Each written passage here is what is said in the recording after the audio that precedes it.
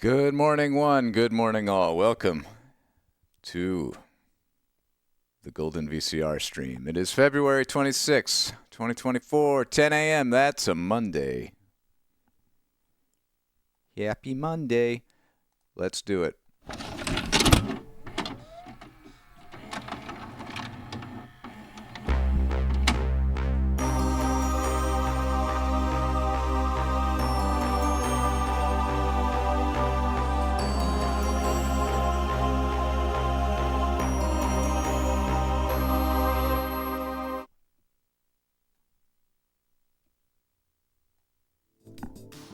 Hi everybody, how you doing? Oh, more tapes. Excellent. I need to officially close submissions. If you have tapes in your house, or if you have ordered tapes, or if you are like just on the cusp of sending tapes, please send them in. But yeah, that's gonna be it for a while, I think. Thank you. I'm looking forward to getting those Eminal tapes. I woke up this morning. I ate breakfast. I took the dog out. I had about 30 minutes. No rush on sending it. If you've got it in flight, go ahead and take your time. You can send it whenever. I have to stem the flow at some point. I had about 30 minutes before the stream, and I thought, well, I have time. I can go, take a shower and put a shirt on. But what I did instead for that 30 minutes is rush to finish a new alert. That should hopefully be working. I haven't been able to test it because it's the hype train alert. It's not Chair Peter. Anyway, I have Twitch set to do the hype train stuff like automatically, so I haven't set it to a specific threshold. And so the next time we happen to have a hype train, we'll see. We'll see what we get.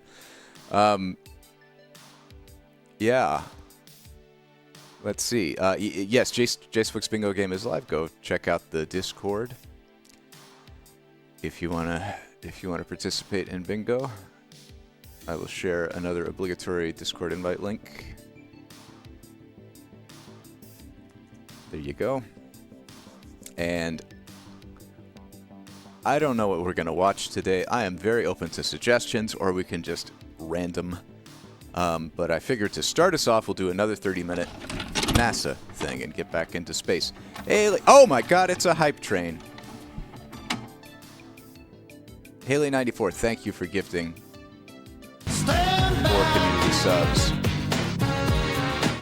And this is great. Okay.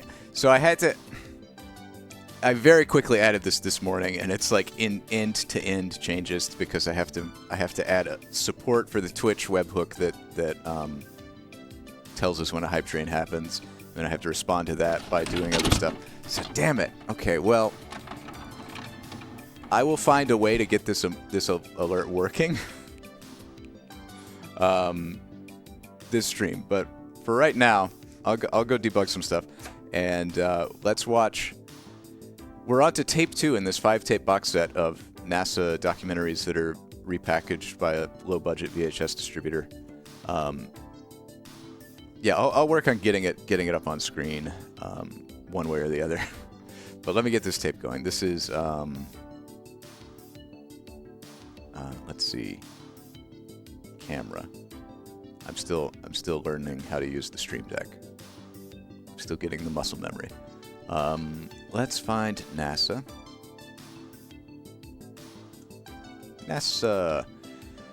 So this is going to be... We were Alan Shepard for Freedom 7, and then we watched the one on the subsequent Mercury mission. Now we're into the Gemini program, so this is going to be 4 days of Gemini. We're going to learn about Ed White, and who was the first American to do an EVA, a spacewalk. And that was, it's. If you're a NASA nerd, you know that it's not pronounced Gemini, it's Gemini. So all right, let's do it. This tape, shaboom, shabam is going in the VCR. I love starting out with an educational tape because it gives me it makes me feel like a real substitute teacher. Why is that ticking up so fast? It was rewound. Shoop. Activate. Tape 175.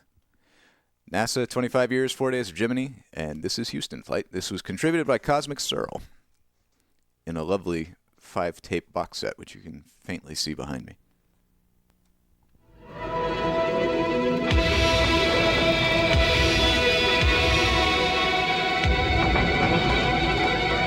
And now I'm going to look at the logs to see why the hype train alert didn't work.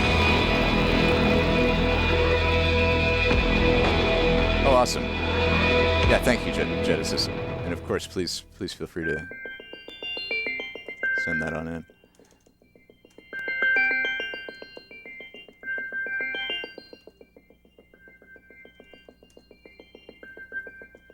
Ooh, failed to handle event, channel hype train begin. Unsupported event subtype. Damn it, I didn't add the code to the right place to do the thing. That's a stupid bug. All right. I added the function to handle that type, but then I probably didn't add a branch to the switch case that branches to that function.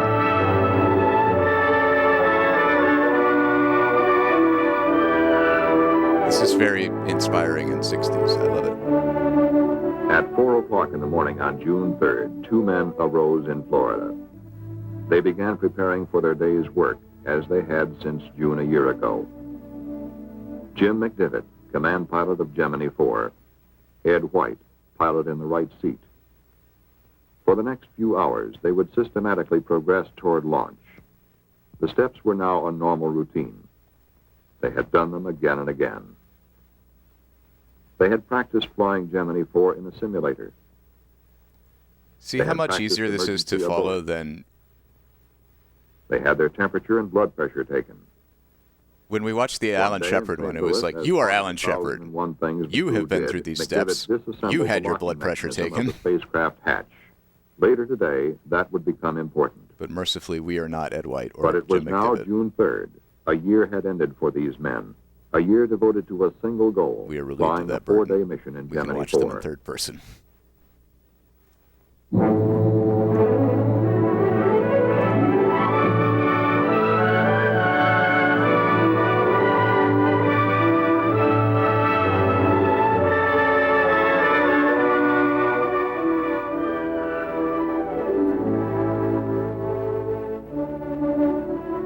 In America's first long-duration mission, Gemini 4 would complete 62 revolutions. The flight plan called for the spacecraft to be inserted into orbit at 32.5 degrees north latitude at 185 statute miles in altitude over Bermuda. People were already adding a new word to their vocabularies, EVA. It stood for extravehicular activity. Some were uncertain whether you said EVA or EVA, but regardless of the pronunciation, it would become an abbreviation of our time. We settled on EVA. The flight plan called for EVA to begin on the second orbit. Somewhere over Hawaii, the pilot was to open the hatch of a depressurized cabin and stand up. Over the west coast of the United States, he would leave the spacecraft and expose himself to space. For 12 minutes, he would perform maneuvers over the United States. He would return to Gemini 4 and continue the mission as the spacecraft neared the night side of the Earth over the Atlantic. This was the flight plan. A special EVA So, yeah, Ed White ended up being the first by NASA engineers American to do a spacewalk. The EVA helmet has This is three another visors. thing that the Soviets beat us to early The on. inner visor is the normal space suit race. visor, which seals in suit pressure. Over it are 2 special visors. They are detachable and it need was not be worn throughout the German entire mission. Titov, if I remember The right. outer or sun was the visor first- is the first easily person recognized to do from a its spacewalk. gold coating. It reflects both visible light and infrared rays. With it attached, No, only it was 10% of Alexei the sun's Leonov. visible light is admitted. That's right.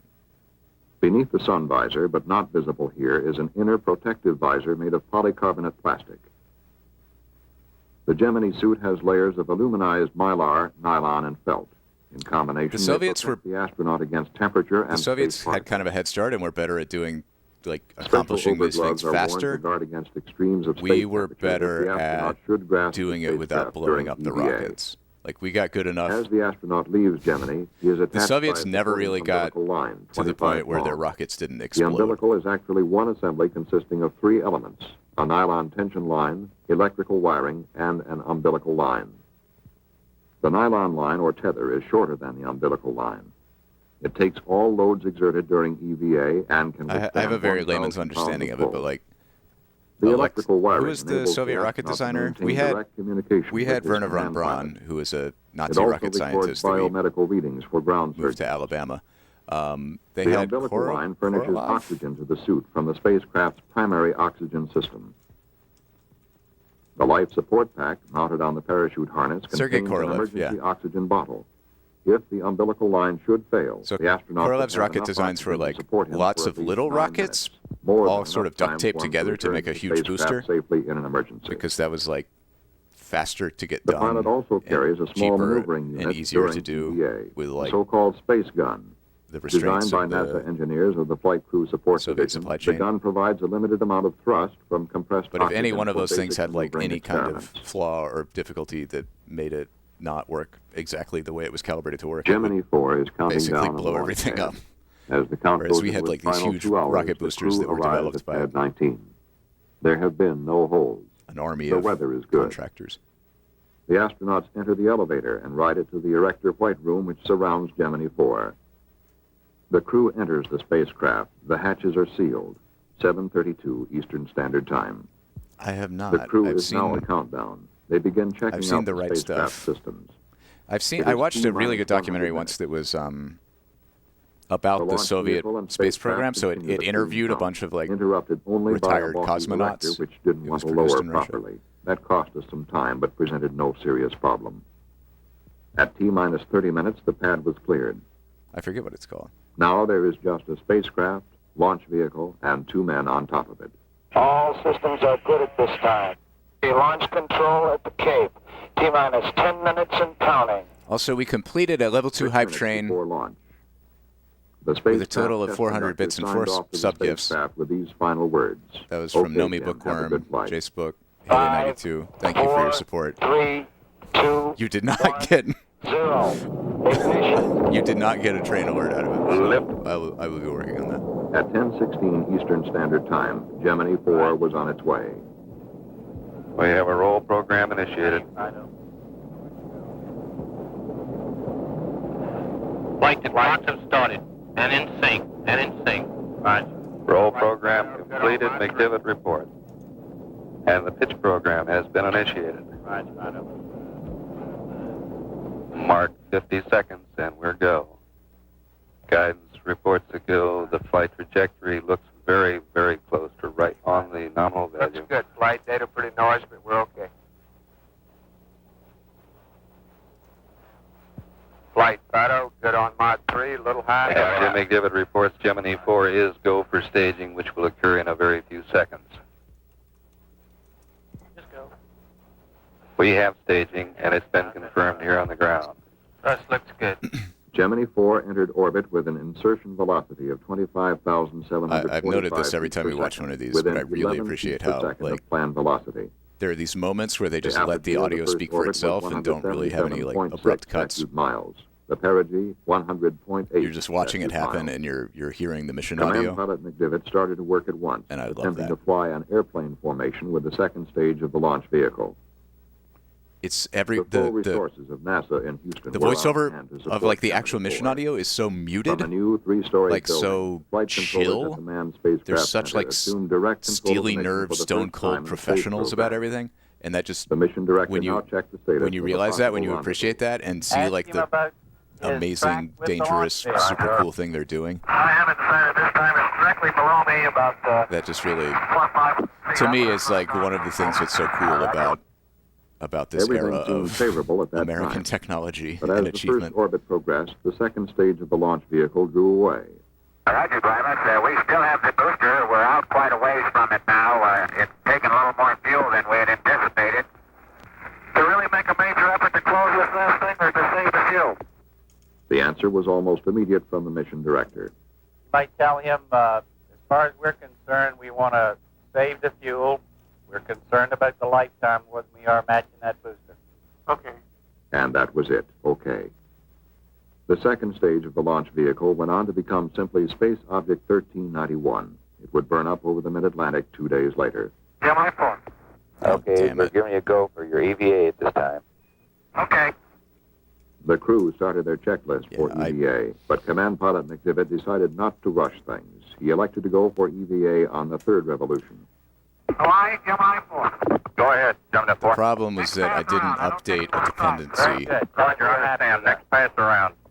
Tell him we're happy to with load that. in the latest version of the code that Most would of the actually world handle that. waited 100 event miles type. below. The crew had completed final preparations. The cabin was depressurized and the hatch opened. Because I'm using Coming up on Hawaii, microservices. McDivitt reported that he was I satisfied have and ready to 1,000 different begin repositories. I have EVA. to update the dependencies on them instead of just You ready to have him get out? having all the code Roger, together. flight, we're go. He's got some nice elevated rates, which we expected, and he's really speeded it up, but he looks great. Let's go. Okay. Hawaii, Houston flight. Houston flight, Hawaii, Capcom, go. Tell him we're ready to have him get out when he is. Gemini 4, Hawaii, Capcom. We just had word from Houston. We're ready to have you get out whenever you're ready. Okay, we better go now. Is that right? Affirmative. Okay, we're still doing a little work right here. Roger, understand. Get his status, Hawaii. Gemini 4, Hawaii, Capcom. Okay, I'm separating from the spacecraft. Okay, separate from the spacecraft at this time, Hawaii. Okay, my feet are out. I think I'm dragging a little bit, so I don't want to fire the gun yet. Oh, thank you for feeding the dog, Haley. Okay, I'm out. Okay, he's out. He's close to free.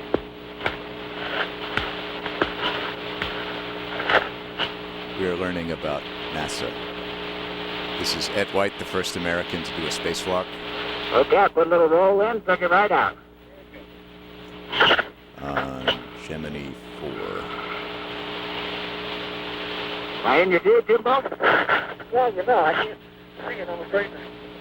Don't sweat it, I'll come over to you. Well, we're just going to be watching the 30 minutes of this because it's 2 segments on the tape.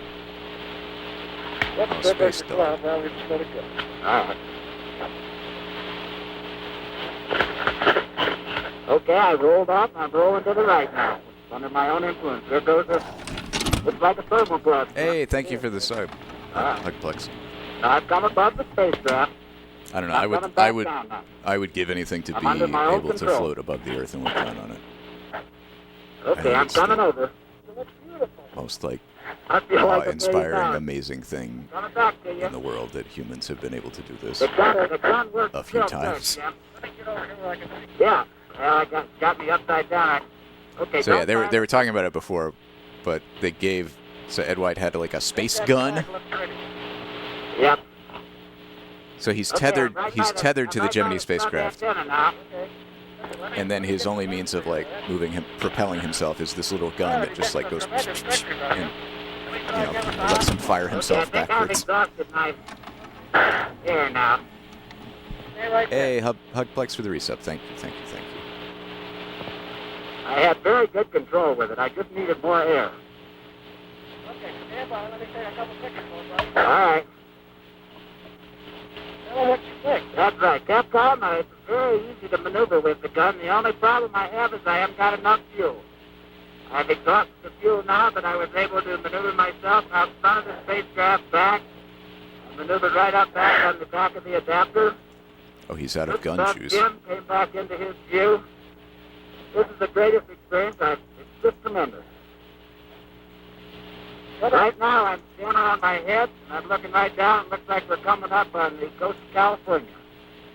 As I go in a slow rotation to the right. There is absolutely no disorientation associated with it. One thing about it, when Ed gets out there and starts wiggling around, it sure makes the spacecraft stop for control. Okay, I'm drifting down underneath the spacecraft. There's no difficulty with recontacting the spacecraft. It's all very soft. Particularly as long as you move nice and slow. Yeah, I just Feel have to very say it thankful to again. I have the love how experience like we've underproduced these doing are. this. I feel like this would be very, very rare to see in a modern documentary where they're just like showing you the footage. Is he taking pictures? And letting you take it in. Okay, do you want me to maneuver for you now, Ed? No, I think you're doing fine. What I'd like to do is get all the way out, Jim, and get a picture of the whole spacecraft. I don't seem to be doing that. Yeah, I noticed that. You can't seem to get far enough away. No. Texas, remote your air to ground. California, go local. I'm coming back down on the spacecraft. Listen, it's all the difference in the world with this gun. When that gun was working, I was maneuvering all around. Just for your information, Ed, we're only down to 48% on our O2. Okay. He's got O2 pressure is about 830, so stay right up there. Let me get a picture of it. Yeah. No, not now. I'm out of it. You got about 5 minutes. Okay, I won't let myself go out now.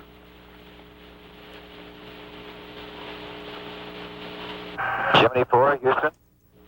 You know, Ed, the thing about the reference you were talking about looks like it's to your right. They don't even need one. Gemini 4, Houston, Capcom.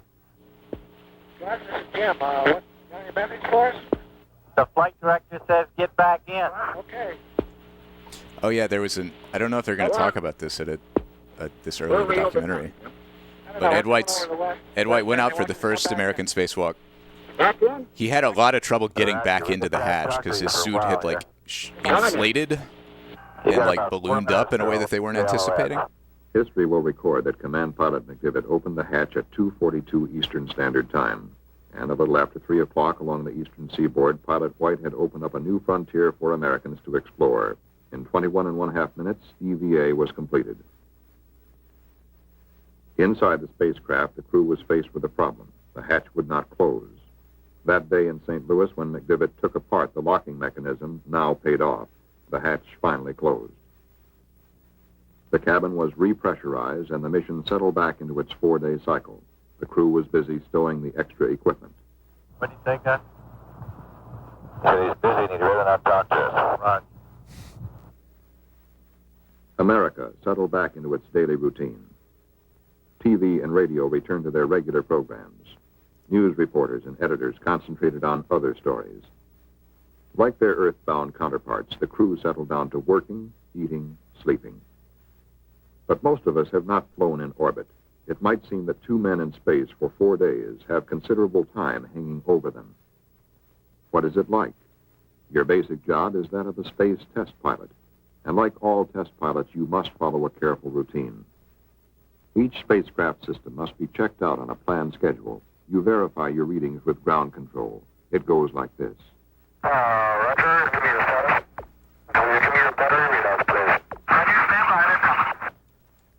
Gemini 4, you can turn your radiator, correction, your secondary pump A off. You've operated it normally. Your radiator looks good. Roger, is operator normal and secondary pump A off? Secondary looks good. Okay.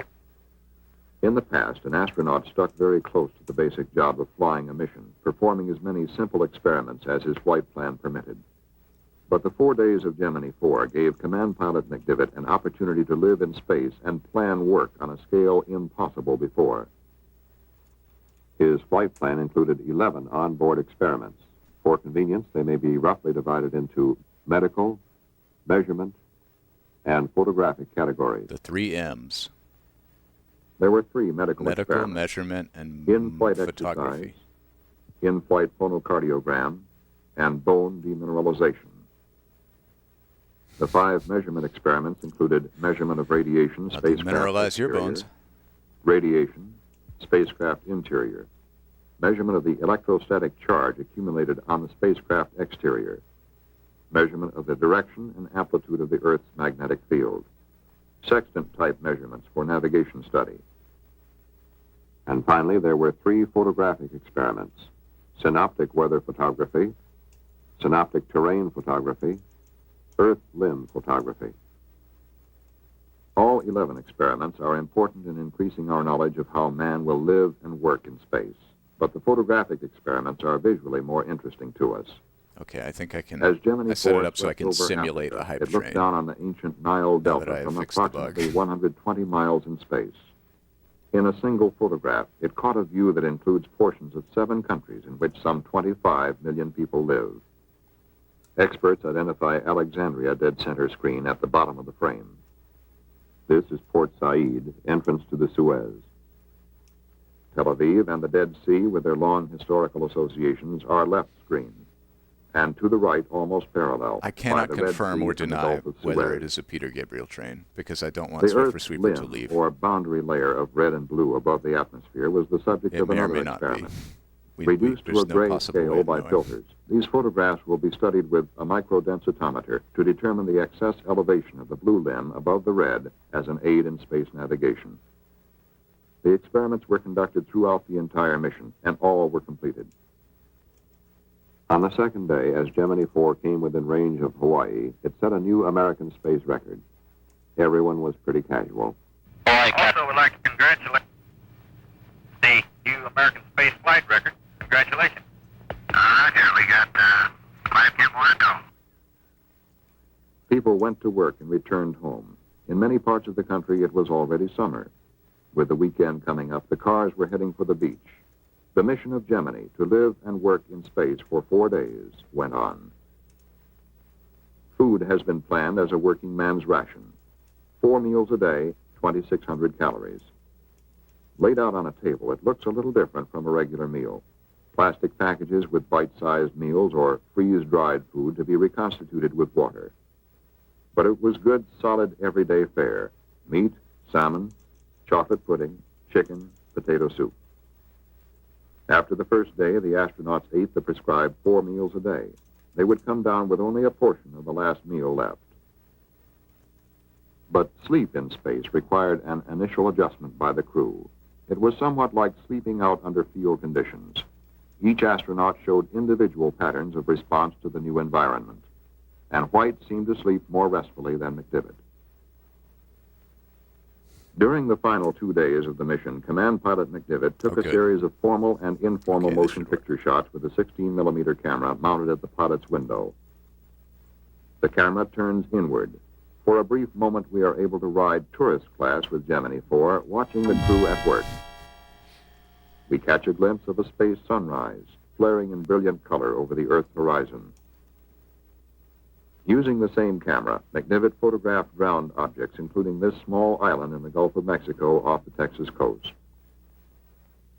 On another occasion, he photographed approaches to Yuma, Arizona. The detail seen here shows great promise for scientific exploration of the Earth, heretofore impossible. We had to enlarge the Gemini capsule so that Using we could fit this a technique, banquet we could table in chart it. the major currents of the ocean, study weather patterns, and map the geology of the Earth. Shortly after the new shift came into mission control on the 4th day, the first spacecraft problem arose. The computer did not function. Be advised that even when I turn off the computer operates, which I still have the malfunction light on. We'll work on it. We'll give you an answer when we get one. The malfunction was pinpointed in the 49th revolution. When it did not clear up, Mission Director Christopher Kraft made a decision. Gemini 4 would go to a rolling re-entry. He immediately queried the command pilot. Hey, Gemini 4, what is your feelings on a rolling re-entry versus a 90-degree bank angle? We're recommending rolling here. Yeah, get the job done, so why don't we go ahead with it? The 60th revolution, the 4th day, and the computer out, but no problem. The flight surgeons made their final checks. Both men were busy stowing equipment. Now it was the 62nd revolution, coming up on Hawaii. The orbital attitude and maneuver thrusters were fired to assure orbital decay and re-entry if the retrograde rockets did not fire. Now television and radio were back again. A nation paused on a Monday morning, waiting to fly in with the crew of Gemini 4. Mercury, Gemini, Give him kind an of has a 8-minute nice, mark a nice to, ring. Retro 5. Gemini 4, Hawaii, stand by for an 8-minute mark to Mercury, Retro 5. Gemini, 1, Apollo. mark.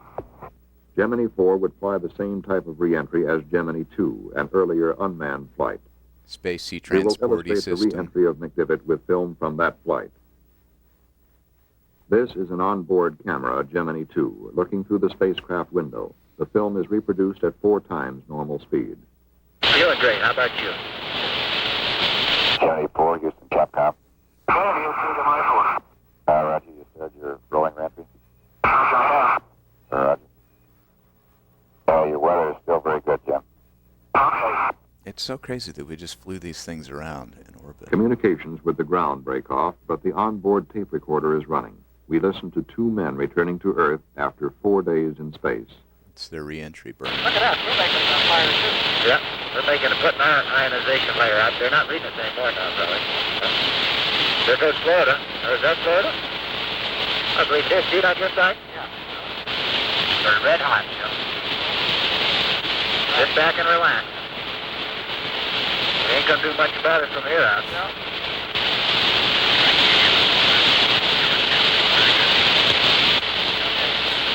It's really fascinating. Like, I keep harping on it, but the fact that they're just giving us mission audio. I think we got now about 5.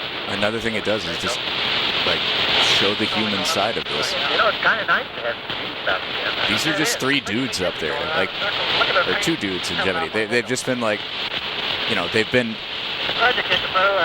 There's been an astounding amount of technical development and training that's gone into it. But at the end of the day, it's just 2 dudes sitting in a can in space. And it's a good one, isn't it? Nobody can read me now, but does that parachute look great? You're not kidding. During re-entry, the USS Wasp launched 13 search and recovery aircraft. Gemini 4 splashed down at 12:13 Eastern Standard Time, June 7, 1965. It was sighted by a search aircraft 7 minutes later. Navy frogmen swiftly attached the flotation collar, and at 12:39, Command Pilot McDivitt opened the hatch. Both men took a deep gulp of fresh air. 4 days in space had ended.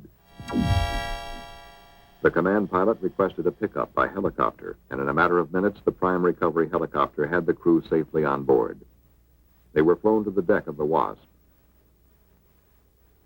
Admiral William McCormick, commander of the Western Atlantic Recovery Forces, and his staff offered the first formal congratulations on the flight. The crew then walked to the carrier elevator, bound for their physical examination. A long series of physical examinations would follow in the days ahead. The condition of both astronauts was excellent. While the doctors were examining the crew, another group of men were scrutinizing other data just as closely. The engineers who designed the spacecraft and solved the problems took a hard look at what happened. They analyzed miles of coded tape which spell out each detail of the mission. The results were more than a demonstration of man's ability to go into space and return. Gemini 4 was a major advance in manned spaceflight operation. All that The telemetry. first time 2 men had spent 4 days in Punched space. paper. The crew, eating, working, sleeping in space, demonstrated that man can perform a number of functions in the exploration of space in a properly controlled environment and suffer no significant ill effect from extended spaceflight. Colonel White demonstrated that an extravehicular astronaut could travel in a precise manner from point to point.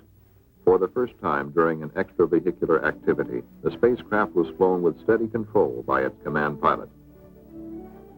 Colonel McDivitt also performed re-entry under manual control, further evidence that man can circumvent problems which arise by carrying out a primary operation in a straightforward manner. Gemini 4 was an encouraging landmark in relation to the future objectives of both the Gemini and Apollo programs.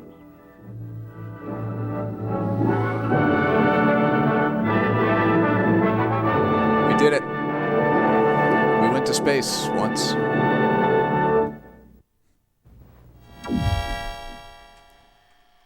Excellent, excellent. Ooh. Ooh, I love the idea of analog video equipment in space.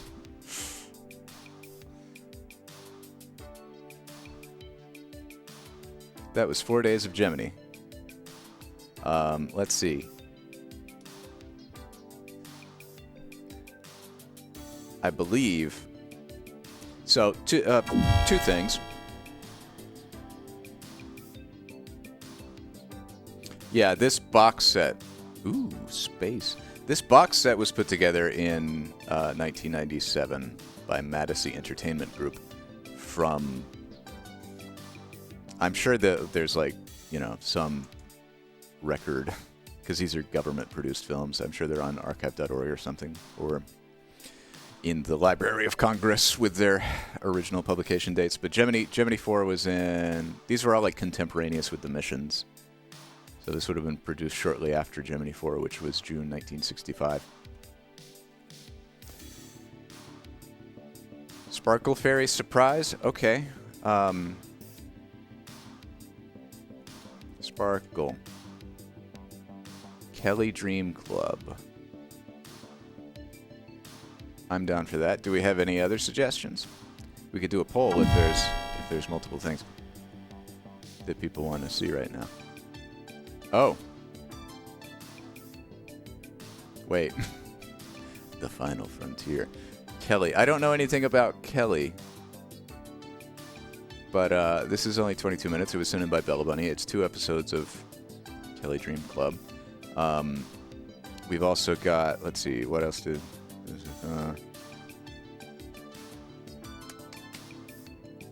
there's also Book of Virtues. Oh, I don't have a label on this yet. Oh, Adventures from the Book of Virtues. PBS for Kids. Courage, featuring William Tell and other great stories. It sounds like people want to see Kelly. It sounds like that's the most pressing thing, other than the hype train.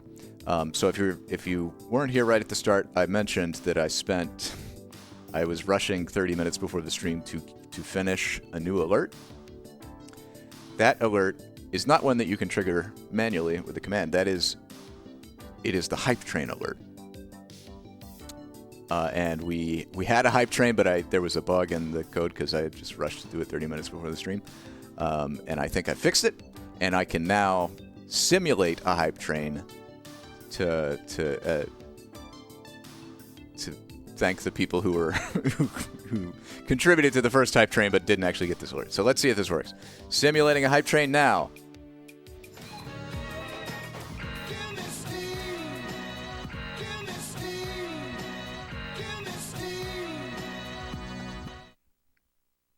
So that's our hype train alert, and that is officially working now. So if the next time we get the next time we have a legit hype train, or any time a hype train starts ever, that will appear on screen.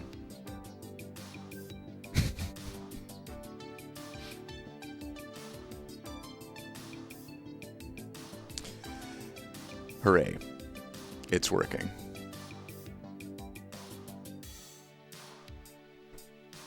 Should I go get Kelly? Let's go get Kelly. Be right back.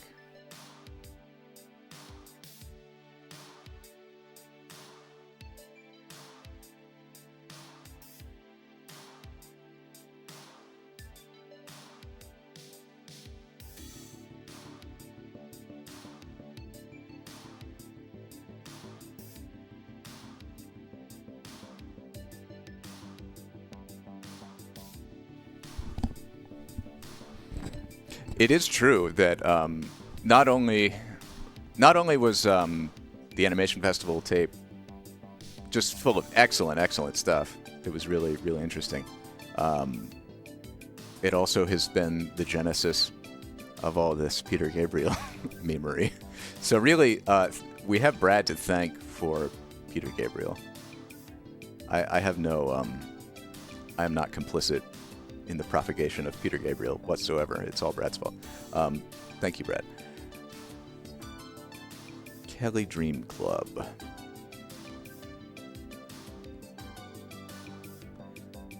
This is from 2002, manufactured for Mattel.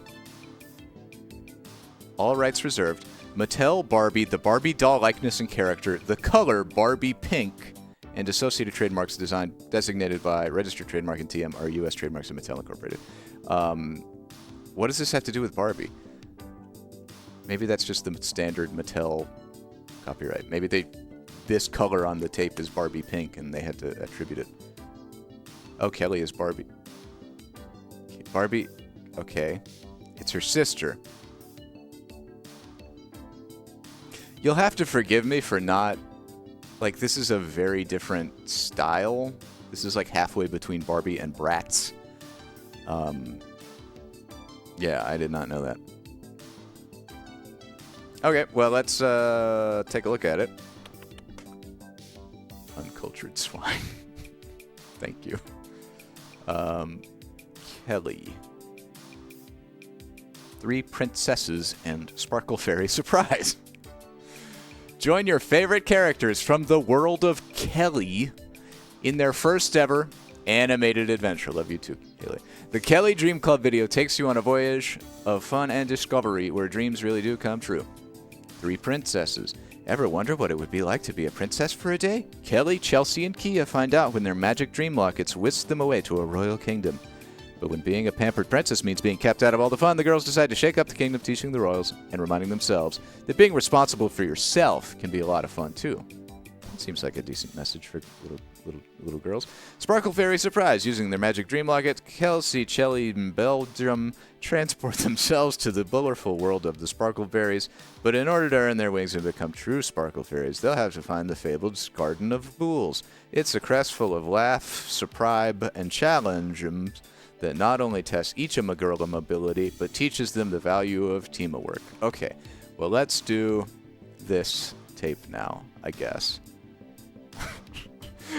Amara, I'm glad you're excited about this. That's one of my favorite things about collecting VHS tapes, is when some random thing that means nothing to me just like unlocks a treasure trove of nostalgia for someone. It's a really fun thing to experience that vicariously, and I think like anytime there's anything like that, we all get a kick out of it, even if we have not rewound though. Not rewound. Let's pop it in the rewinder. Thank you again to Toast Grandchild for that rewinder, and we'll kill a little bit of time here while this rewinds. Cursed Princess Club. Wow, sounds good. So, I wasn't going to give you to play another Peter Gabriel train. I was going to leave it like it to be a suspenseful thing where we waited for our next type train, but since we're rewinding this tape, and since I spent a lot of time rotoscoping Peter Gabriel again, let's look at it.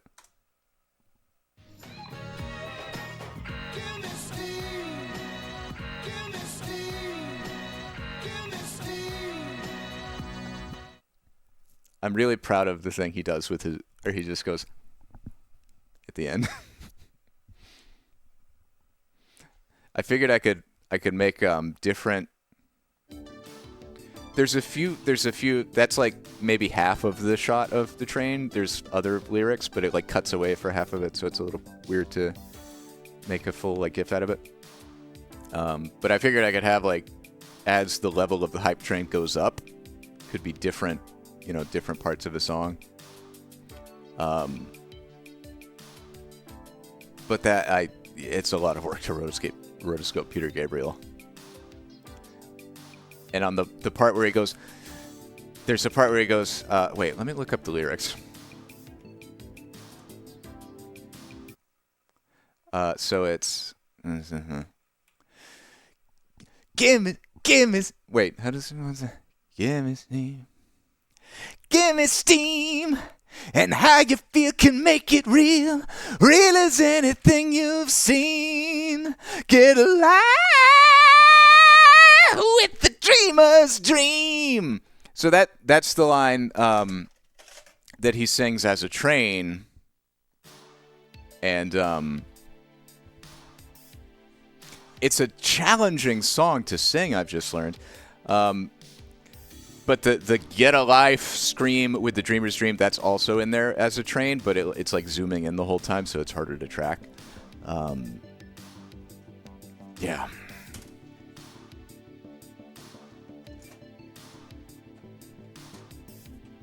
I mean, I'm getting familiar with the song, for better or for worse.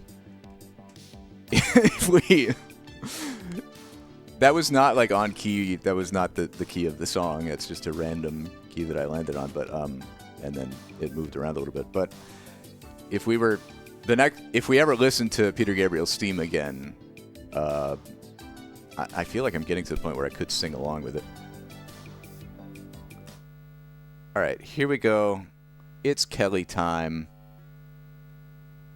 It's making some real interesting noises. Hey, good luck with that, Swift. Kelly! If you spend the whole phone call talking about Peter Gabriel and how much you love him, I think that'll make a good impression. Come on, come on, come on, come on. Live in a dream. Let's go for a ride.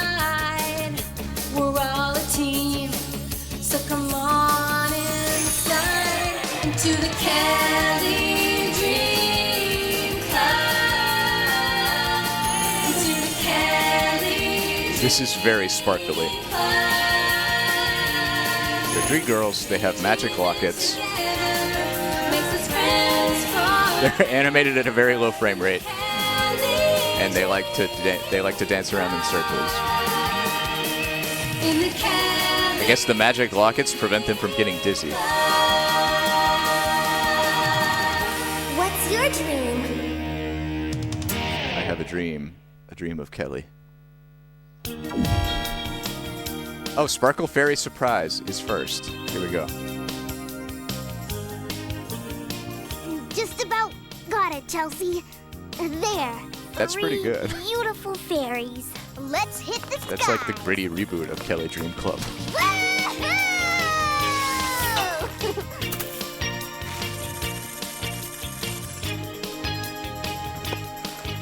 Watch out below! Whee! Okay, this was produced by Phil Roman from You Film brought Roman. it, as promised. It's perfect, Barbie.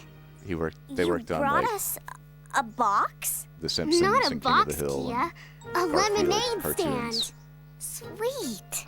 I can see it now. We'll paint it bright blue. Blue? I think it should be green, with flowers all over. Green? Nah, it needs to be shiny, sparkly. Yeah, this tape glittery. really does have a hum to it, huh? Barbie, what do you think will look best? I like all 3 ideas, but it's your lemonade stand. You girls should decide. What if we can't? I have a feeling you'll work it out, Kelly. Have fun, girls. The landline is ringing. I'll be back for I have some to lemonade. go. Sparkly, green, blue. Oh, let's just go back to playing fairies. Yeah. Wouldn't it be cool if we really were fairies? Yeah, and we could fly. Your wish is my command. Our dream lockets. Locket of dreams, help us to fly as beautiful fairies high in the sky.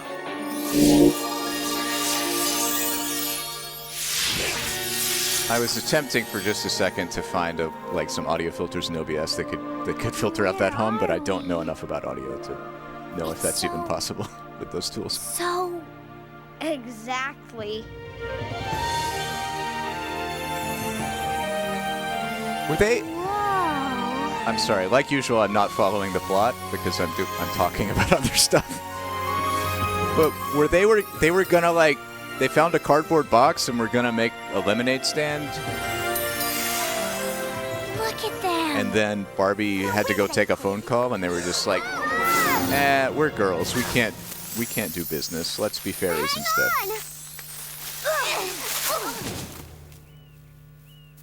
Well, that was embarrassing.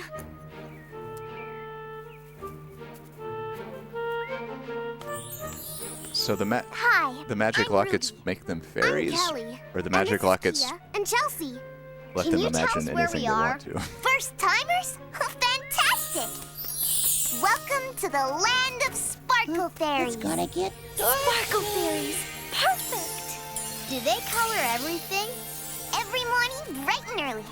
Oh, They're not just fairies. Diamond They're fairy. sparkle fairies. I want to be an emerald fairy. Green's my favorite color. I'm gonna be a sapphire fairy.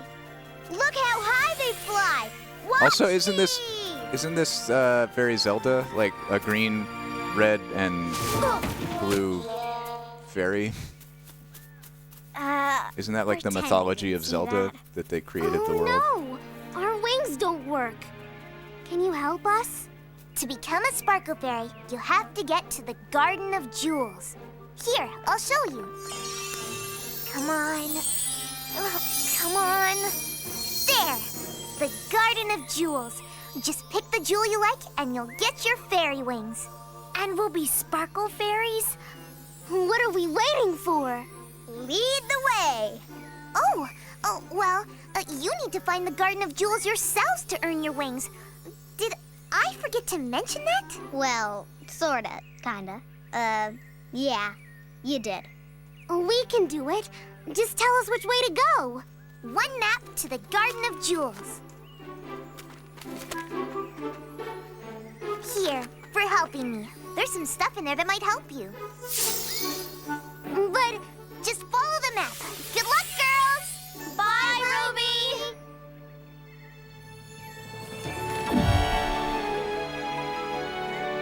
Oh. Yeah, I think you're right, Brett. Here we are, the Crystal Caves. The map says we have to go through the caves to get to the other side of Crystal Mountain. Or is that doing anything? Wow! Chelsea's great! No, it's not doing anything.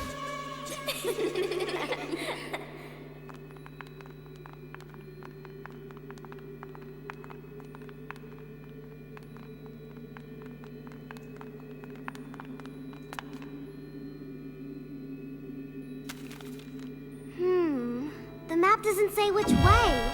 Definitely the middle. Oh wait, I'm not monitoring I don't that, so know. I can't actually hear what the fishes are doing, look over if anything. here! I think I see something. Chelsea, wait! Oh, that's beautiful.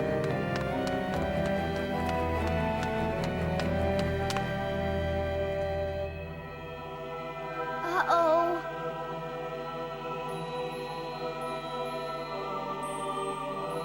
Callie!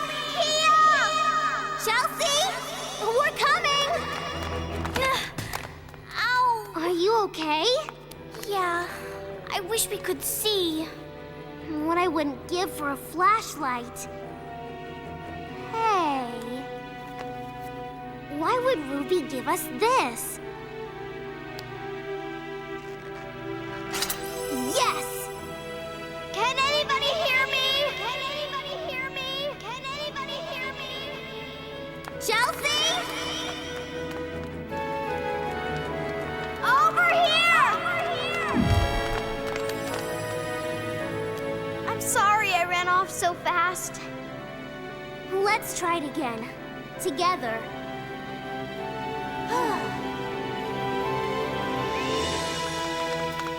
We did it!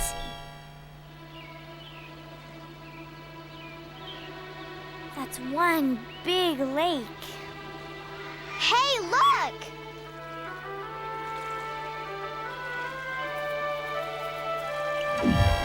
I think we're gonna cross Sparkle Cloister Lake used in flag. style.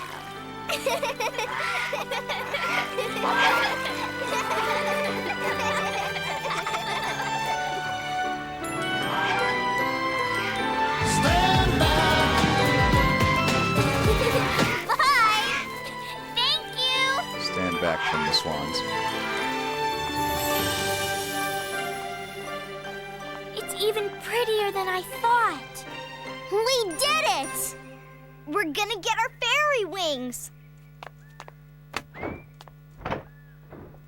Oh, it's locked. It can't be.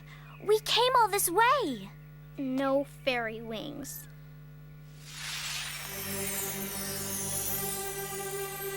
Oh, Hi, Ruby. I knew you'd make it. I was absolutely positive. But it's locked.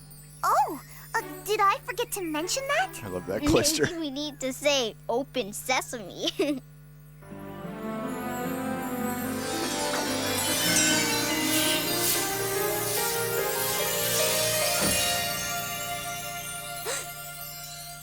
To pass through the gate, you must first answer my riddle. What's the riddle? What jewels shine on their own, but sparkle greatest together? Friendship. I think the answer is diamonds. They're the sparkliest jewels. No, it's gotta be emeralds. Green It's the innocent sparkle's heart the of a little best. girl. No way! Sapphires. Blue sparkles the most. You know, they're all really pretty. Yeah, they are. Can we just answer all three? All three. That's gotta be it. Hey! I remembered! The answer is broccoli! No, wait, that's not a jewel. Thanks, Ruby. But I think we figured it out for ourselves. LOL random. Yes? The answer is friends. Friends shine on their own, but they sparkle greatest together. Oh my god, it was friendship. Very How about that?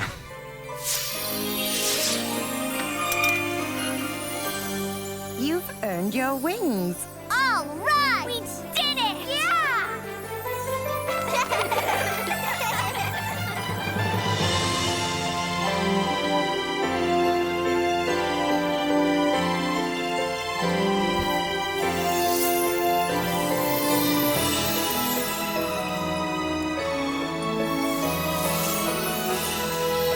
Makeover.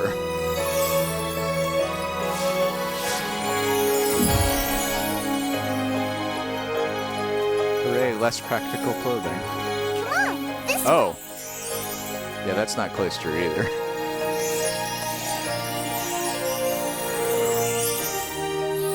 Wow! Sweet!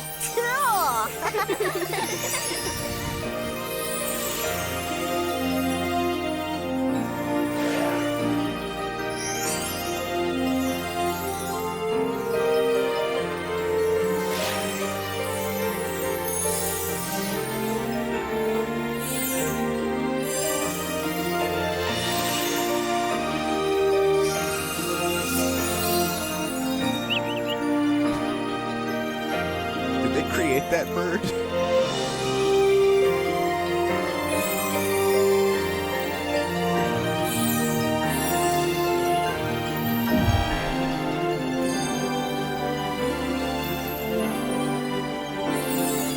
That's Pikachu. For you, Ruby.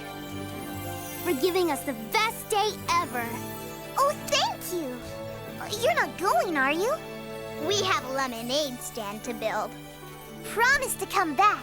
Your fairy wings will always be good We here. have to start our Did business. I forget to mention that? We'll come visit. Bye, Ruby. Thanks. Locket of dreams. This sure was fun. Now take us home. Our time here is done.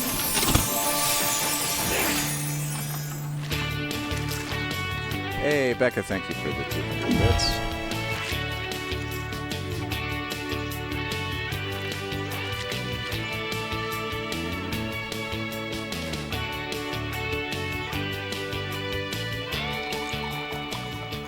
Look, here come our first customers. Hey, it looks great. Thanks. We did it together. Best lemonade in town.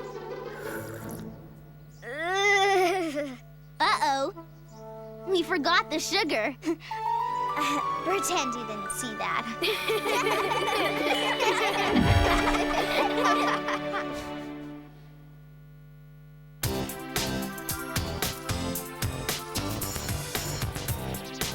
Did they live in a converted Taco Bell building from 1984? Also, good ghost. This ghost looks so sad about being arrested.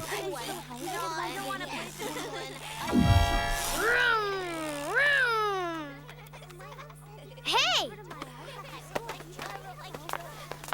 Sparkle, sparkle dragons. Here it is. Oh, Callie, it's just the right color. Try it on, Kia. Perfect fit.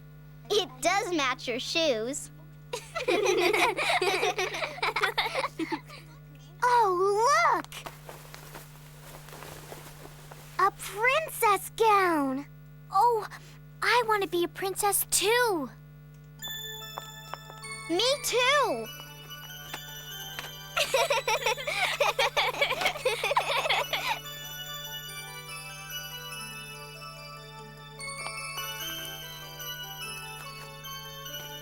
You look beautiful, Your Highness.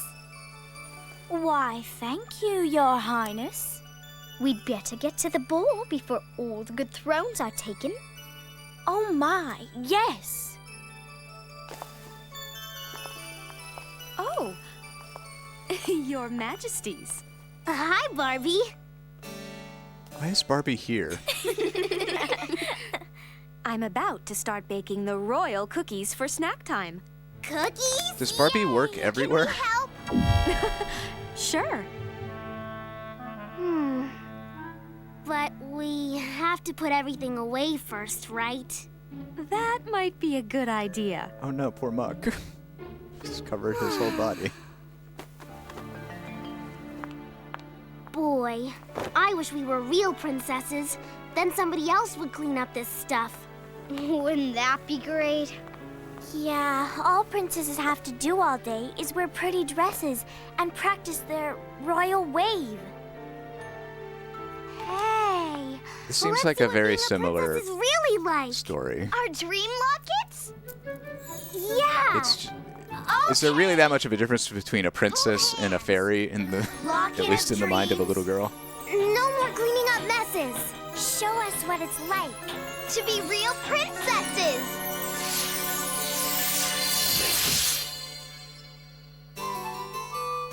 It's gonna get dark soon. I do need to add in some kind of feedback so that if you're out of points or your ghost prompt doesn't work or whatever, it tells you. It's beautiful. It's I don't perfect. think Twitch chat IRC lets you like whisper. It might. Does this crown go with this dress? A good crown But goes I'm pretty with sure it anything. doesn't let you like private Let's message try people everything on. from your Twitch bot.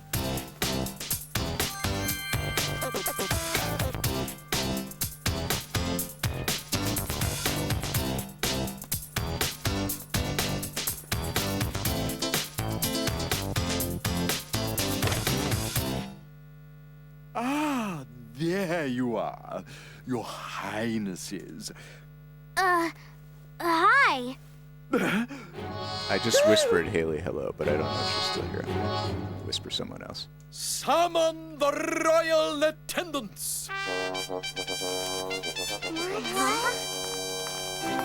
Oh, no, it totally does. Your Majesty! It pops up a little... It doesn't show up in the chat, though. Like, it doesn't show up in the... carry on. Or does it? I don't know. When you're, like, watching the stream and you have the chat log, does it show up for you there? Because for me, I'm on desktop, and it pops up like a little private message, like, window Now on the bottom. that's Oh, a awesome. cleanup Okay. I like. Yeah, it shows up as a tab for me on desktop. Thank you, sir.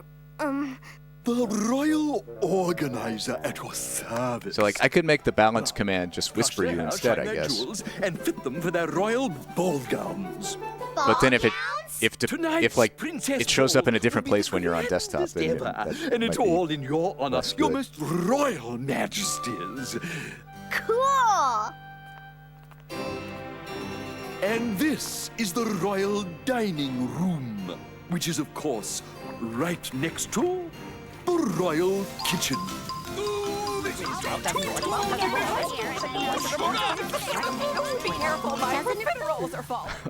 I am the military dictator of Golden VCR. I get to have as many fun points as I want. Ties.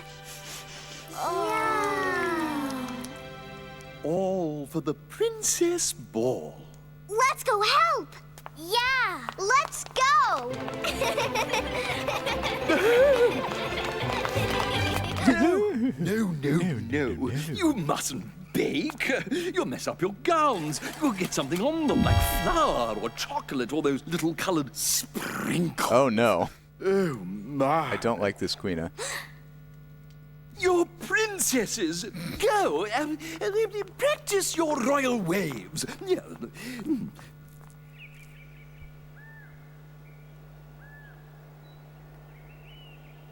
Is it me, Or is this starting to get a little silly? That's a really bad royal wave. Hey, look!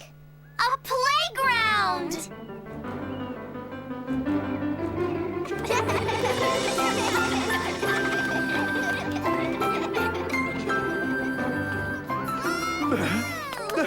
I called the swing! Race you there! If the monarchy has absolute power in this system, I'm sure they could just, like, have that royal butler beheaded.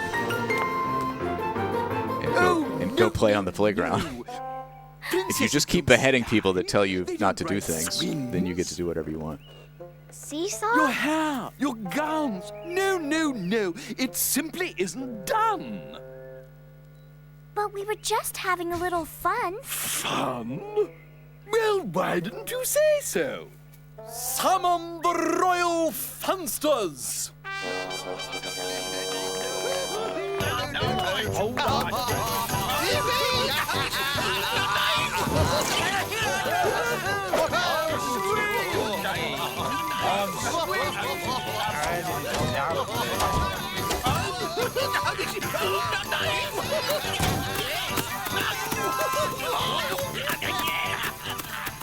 You are royalty. We do everything for you. What should we do now? Guess all we can do is hang around until we want something. Hitting the bricks. Well, I want... That's a very good hit the bricks image.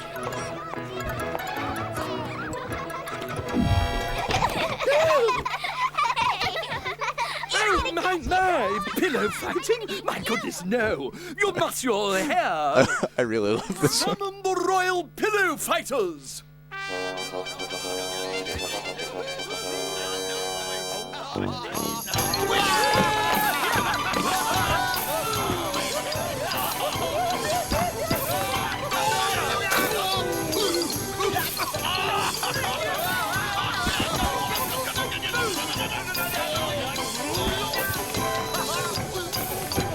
Come, your guests are beginning to arrive. Guests. What is the event?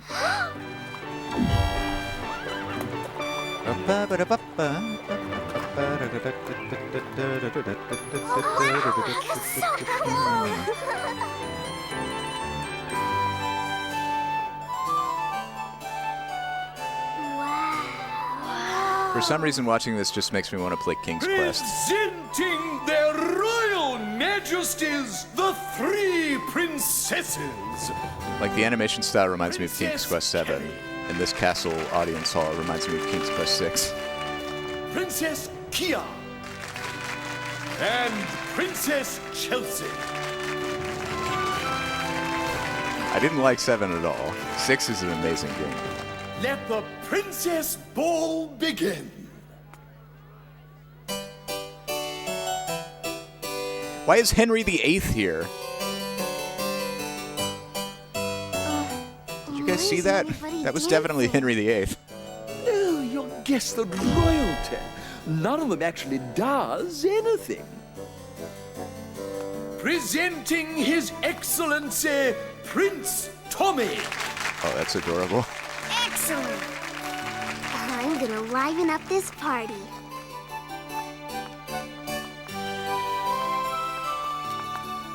Care to dance, Your Excellency?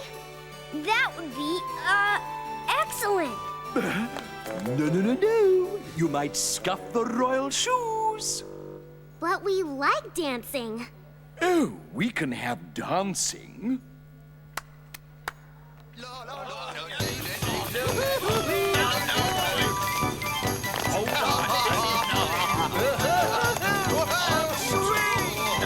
If you do everything for us, you have all the fun and we just stand here. Just as princesses should. This is totally unbelievable. Yeah, nobody's having fun. Except, of course, the royal funsters. We've got to make some changes around here. Oh, to be one of the 3 adult buffoons. I wish... To be a professional buffoon. Ah! Peter Gabriel is not having it. First of all... No more trumpets!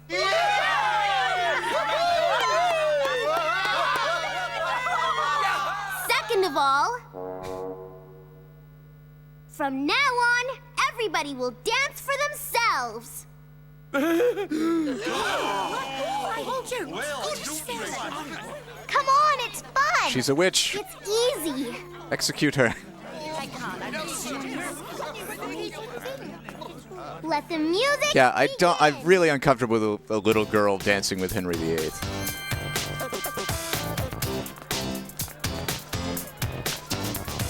Henry VIII had a bum leg anyway. He wouldn't be dancing like that.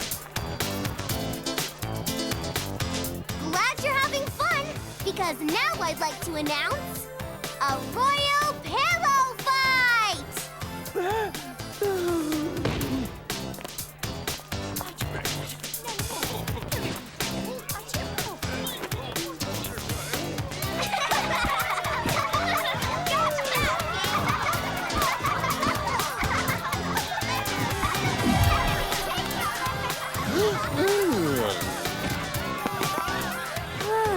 Anybody getting hungry?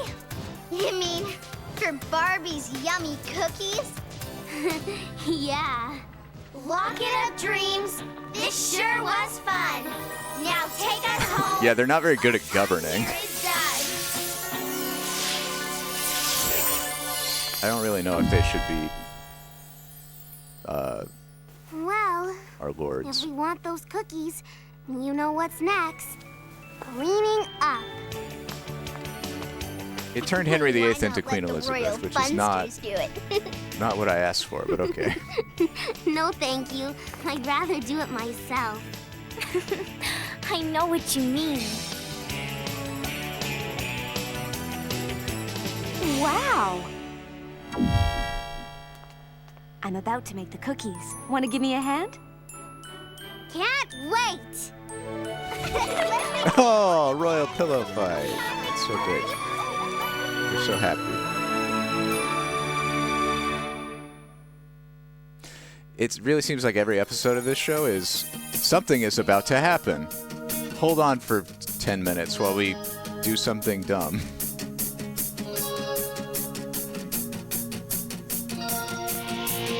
G. Sue Shakespeare? A Shakespeare worked on this. We're all a team, so come on inside into the candy. No wonder it prominently features English monarchs.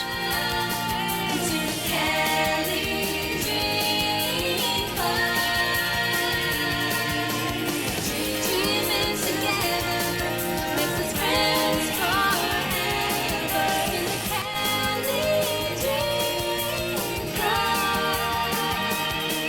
Educational consultant.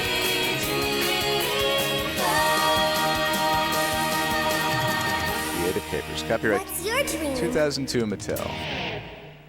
Well, boy. Come on, promos for more Mattel tapes. Nope. Nothing. Just endless tape pump. Well, thank you to Bella Bunny for sending that in. Amara, how was it? What did it make you feel?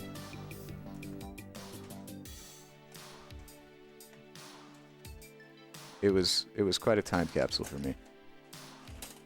In that, like, you know, a time capsule for a time that I did not directly experience.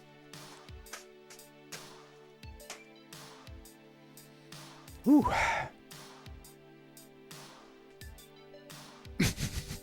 Yeah, who needs Barbie movie when we have Kelly Dream Club? Okay. Tell you what I'm gonna do. Unscreened. No fitness. No children's, because we just did that. And yeah, that's good. Random.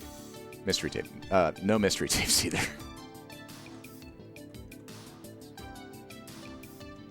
Random. Marty Stouffer's Wild America Great Escapes. Hey, palate cleanser time. I say Descent of Memory from Brazilian Coordination for Drum Set. That sounds like a great idea. Let me just do few more of these. So we got Marty Stouffer's Wild America, Great Escapes. Well, Yellowstone isn't the one that the Hand of Randomness landed on. It's just the one above it. Nature? I mean, we could do it.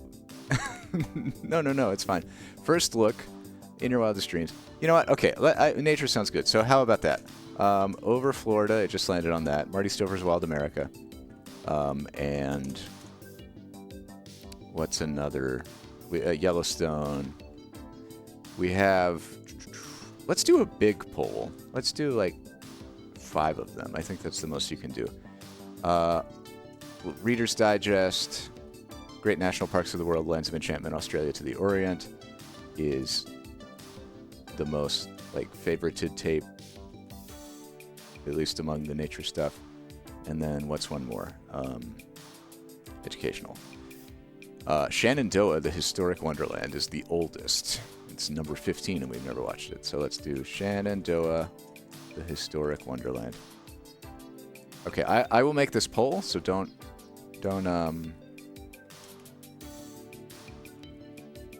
worry about it, mods. I will make the poll because I want to, like, look at all the tapes first and give people the spread. But first, we had 1,000 bits from Jace Buck.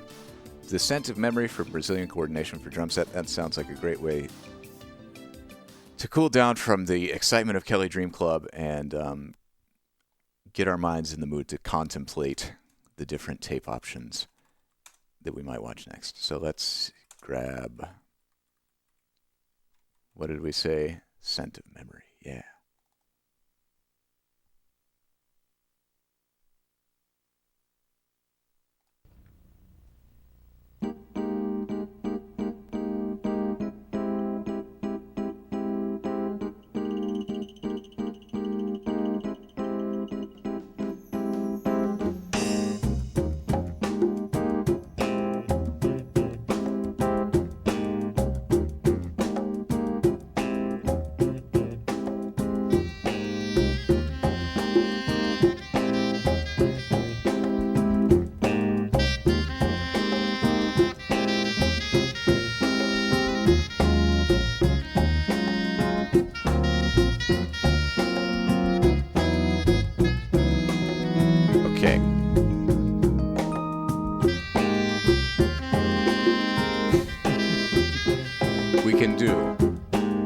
Shenandoah, the Historic Wonderland.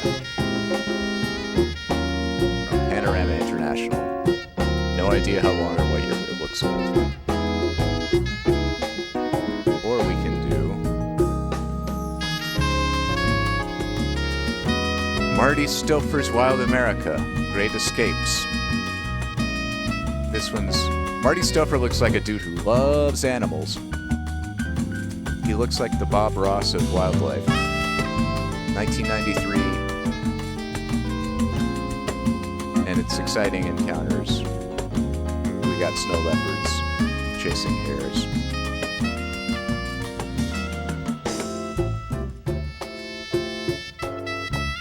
There's also Over Florida. 1992. It's part of Wings Over America. Evocative music, breathtaking photography, lots of Florida.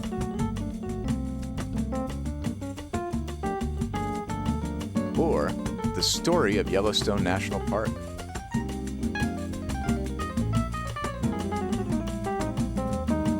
We got these two dudes. We're gonna learn some history. Or Reader's Digest Great National Parks of the World. Learn about the national parks, the Great Barrier Reef, and China's Wolong National Park, Galapagos Islands, Lands of Enchantment. 50 minutes, 2000. We're not going to overthrow the government. I'm sorry, we just don't have the budget for that.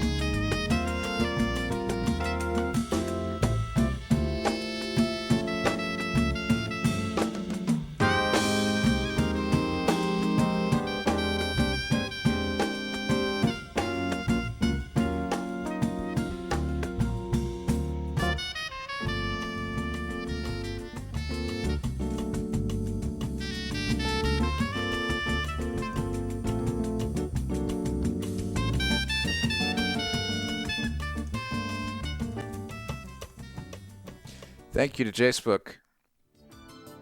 That was some good Saxon. The Scent of Memory from Brazilian Coordination for Drum Set. Very good sexual content. Okay, you have seen briefly the options. What I would really love to do, what would make this easier for me too, is if I built something where we could pick out like a selection of tapes and then have them actually appear on screen and have that integrated with the Twitch poll so people can vote on it and we see it on screen and you kind of get a good at-a-glance look at all the tapes that we're considering. For right now, we're not doing that. I'm putting up a poll. It's going to be a 2-minute poll this time. What nature tape do you want to see? Choose carefully, but please make your voice be heard.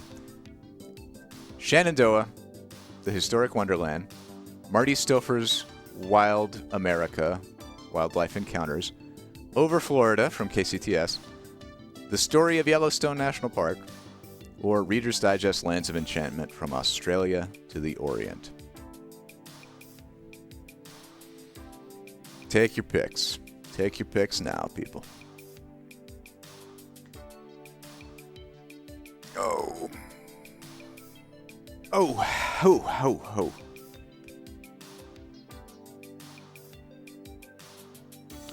Over Florida looks very interesting. It has it says it has captivating photography and music. It looks like the favorite on the website is the favorite in our poll so far. And that's Reader's Digest Lands of Enchantment, Australia to the Orient. We've seen a couple Reader's Digest tapes before. We watched Hawaii pretty early on. The Golden Age of Comedy was also a Reader's Digest tape. Oh my god, Great Splendors of the World, Splendors of Nature, also Reader's Digest, but that's not in the poll. We're not watching that now.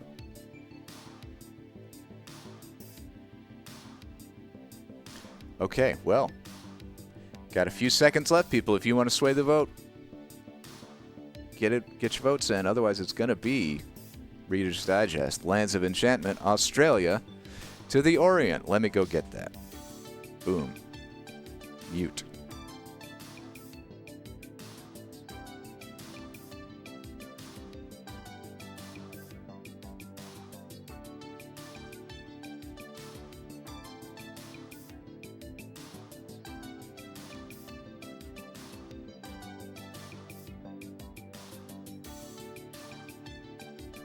Hey, democracy works.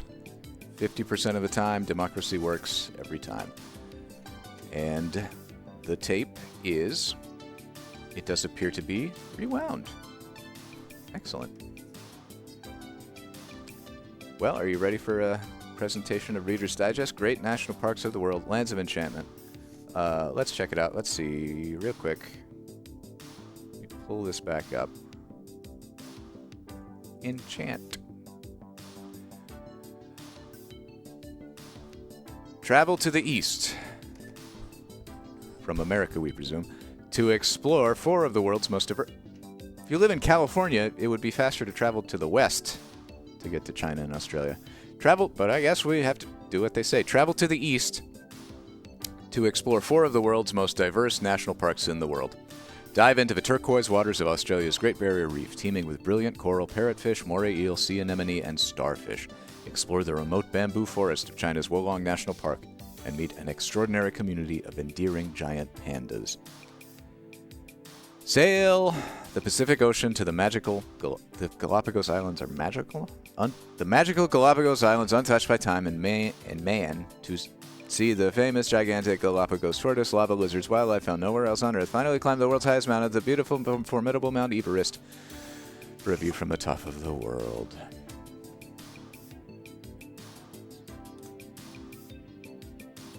Mount Everest it has various non-westernized original names.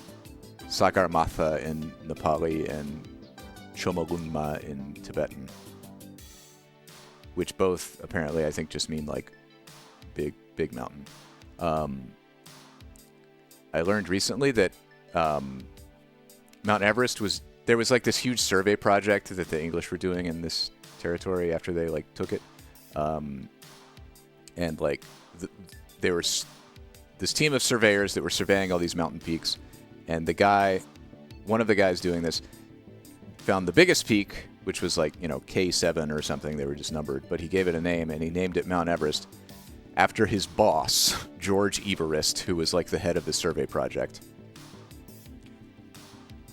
So it's called Everest, for one, incorrectly, because the guy's name was Everest, and it was named that because the dude was sucking up to his boss. Anyway, let's refresh the chat. Okay, good, it's still working. And let us put the tape in. Sorry, sometimes I have to deliver brief asides about things I learned from podcasts.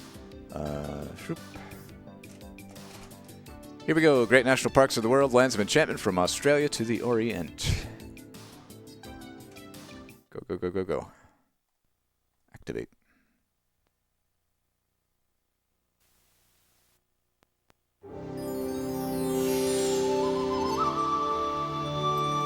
That's a different logo than the one we got in other tapes. I need it. I need it for my collection.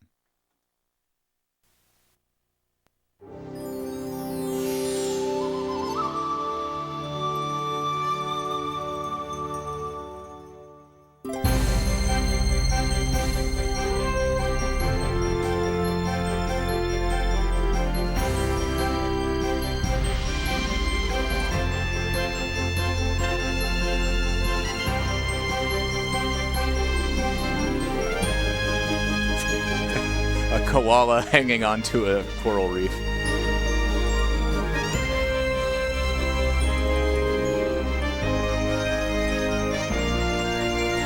This music has given me real EverQuest vibes. There are places in this world where magic dwells, where nature's mystic forces collide, and wondrous creatures enchant the soul.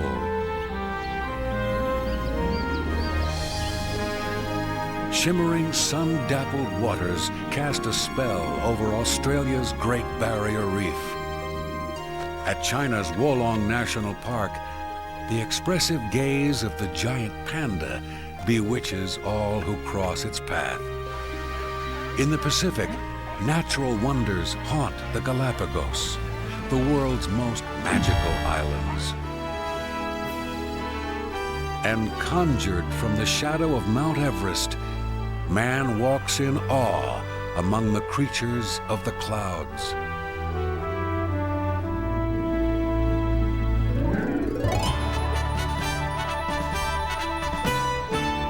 These are more than the greatest national parks of Asia and the Pacific. This is very over the top, and I love it. These are magic lands of enchantment. So magic. They're trying so hard to get us to feel.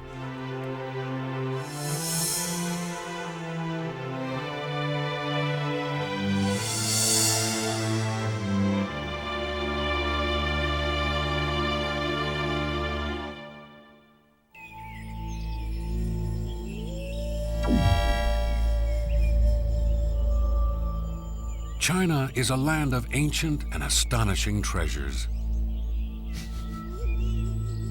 Among them, the massive Great Wall,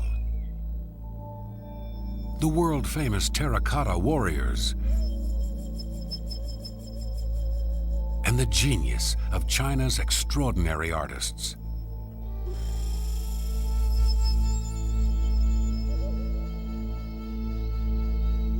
But her greatest treasure is a nature reserve called Wolong.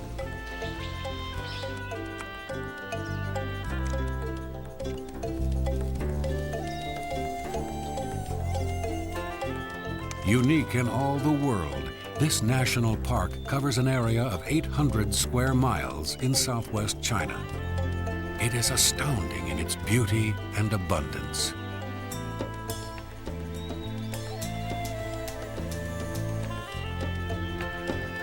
plants.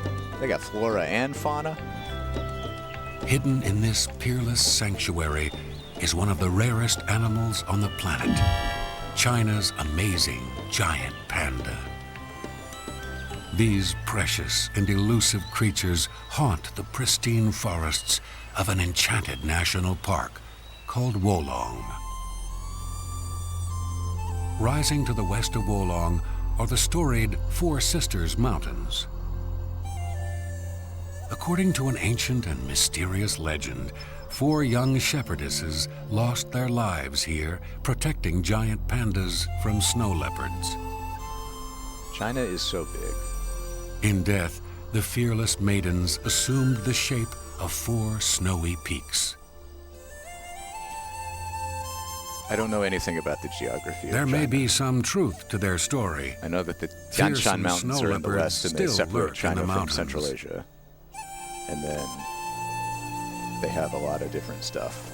And that's it. That's all I know. The leopard's pale color allows it to move unnoticed. They got those in forests search with the of prey. cool, like super tall mountain, like big mountains out of nowhere that have like such lush greenery all over them, and those are neat. From But I the don't know where they treeless are. mountain slopes, a series of winding trails ascends 14,700 feet to Wolong's western gateway. Below this breathless pass, the quest for the panda begins.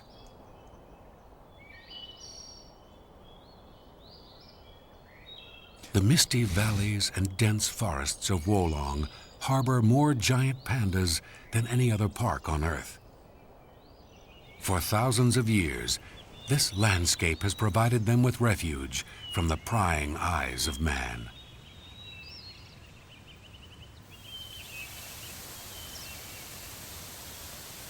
Our search will take us down steep valley walls to pristine rapids guarded by massive granite boulders.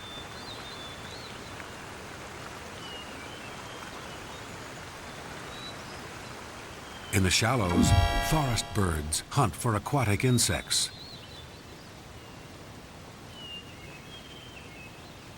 At lower elevations, gorgeous red-billed magpies abound. Their white-tipped tail feathers providing a splash of elegance.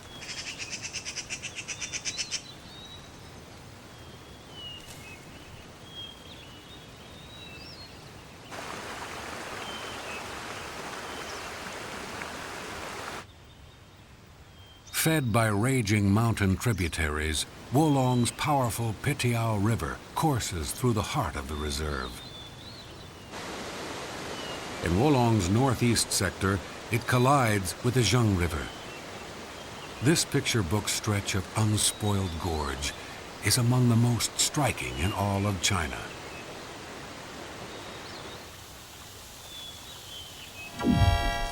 Unique species of flowers, plants, and trees thrive in Wolong, some with special cultural significance. One fascinating example is the hua tree. Its peeling bark was used in ancient times as paper. Suspended from the branches of the sorbus tree is a type of moss called hanging noodle. Okay. This In tape is great. Wolong's treetop canopy, I don't know how we're some feeling animals about seem this to tape. advertise their presence. It's very chill, but also very like over the top, which is a great combination. This endearing Oh my God. primate is called a golden monkey. He's made of felt. That's a Muppet. That's definitely a Muppet. As many as 300 of them can travel in a group, feeding among the lofty ridges of the reserve. Look at his little cheeks. These vividly colored monkeys share Wolong's trees with another elusive creature.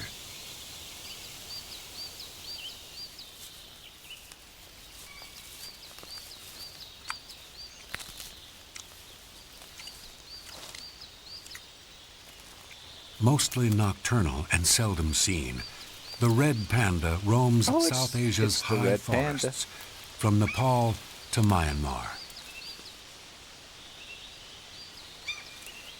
although it's called a panda. I know we have some red panda fans, so I am pausing the tape while they're covered by ghosts. Panda. Be more closely related to raccoons than to its giant cousin.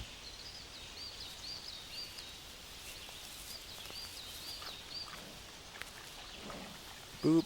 Look at the booping. Look at those boops.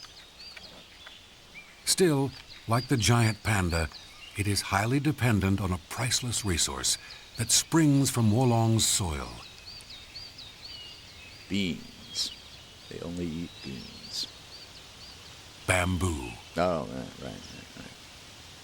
Without this one plant, all of Wolong's pandas would starve. Fortunately, bamboo thrives in Wolong. In fact, this remarkable plant is capable of growing an astonishing 3 feet in 24 hours. But bamboo has a less panda-friendly trait. Bamboo groves are subject to sudden die-offs. In a single season, all the bamboo at a given elevation can disappear. As a result, only the largest parks can successfully sustain a panda population. Needless to say, Wolong's bamboo groves are also the best place to glimpse a panda in the wild. Yeah, there's lots of bamboo in Alabama. Suddenly, from across the valley, I mean, not lots, a remarkable sound. You can come across it, and it grows very, very easily there. There's no animal cry more stirring than the bleat of a panda in the wild. No moment more memorable than the first sighting of these extraordinary creatures. It's so extraordinary.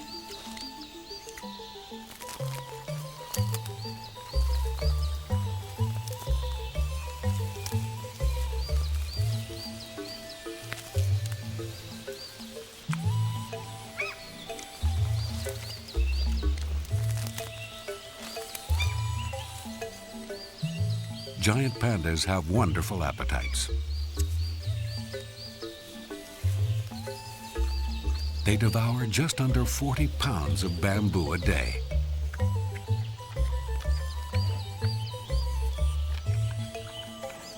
Eventually, this juvenile could reach a weight of 300 pounds.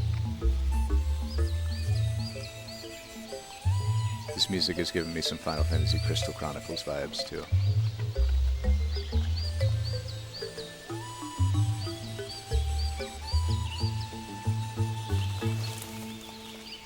The panda prefers a life of solitude and will only seek out partners during the mating season.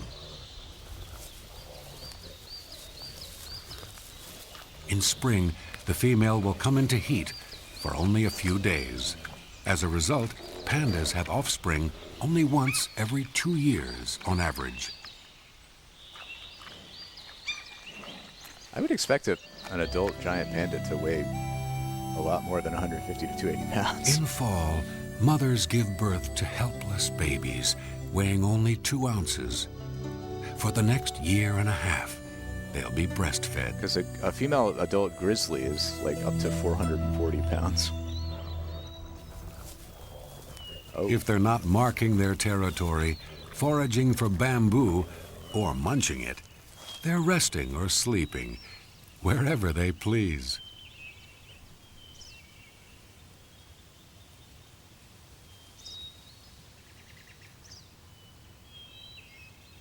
And though they have little to fear from natural predators, drop bears. Pandas are accomplished climbers.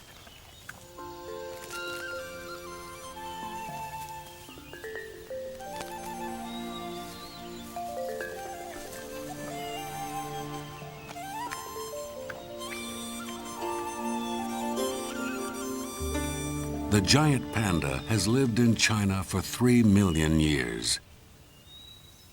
But in recent centuries, human habitation has narrowed this ancient bear's range to a few small havens in the south. Today, there are as few as 1,000 giant pandas left in the wild. And many of those pandas are vulnerable to the mass die-offs of flowering bamboo.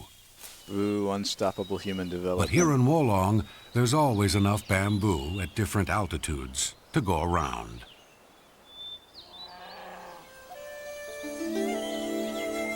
Even in the depths of winter, Wolong's giant pandas can still find plenty of dried bamboo to eat. Endlessly endearing, these creatures are maintaining their foothold. Yeah, in the it would be a future. lot easier if they would just eat something else. In this land of enchanted them to eat maidens apples. and snowy peaks, they are the jewels in a crown called Wolong.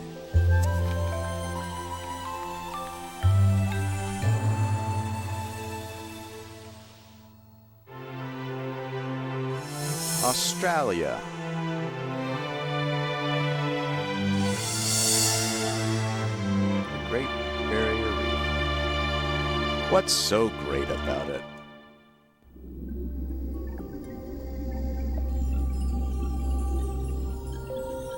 Beneath the tropical waters of the South Pacific lies an underwater realm, lavish, resplendent, an overturned treasure chest brimming with jewels. Australia's Great Barrier Reef Marine Park has a diversity of life to match a rainforest. Complete with quiet grazers and ferocious predators. The corals themselves, their exquisite hues and boundless forms, celebrate the infinite imagination of nature. God, that sucks. That's really disrespectful In to life, you. corals are colonies of tiny animals, And it sucks when- protected by vivid limestone skeletons. You are In doing death, everything you their can skeletal remains become the in foundation the stress of a of the job miracle race to called the do Great everything Barrier right and be Reef. professional and present yourself well to potential From the air, employers. it seems to stretch And to then the they just horizon. are very unprofessional to you. In fact, because the you reef get away is with so vast, it can be seen from outer space. Located roughly 80 miles off the coast of northeast Australia, it is the largest coral formation in the world.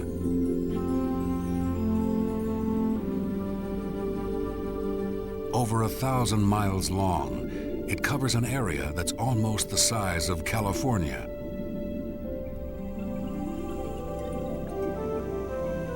The waters of the reef are a virtual paradise for coral, the greatest builders in the animal kingdom.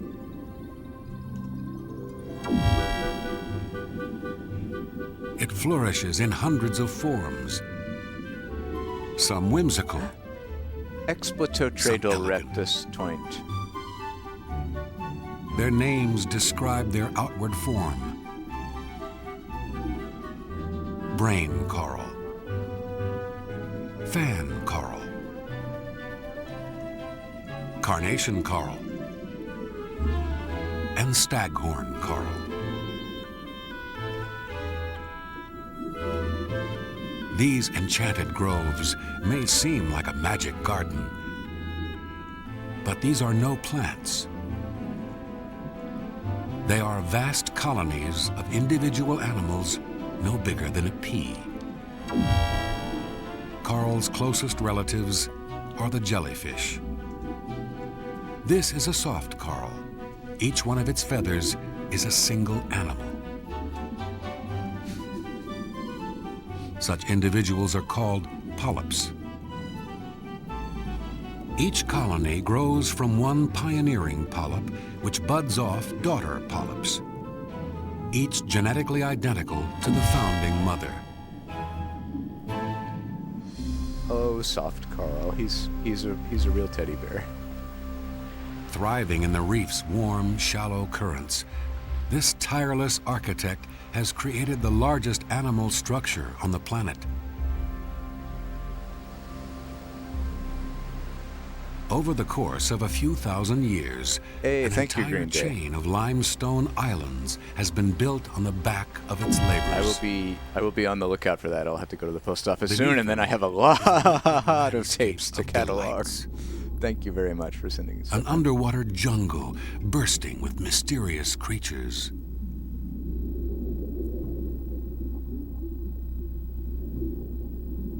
Giant clams permanently anchor themselves to the coral and weigh in at a hefty 200 pounds. Some believe their great shells will close on a diver's leg and drown him.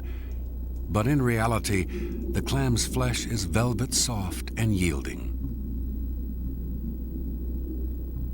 Oh, baby, you have the most yielding flesh. Moray eels yeah, are a more likely threat. I posted in Discord. They but grow up to 12 feet long, I but picked can up tunnel like the 80 new coral tapes. crevices in a matter of seconds. There's a lot of stuff in there. There were just With too just many its good head tapes. protruding, the eel I have waits a problem. patiently to snag a passing fish.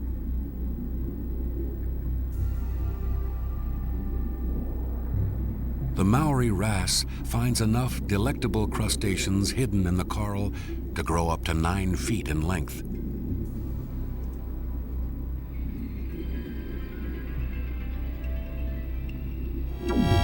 In this world of predators, it's dangerous to be a small fry with no friends. In exchange for protection, the tiny cleaner fish keeps a humphead Maori wrasse free of parasites. The sea anemone and these orange clownfish strike a similar bargain. The tentacles of the anemone are laced with a deadly venom, but the tiny clownfish is immune to the toxin. How? Instead, they lure bigger prey into the anemone's deadly embrace Swiffer in Sweeper says exchange for safe would haven. mind some Peter Gabriel today. But the ultimate predator of the reef is the shark. White-tipped reef sharks are the most common and like to retire to caves underneath the coral. Well, it's gonna get dark soon. Divers are well advised not to disturb their nap.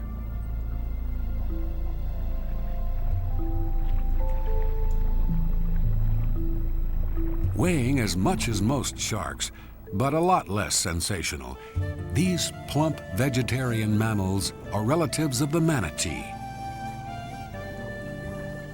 Called dugongs, they graze on the meadows of seagrass surrounding the reef. Oh, it's interpreted inside of coral in a very nice way. Lonely sailors once mistook these creatures for Hexagonoconic men's inner and followed world. them to watery depths.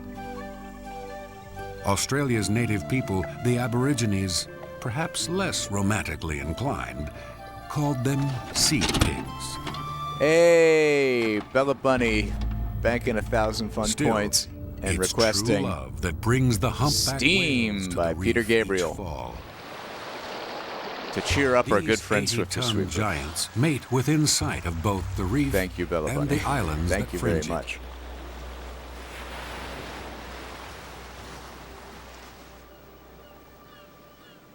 Some islands in the park are large enough to provide a home to land-loving animals. One such island is like a miniature version of Australia, together with all its extraordinary wildlife.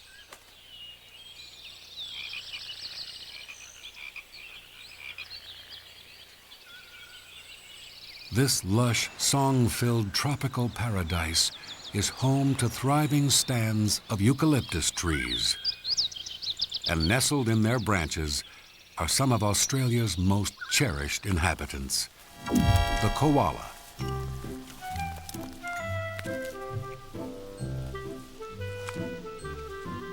Their diet consists solely of eucalyptus leaves.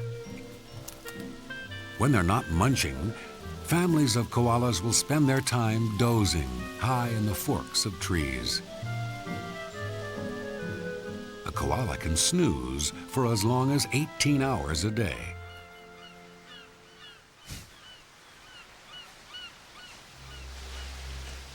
I'm going to get up and make myself a cup of coffee. As the sun sets over the Pacific, I will be in chat. It's time for the night shift to begin. The Great Barrier Reef never sleeps. A curious-looking cuttlefish sets out on a search for food.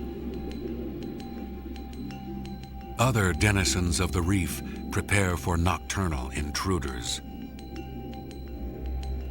The parrotfish makes a balloon of slime for protection from predators.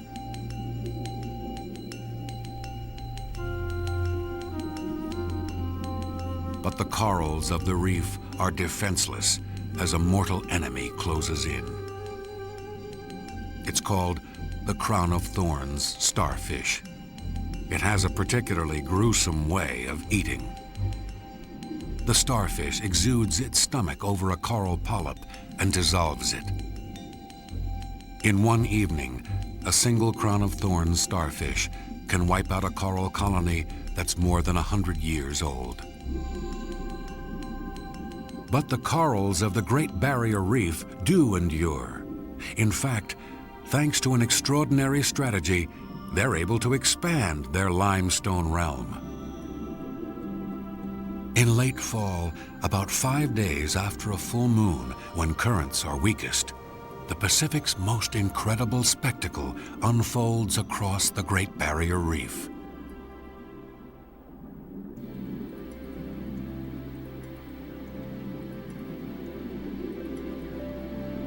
Hundreds of species of coral all spawn simultaneously. Each polyp releases its egg and sperm, and sex cells fill the sea by the billions.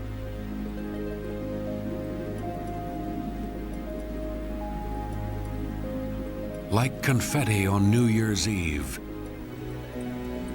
like a ticker tape parade, they drift in the currents. The vast majority of the eggs will be eaten, an annual feast for the creatures of the reef. Billions more will wash ashore. But a few will meet by chance in the reef's warm waters. As they join together, fresh polyps are created. New colonies take hold, and the empire of coral is restored. The waters of this marine sanctuary may be shallow, but their grace and beauty leave a profound impression. The Great Barrier Reef is an astonishing act of nature. It is an underwater marvel that marries epic scale to exquisite charm. A visual feast full of enchantment and surprise.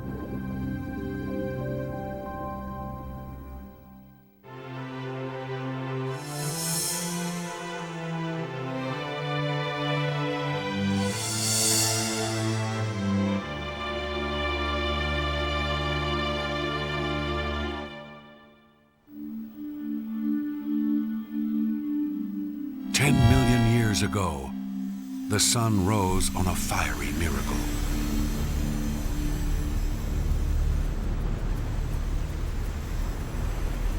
Lava from the restless heart of the planet burst to the surface of the Pacific Ocean. For eons, underwater eruptions had been building submerged mountains, and now their molten summits lay exposed. The Galapagos Islands. Volcanic eruptions continue to build these islands. Havens of diversity like none other on Earth. They comprise today the Galapagos Islands National Park. Born of fire, scattered on an endless sea, these same islands are a paradox without comparison. They cradle an extraordinary community of creatures unrivaled in all the world.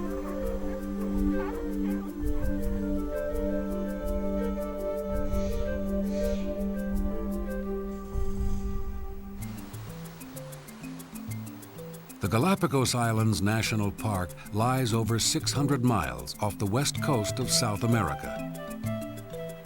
Its 19 islands and 42 islets are part of the nation of Ecuador. The names of the main islands are as exotic as the creatures that inhabit them. Fernandina, Bartolome, Española,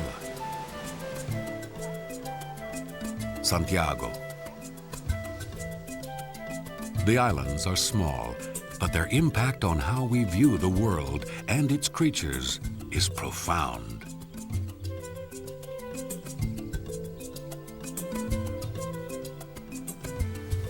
This is Isabella.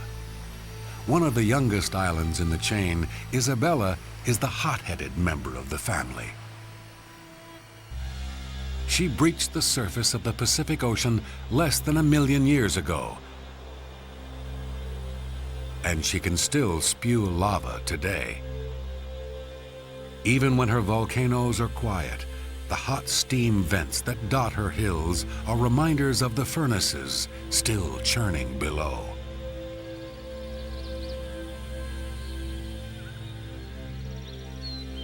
Yet already tucked in amongst the sharp-edged crags, new life has taken hold.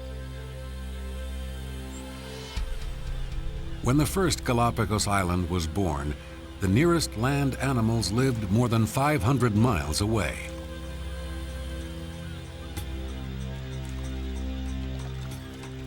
Miraculously, over the millennia, a host of creatures and plants would make their way to these infant islands.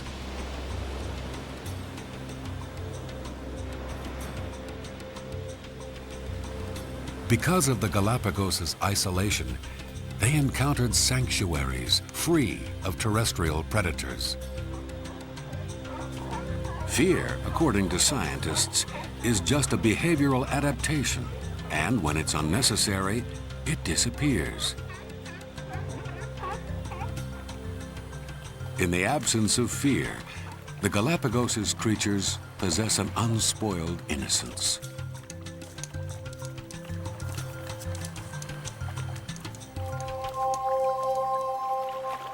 The first reptiles on the Galapagos were probably iguanas.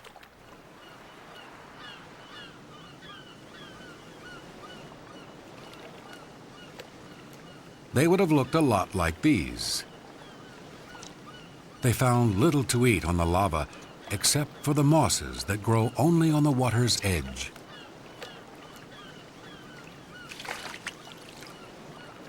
In order to survive, they had to adapt. Today, they are the only sea-going lizards on Earth.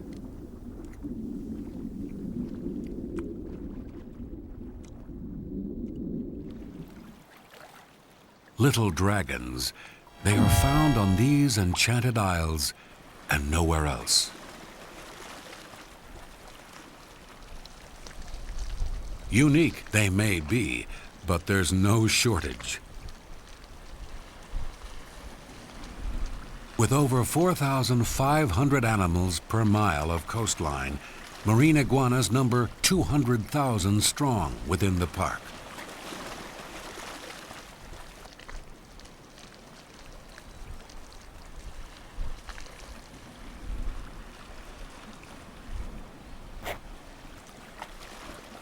Naturally cold-blooded, they huddle to conserve heat in the warm morning sun. Sneezing to release excess salt.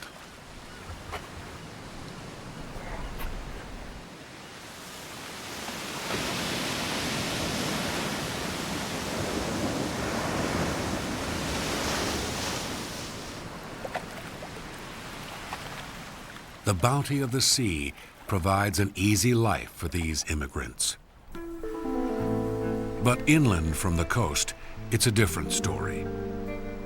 The craters of active and inactive volcanoes dominate everything.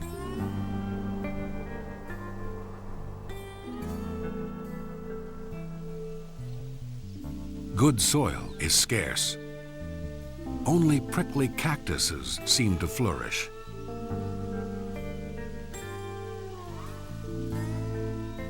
They may look unappetizing, but for this mighty land iguana, they're the best thing on the menu.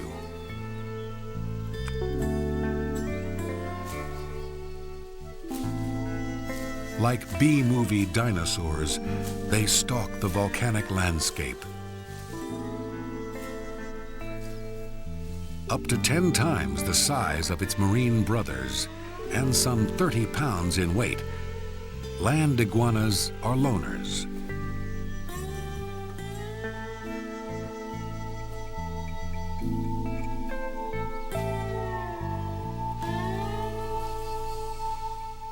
Even the sight of a female elicits little more than a nod. In this parched environment, energy conservation is everything.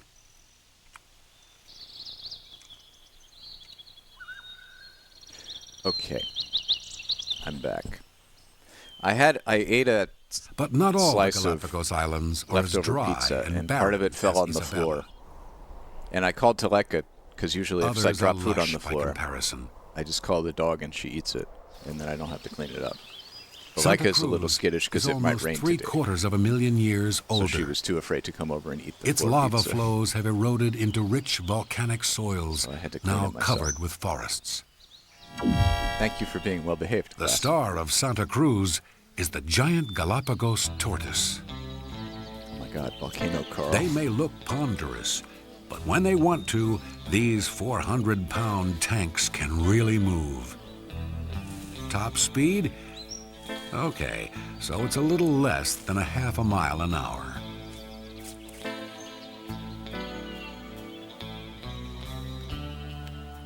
One of the longest-lived animals on the planet, some specimens have lived for 100 years.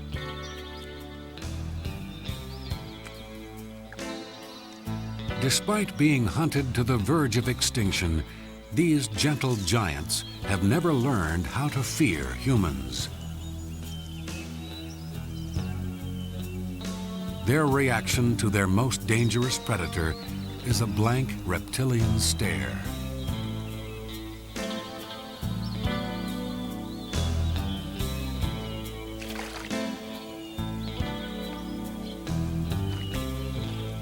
The tameness of the tortoises fascinated the English naturalist Charles Darwin when his ship, the Beagle, first sailed to the Galapagos in 1835.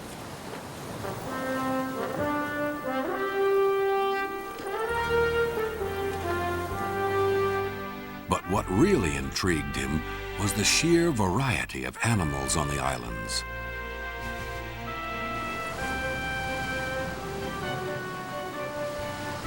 I never dreamed that islands, about 50 or 60 miles apart, and most of them in sight of each other, formed of precisely the same rocks, placed under a similar climate, rising to near equal height, would be inhabited by different beings. And the most different of those beings were the Galapagos finches. Then as now, they were unassuming birds. But today, they are as celebrated as the great man himself. For what Darwin observed was that the shape of finch beaks varied from one island to another. It was, he theorized, evidence that new species had evolved here. But the question remained, how?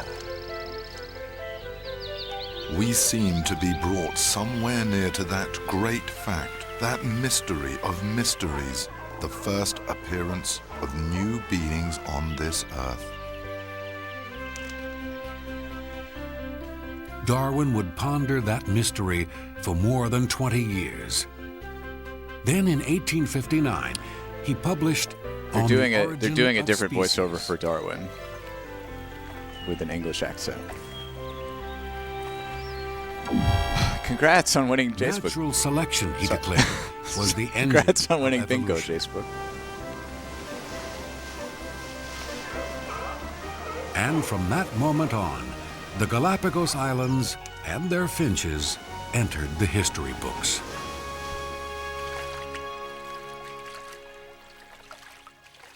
While less mysterious than Darwin's finches, far more entertaining birds live on Hispaniola.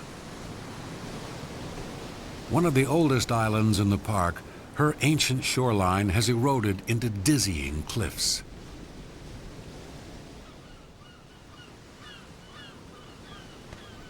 Here, vast colonies of shorebirds make their living with easy access to the sea. Hispaniola is also home to nature's most unexpected waltzers.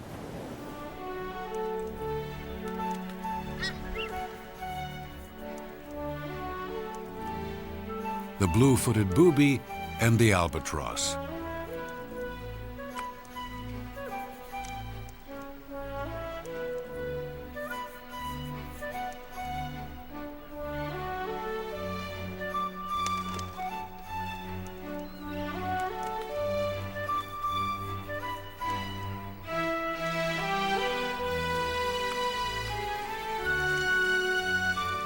While the two species have never danced with each other, surely on these enchanted islands, it's only a matter of time.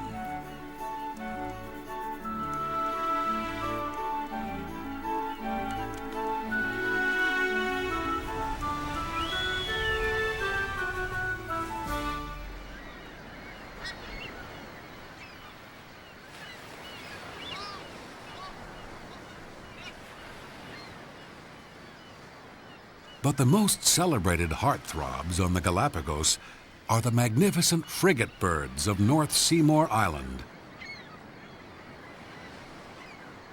These ardent lovebirds mate year-round, and their approach is anything but subtle. Bear with me while I deal with the fun points for the bingo game. Males inflate a huge red pouch under their throats in order to lure airborne females to their nests. I've given Jacebook 1,000 points for winning bingo. And female frigates observe the males carefully. I'm giving 200 golden VCR fun points to everyone in chat right now except for Jacebook. They display their feathered valentines from dawn to dusk. Celebrate Jacebook winning his bingo if game a female again. deems it lacking, it's all to no avail. At least for now. I'm on the D's right now. Give me a sec. Romance, it seems, is as hard to find on the Galapagos as anywhere else on Earth.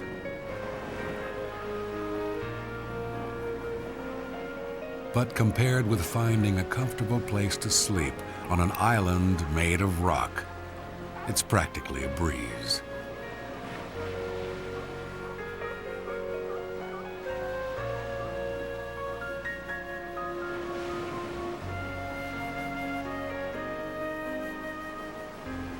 Life is not easy on the Galapagos, but it's certainly unique.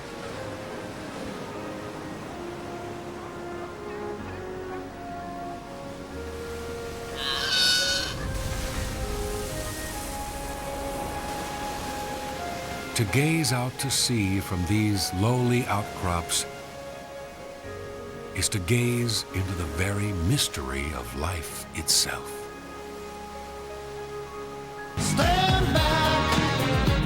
Hey, thank you for the celebratory Peter Gabriel.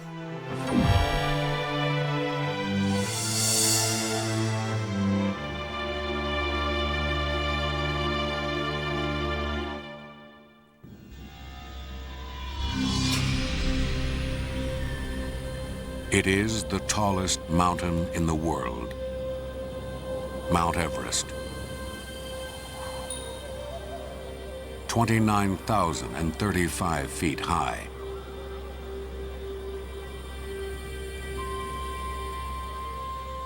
Its summit seems to touch the very edge of space. Try again, One Man Draw. See if this crown of the Himalayas is more than a point on the globe. For daring climbers, reaching its summit is the goal of a lifetime. Oh shit, I didn't mean to click that button. Yet Everest is something else again. Oh sweet, okay. The highest point of the breathtaking Himalayan wilderness, that rests in its shadow. Its lower reaches are cloaked in clouds. There's a button on the form where I'm giving Beneath people them points. lies a myriad array of There's a button to enchanting clear the life. tape, and also a button that says and activate gorgeous random blooms. tape, which I added just for testing a long time ago. And I accidentally clicked the activate random tape. In essence, Mount Everest National Park celebrates the boundless extremes of nature. Okay, I'm onto the T's. The park adorns the central Himalayas of Nepal.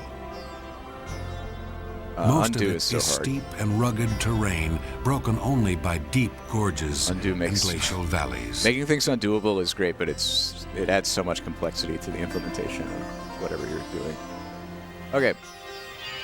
Everyone should have an extra 200 fun points. Some 50 million years ago, Let me know if you didn't at the get that. border of India and Asia, vast geological forces thrust the mountains we call the Himalayas up towards the heavens.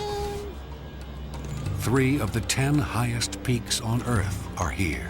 There in is this someone named most ZVG. monumental of all great national parks. Is that a human? Is that a bot? I don't know. Perhaps they have chimed in before. They're in chat right now, so hi, ZVG. Already in the company of clouds, its lowest point is nowhere less than 10,000 feet high. Along the slopes of these dizzying peaks, a menagerie of exotic animals abound. Yak wander the meadows. Red pandas haunt the woodlands.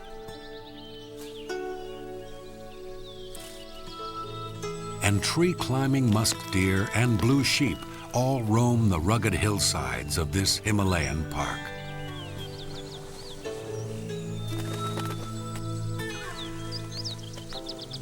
Birds, of course, have an easier time moving backwards and forwards across even the mightiest mountains. And for a Himalayan griffin, soaring on the rising Disregard currents that. of That warm is not air, the current tape. there is no barrier on Earth that can keep it from moving fix at will. the database when this tape is over. I need to merge those two records. In Mount Everest National Park, distances can be deceiving. I would like to watch few Shenandoah, the miles as a Historic bird Wonderland, flies but not can immediately be a after another day-long journey very similar over a tape. series of perilously steep, zigzagging trails.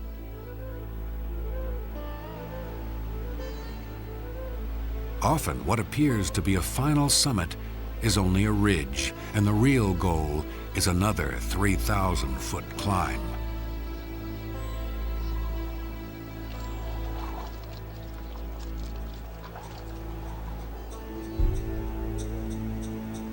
Perhaps only the Sherpas know all the tricks these mountains play. About 3,500 of these hardy mountain folk live in the villages within the park's boundaries.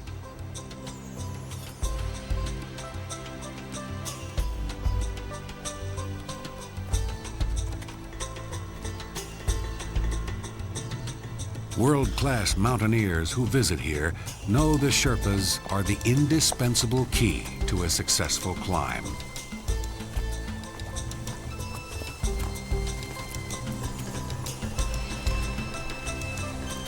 These native people are world famous for their ability to carry large loads over the most mountainous terrain.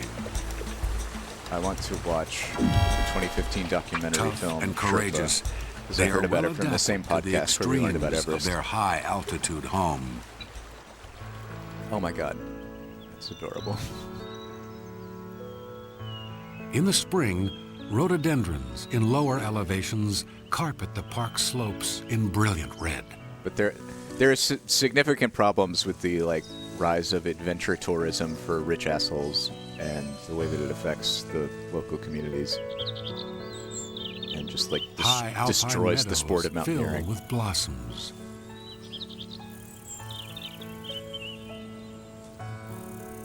Sherpa people do incredibly And like all over dangerous, the park, skilled labor the and get monal paid very pheasant, little for it. Nepal's national bird, displays his magnificent finery. That is a dazzling bird. Spring is also a busy season for mountaineers and Sherpas. Everyone knows that the window of opportunity is a brief one. Ascending through 16,000 feet, even professional climbers become humble visitors. Trees no longer grow in this thin air.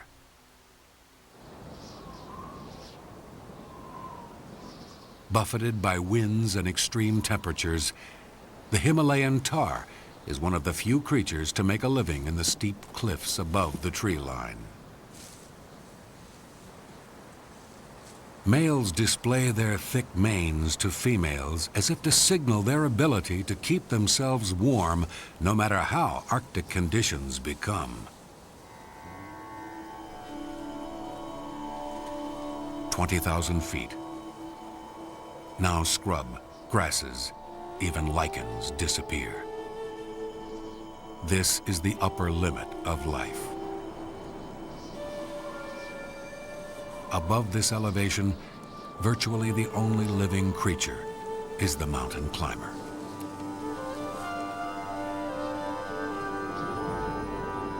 They come for this, the mountain that gives this park its name.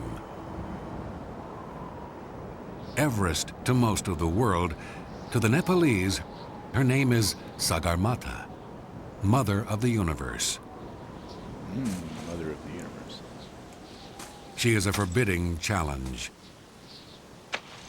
yet irresistible to some.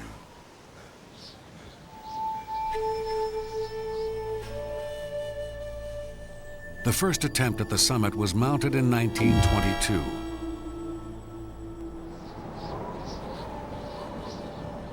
That climb was abandoned at 27,000 feet when an avalanche claimed the lives of 7 Sherpas.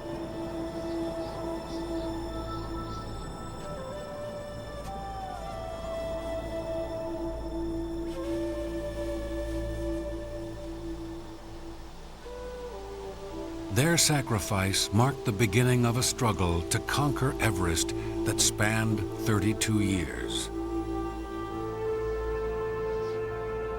Then in 1953, Edmund Hillary and Sherpa Tenzing Norgay became the first men in history to witness the view from the top of the world.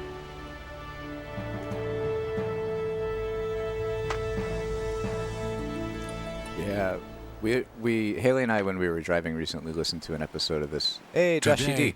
brave mountaineers continue There's to a follow in the podcast footsteps called of Well, Hillary and There's Your Norgay Problem. as they It's meet about treacherous engineering challenges disasters. en route to the summit. And it's hosted by 3 people who are like really, who are legit engineers. The journey is perilous. And they're very long episodes, but they're very good breakdowns. They do like a video thing. Sherpas and climbers too, where have to use they have, like, lightweight slides. ladders to bridge their way through this just go through- chaotic but it maze goes through of the ice blocks and fatal crevasses. history and the intricacies and the stories of engineering disasters It's and a how they rare happened. breed of man that chooses to face nature And it's a at great her most like hostile. deep dive into very niche subjects that are explained like really, really well. And they're The thin air alone is enough to reduce strong they're very men opinionated. to feeble children. They have very like a lot of very, very progressive, like left-leaning views that I tend to personally agree with. And then there are the winds. And they express them very, very overtly. So like the storms can appear without warning. You know, they talked a lot about the temperatures can drop to 40 below zero in a matter of minutes. Why it's kind of shitty that rich people High who have winds no pummel climbers insufficient more than 100 miles an training, hour. just like pay a bunch of money to go to Nepal and climb this mountain. Then, at last, for the lucky few, like The peak crawling over is the reached. bodies of the people who have died trying to set it up to make it feasible at that scale, and like Below, the greatest throwing their panorama trash in all of everywhere. nature. The view from 5 miles and how like high. Nepal is an incredibly poor country, and it's so super dependent on this very niche tourism thing that brings in a ton of money. So the Nepalese government Everest. like It is kind of more than a mountain. complicit in this, but like it's one of their few options for propping up It the is an economy of the icon. country. An enduring Anyway, symbol well, there's your of problem: nature's is power a to podcast that I inspire wrote. us If you're in the mood for people being angry and to challenge and us explaining why they're to angry. reach the ultimate goal, the top of the world.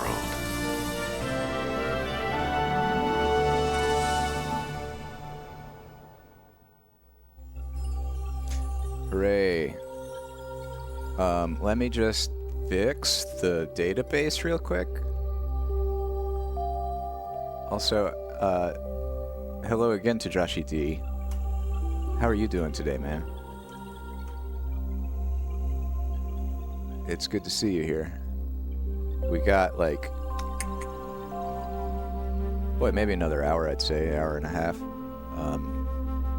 If there are any requests that you have, Josh, we could do Earthquake tape finally. Let's see.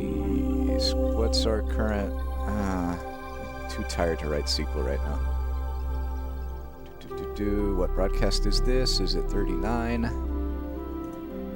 Yes, it's 39. Where broadcast ID equals 39. Okay.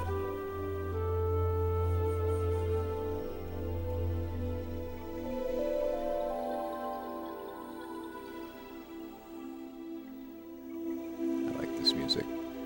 Okay, we want the one that, yeah, okay. So let's clear the tape and then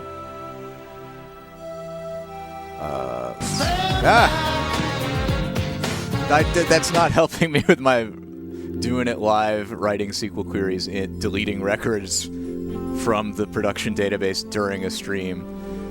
Thank you for that, though.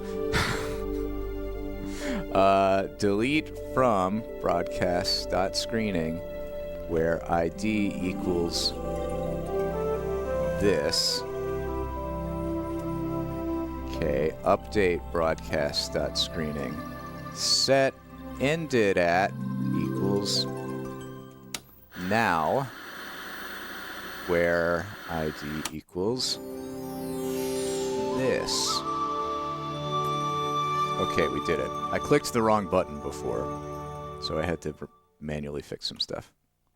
Now we no longer accidentally watch Shenandoah. Hooray! Cool. That was Great National Parks of the World. Lands of Enchantment, Australia to the Orient. Whew. I'm good. I'm okay. I think I'm okay. Oh, hey. That's right.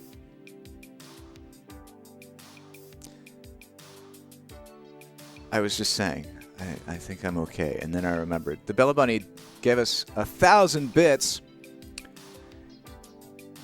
in honor of Swiffer Sweeper. Give us steam. Give us steam. It's never too early or too late for steam.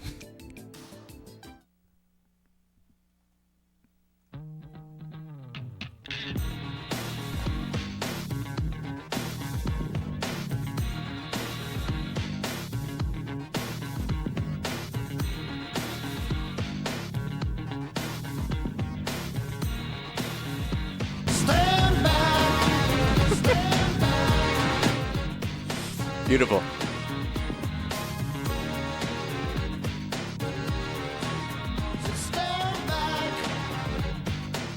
Parting the crowd.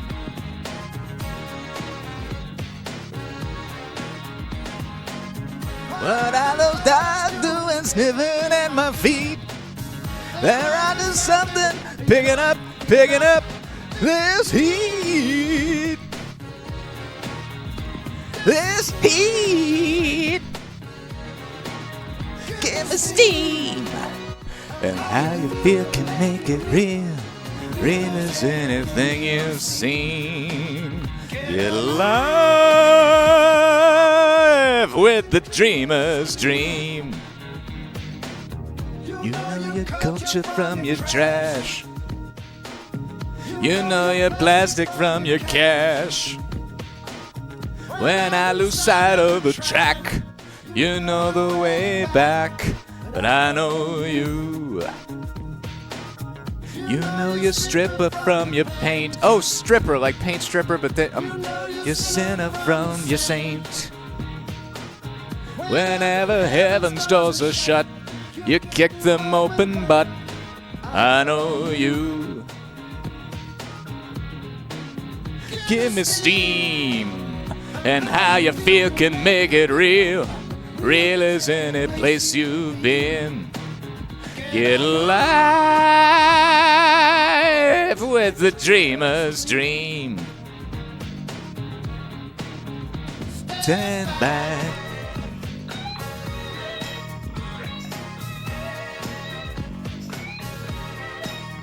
So stand back.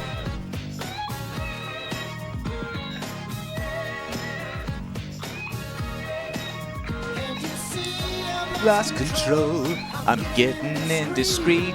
You're moving in so close, I'm picking up this heat. This heat. Give me steam, and how you feel can make it real. Real as anything you've seen. Get alive with the dreamer's dream. You know you're green from your red. You know the quick from the dead. So much better than the rest. You think you've been blessed, but I know you. You know your ladder from your snake. You know the throttle from the brake. You know your straight line from a curve. You've got a lot of nerve, but I know you. Give me steam, and how you feel can make it real. Real as any place you've been. Get alive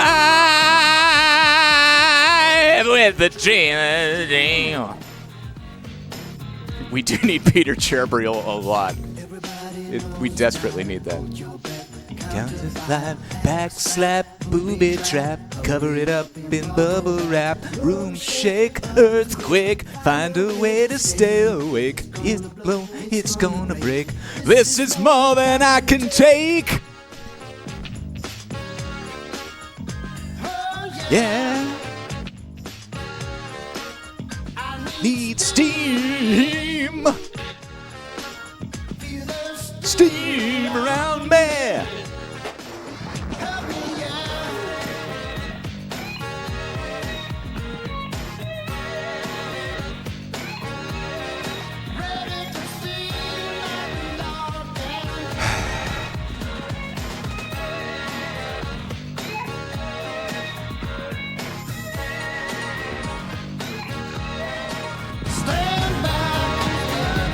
Oh my God.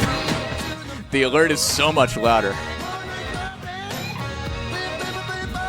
I did crank it up as much as I possibly could without it peaking, so that's probably why.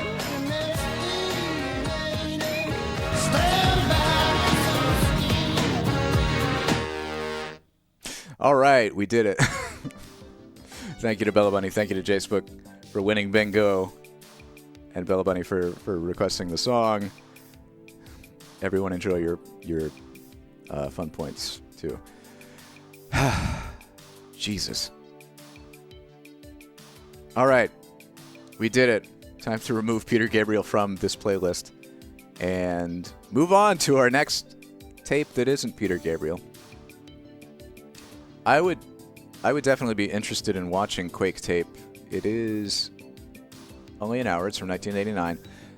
My question to you, Joshy D, is: how's that feel to you? Because you sent it in. If you don't care when we watch it, I don't want to pressure you to be here the whole time. But if you care to watch it, I just want to know if now is a good time for you.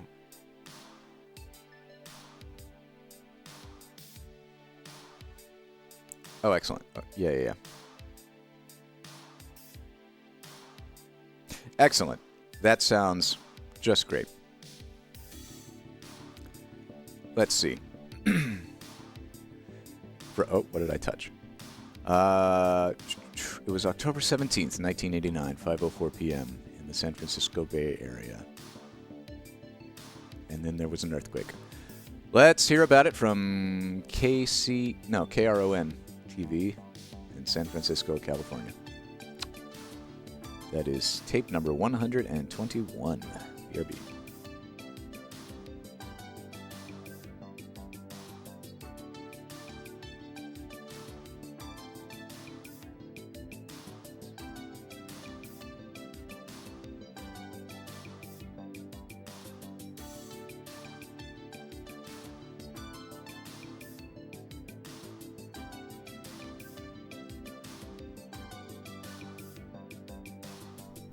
Oh yeah, Josh, I want to hear your personal recollections of this.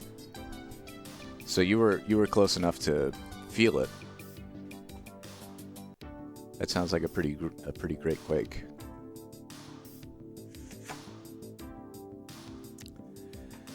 Quake of '89, KRON TV, Channel 4, copyright 1989. Chronicle Broadcasting of San Francisco, all rights reserved.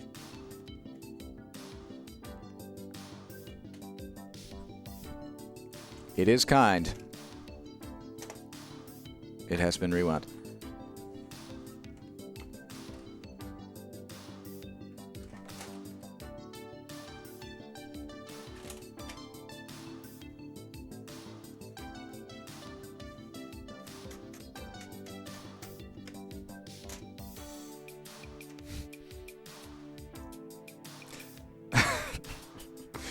It occurred to me that Bella Bunny has been running these predictions of whether the tape is rewound for people to bet their channel points on. And it occurred to me that maybe I should make it so that channel points do something at some point. Anyway, here's a tape. Let's watch it. It was rewound.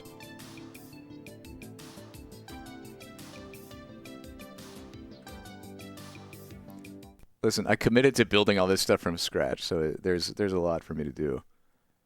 It's a very long to-do list. Boom. Quake of '89, a video chronicle.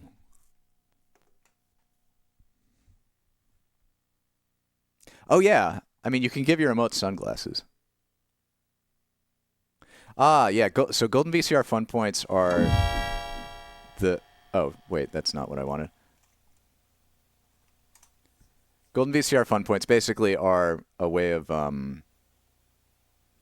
it's a digital currency with no monetary value that you can use exclusively on the Golden VCR platform. So anytime you cheer, if you cheer with bits, you get an equivalent number of fun points, and then those fun points can be used for ghosts or whatever. But it's generally designed to be seamless so that you can just do 200 bits in a ghost message and you'll get a ghost. And behind the scenes, what it's doing is crediting you 200 fun points and then taking those 200 fun points away. Like any other day in Northern California. I just basically re-implemented bits. By mid-afternoon, it was hot and hazy, the kind of balmy day the old-timers call earthquake weather. But even if it was unseasonably warm, no one was thinking about the weather. For example, if your ghost alert doesn't work, all we were talking about was baseball. You still have the fun points that you can then use. Or you can get fun points in other ways, it's a way of me showing appreciation to people that send in tapes or support the channel. Afternoon, taking you get fun points for subscribing. The Bay. The first World Series ever played between the San Francisco Giants and the Oakland A's. So it lets me do cheer alerts in a way that isn't strictly limited to people cheering was with how to bits. get your hands on some tickets for that night's game. But you can 3. always just cheer with bits. And By 5 make stuff o'clock, happen. if you weren't at Candlestick, you were watching it on television. By 5:02, over 30 million people tuned in. At 5:03, we were watching highlights from Game 2. I should really put more like the replay of Dave Parker's FAQs or run-scoring basic double information off the right about field wall at the Coliseum. how this all works At on the 5:04, website or on Twitch. the World Series was the furthest thing from our mind. Parker at second base, so the Oakland A's take. Hey, what, we're having an earthquake. Oh my God, we're having an earthquake. Wait a minute. Hold on. Can you feel that? There go the lights. Oh shit. Oh shit. The radio out here, he said, oh my God, he says one of the bridges, they didn't say which one collapsed. Serious damage on the Bay Bridge. Part of the upper deck east side collapsing on the deck below. I've never seen anything like this in all my life. We actually could see, I could look through the rearview mirror and see the bridge giving about a quarter of a mile behind me. Heading south onto the Nimitz. That is completely collapsed. That's the upper section collapsing into the lower section of the Cypress. We need something to pry the door. And need something to pry the door open. Come on, we need something to pry the door open. Come here, Hall.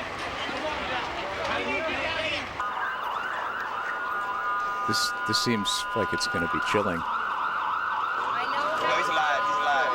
He's trapped in there. No, you're in your truck. And he heard me and then he parked outside. Your truck is upside down. Man, they say it's all the way around, this freeway is all the way around 70 torn down.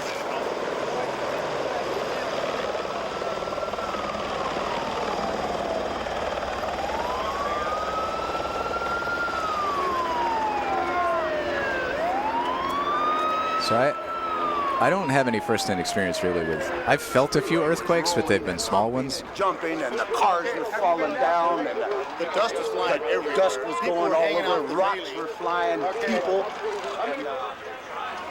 I remember hearing a lot about like the Northridge earthquake in the LA area being like, you know, the big one The cars were like ping pong balls. They were in recent memory. you know? And then I knew it was going to collapse. But I guess this was the big one. It's terrible. There's a lot of people under there that's pent.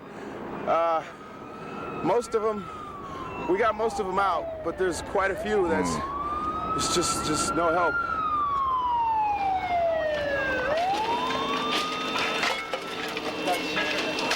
Yeah, events like this are why California like 4 stories high. takes earthquake safety very seriously in its building codes and everything. There are right now maybe 5 cars that are covered with debris. Very possible, you know, that there are victims under here because of the time. This is the time that people, when it hit, people get off work. 6 in Townsend where bricks from a structure fell onto 3 cars with 5 people inside. None of the 5 people survived. Somehow we're missing one. And we got the one you pulled out into the line over there. That's fine. That's fine. So we got 1, 2, 3, 4, 5. That's correct.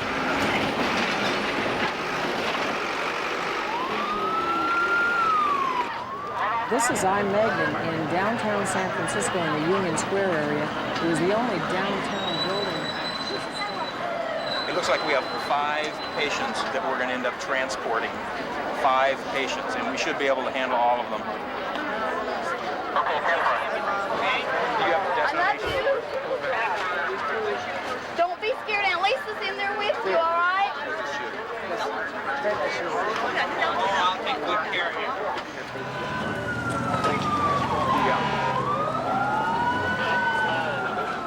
Right now we have a major fire burning in San Francisco's Marina District. It started at the northeast corner of Beach End to Visadero Street. A building there collapsed and burst into flames as another building across the way from it on the northeast corner of Beach End to Visadero also collapsed. That was a 3-story building. It collapsed into about 3/4 of a story.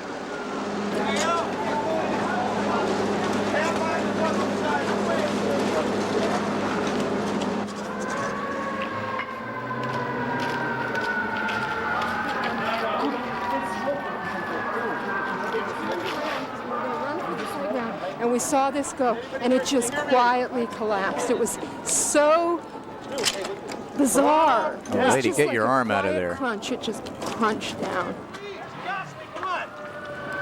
There's a gas leak. Let's go. Turn around and go that way. Gas leak! Get away from the marina.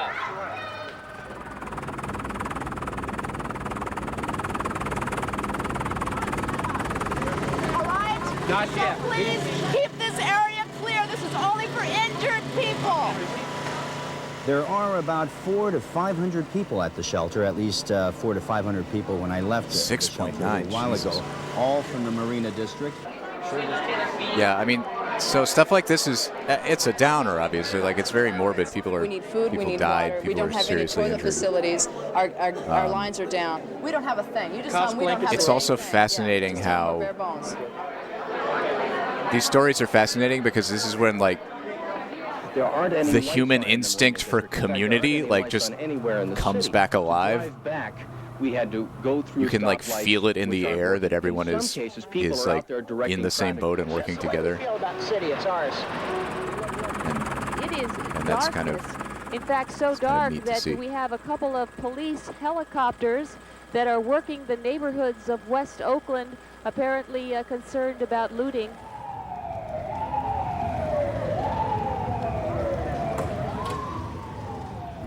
Party's over. See you later. Bye.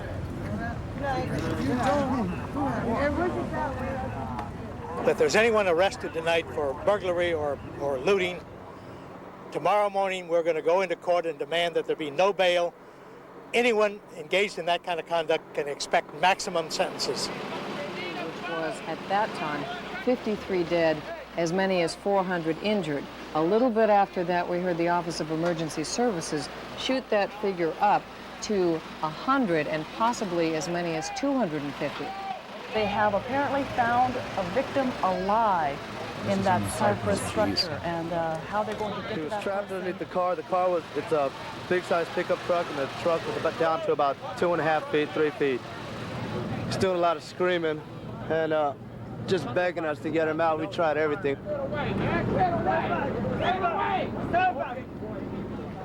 Santa Cruz is virtually blacked out tonight. It was the epicenter of the earthquake, adding the possibility of 6 dead here in the Santa Cruz area. As the number could go up to 14. Things were just falling and just crashing down. And it's like I ran out in the middle of the street so nothing would hit me. And it was just horrible. People were just running, not knowing what to do.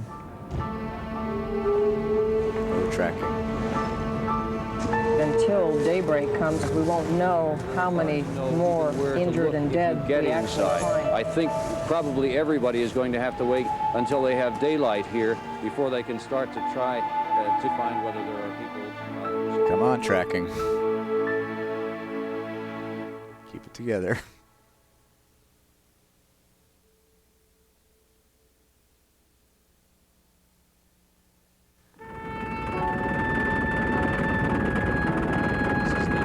Santa Cruz's downtown. It was devastated by the earthquake. Brick walls, old brick historic walls crumbling. So we're finding out now just how bad the damage is in the South Bay not too long ago. What are you reporting? Walls fell down in the building. Look, we got a bad one here. We got a tree down. There's a man trapped under it. He's cut badly. Glass fell down and cut a man. We ran out the door, fell out the door, really. We both fell to the ground, couldn't walk. That shot would have been a Prelude lot was more bouncing across impactful the if driveway it had coming been at cut us. in half by the We turned tracking. around and looked. We were screaming for our son because he was upstairs in the second story asleep. We looked at the house. It jumped straight up off the foundation about 6 inches. We could see under the house. It just went over the hill and just slowly sank down like it was in quicksand. Just disintegrated. And our son was in there. We hollered and screamed, and from way down there in the distance, you hear him say, "I'm okay." And he said it twice, and he come walking up through the middle of the stuff. And he was out. He just kind of bloody and scratched up, but, unbelievable. You know, right at that point in time, we didn't even think about the house. We didn't think about anything. All we thought about was our son was alive. Because when we laid there, we both knew he was dead the way the house collapsed together. This VCR That's has the good old house automatic payment. tracking adjustments. Right after the earthquake. I guess they still want their money. 1, 2, 1. Robert! Friends chanted her name all night long as they camped out by the rubble of what was once the coffee bar where Robin Ortiz worked. It was as if they were... They said that they'd be back here at 7. It's 21 minutes after 7, and they're still twiddling their thumbs and walking around like it's a party. Well, what do you mean? What are they supposed to be doing? They're supposed to be in there digging, trying to get Robin out. She's still trapped? She's still in there. They haven't got her out. We should have had the rescue continue throughout the night. If they won't continue, then we at least want to keep her alive, if she's possibly alive. 3. Robin! 1, 2, 3. Robin! Jesus.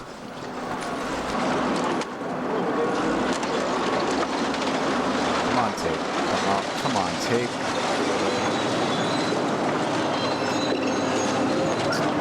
Out here this morning, and at least 300 to 400 people are going to be homeless because some 20 to 30 buildings are uninhabitable. There is an estimated 60 buildings at this time that will have to be demolished. We have been told that search dogs have...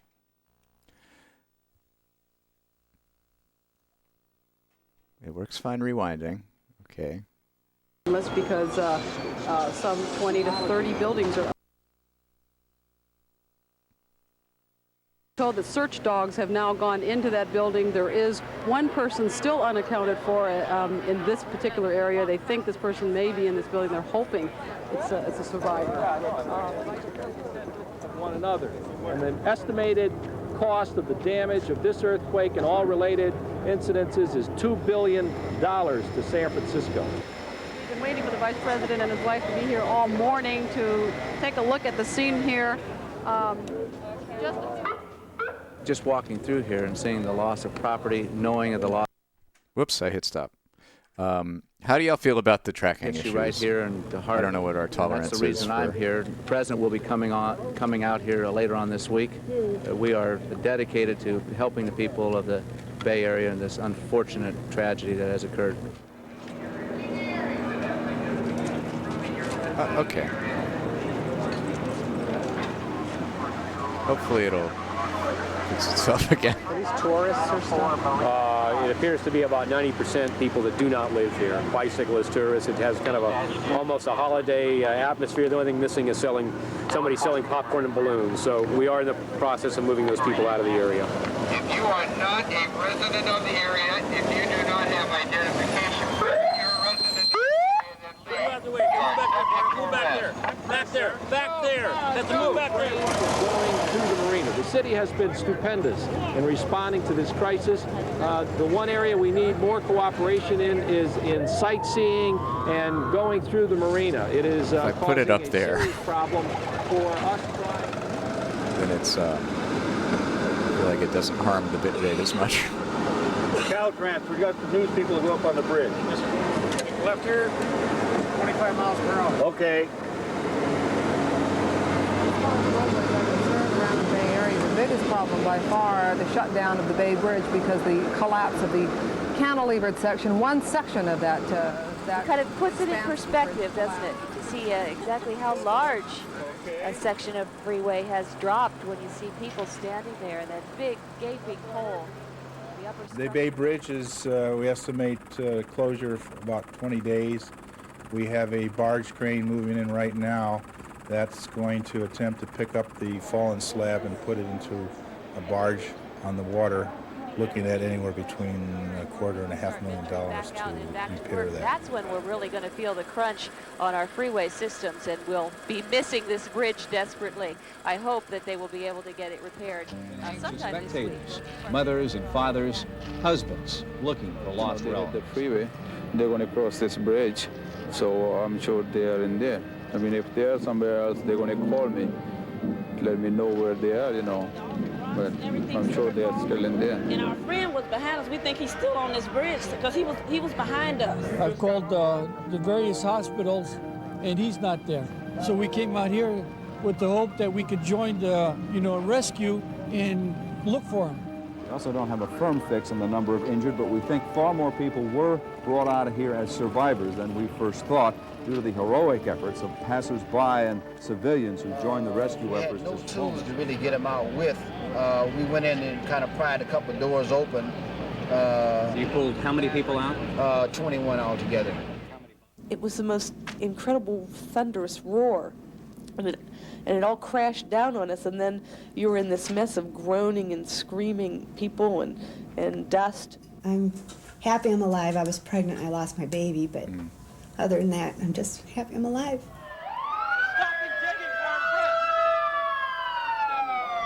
I think they were, don't stop the digging, is what I thought they were saying. Friends of Robin Ortiz crossed police lines and got arrested trying to convince the firefighters to go in and work all night long. Firefighters were saying it was very dangerous to work inside. Whew, man.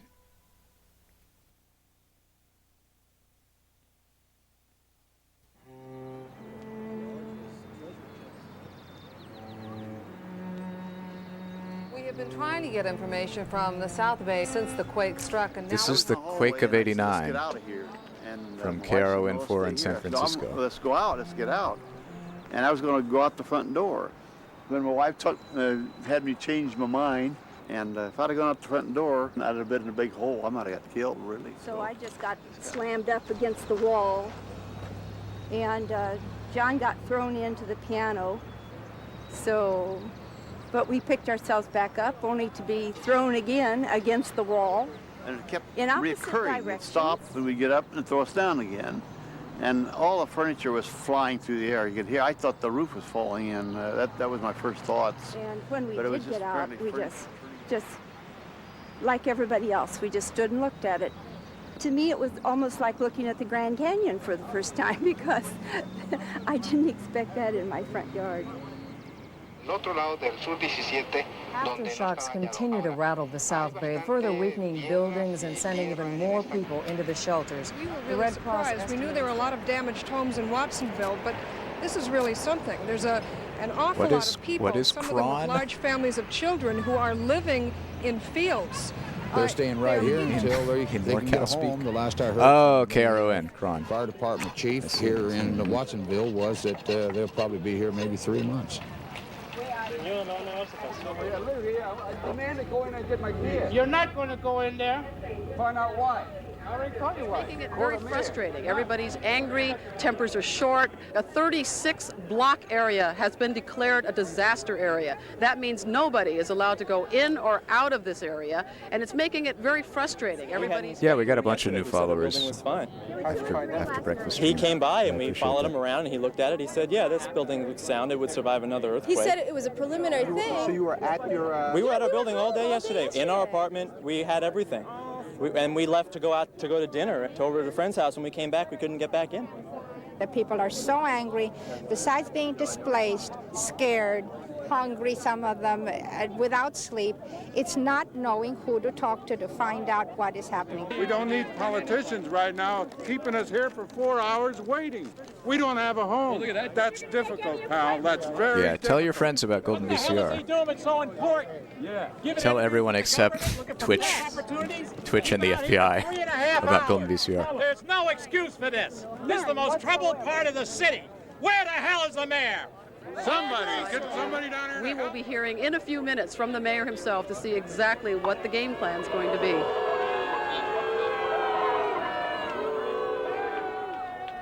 First of all, let me tell you that we have been working night and day, every hour that we can, to try and deal with all of the needs that you have.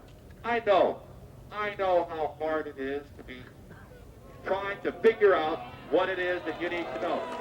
Oh, don't be patronizing. Marina Middle School, what you will find out. Don't give a generic politician speech. The status of the building that you live in, that's in this area. It will have 3 status. 1, okay, that it's all right to go back to under certain circumstances. Second one, you got to be real with your constituents when they're go back in there, pissed off about an unprecedented natural disaster and the way you're handling it.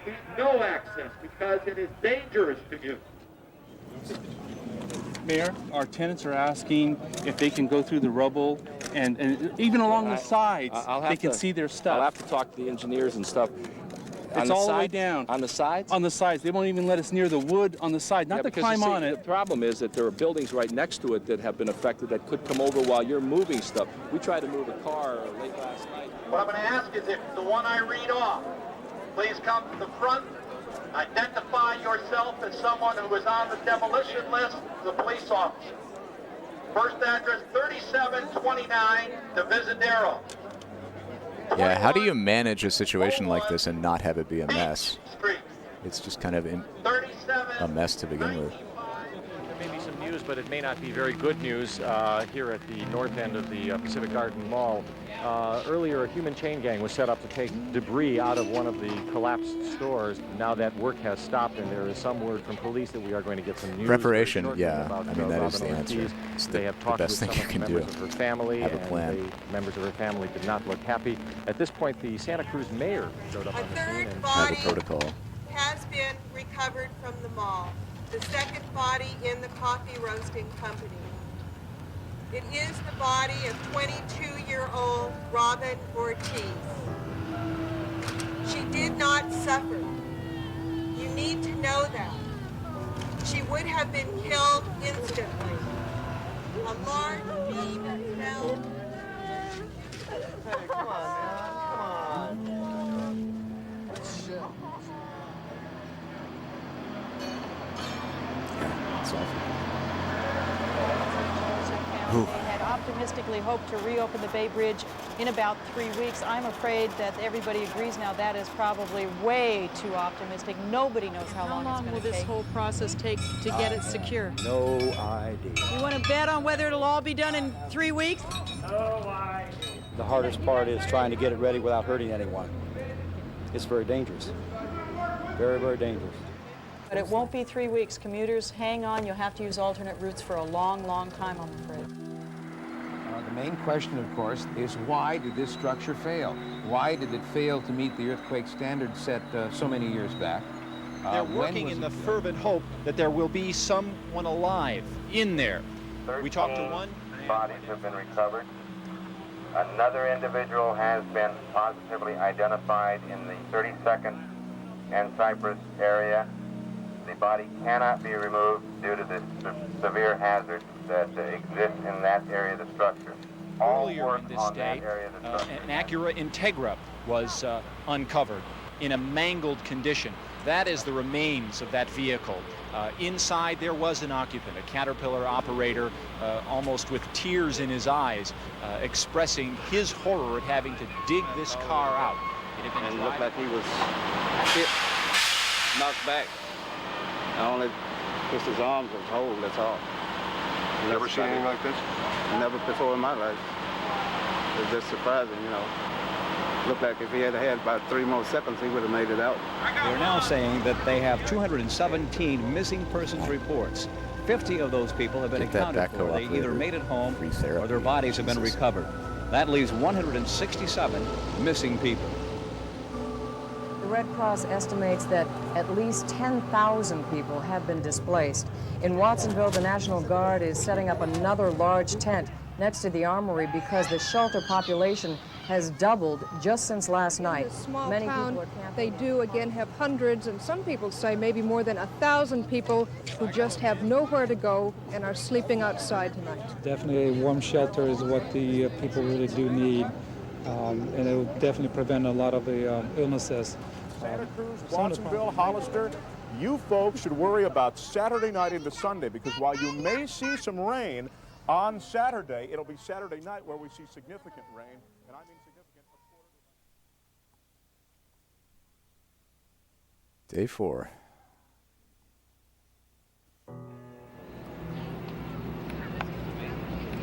Your house is in. You will be issued a pass. If it is safe, that we feel they can go in for 15 minutes, we will let them go in. They have to go in, don't get a lot of things, get out. To obtain these passes. Good morning. About getting a pass?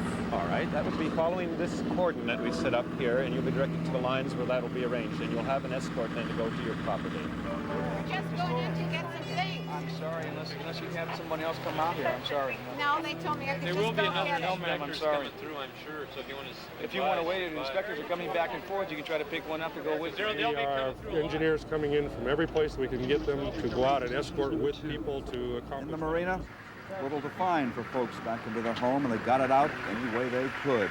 They knew many of these homes would be demolished. Those that were going to be, the owners were given 15 minutes to grab what they could. 50 homes now estimated are going to have to come down. See something ironic? Fully equipped. Sat in the closet for 3 days. 2 earthquake kits? 2 earthquake kits. 2 weeks supply for 2 people. A lot of good it did me. I tried not to think about the destruction I saw around me, but to grab whatever I could in the short amount of period that I had. And there were several kind people who helped to drag things out the door. And you work on adrenaline and what you see in front of you and what immediately comes to mind that you should grab. These are the refugees of the marina, clutching possessions and memories in garbage bags, evacuating expensive homes. The spirit of the folks, their willingness to help, it's absolutely great. Really an inspiration. A lot of these people that help me, I don't know their names, and I probably will never see them again. But it's important for me that I'm making a difference here, you know, no matter how big or small. I think there'd probably be 1 million volunteers out working around the Bay Area if there's a way to put them all to use. The Bay Area PG&E is telling us that approximately 1 million customers in the Bay Area were affected by a power outage shortly after that quake. There were about 24 or so schools and children care centers in San Francisco that were closed simply because the fire department had not been able to check out those vehicles. They are advising people to take buses and to carpool and to stagger their work hours as much as possible. The bridge people... We've used a number of different... Yeah, I remember Haley talking about the 35W bridge. We have any possibility of light living and working there. Sensing devices, the rescue dogs, the sonic devices, the infrared devices, and the optics. There's no chance. They now say there is only a 1 in 1 million chance that any of the people are still alive inside. So they're very depressed and fighting the fatigue, but still. Of course, their job's going to get even tougher now because it's also going to be rain to make things even worse. Keep on going, there's no question. We're going to maintain our rescue operations 24 hours a day and keep on going until we drop. And we just hope that the rain is not in sufficient volume that it's going to adversely impact on the weight and the integrity of the structure itself. I mean, it's so weak right now, I don't want to push it. I don't even want to lean on it. The president arrived less than 2 hours ago, and he stayed for less than an hour here. He took a look at the Cypress structure up close. Yeah, there were 63 fatalities in the Loma Prieta earthquake. 42 of them were from the Cypress Street over viaduct. By coming here. That double-decker bridge road collapsing. That is one of the towns hardest hit by the earthquake. He's scheduled to tour the center of the town, including that historic. There's also some chilling news. People today are telling me that there are still people in the Santa Cruz Mountains living in areas that are so remote that they haven't been found yet. In fact, rescuers may not even know they're there. Four-wheel drive vehicles are now needed to just get... there. I mean, it's just nothing. And I said to my wife, there's nothing here. We got up here and there it is, just scattered all down the hillside. What was it like to be inside of it? Oh, being on a roller coaster, not seeing what's going on. What did you do? I just braced myself over here in this wall, held onto this piano. Were you able to get out? I mean, you were able to get out okay? Yeah, I walked up the stairs here and came out of there. Just jumped to this deck here. About 2 weeks ago, I was going to get insurance for my house, earthquake insurance, and I laughed at it and threw it away because it was $111 a month. How do you feel about it now? I wish I did it. You wake up and you think, this didn't really happen, until you go out and look at it again. This is a little precarious here. You just have to find a good foothold.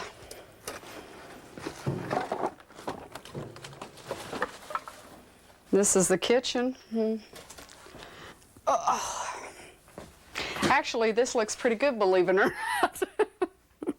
We've been working on this for 2 days. I really didn't realize how badly buckled and how slanty everything was at that time. I mean, I knew there was a mess in here, but I didn't really realize how badly damaged everything was.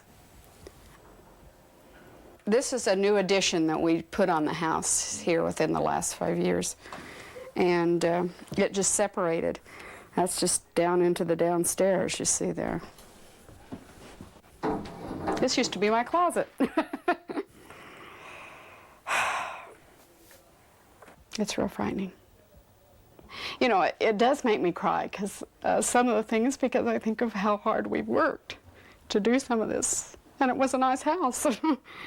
And to do, you know, I walk in and I look at how hard I worked on the wallpaper in the kitchen and how hard it was to put up, and I think how Could you forget? No, I have a glass in there. Something.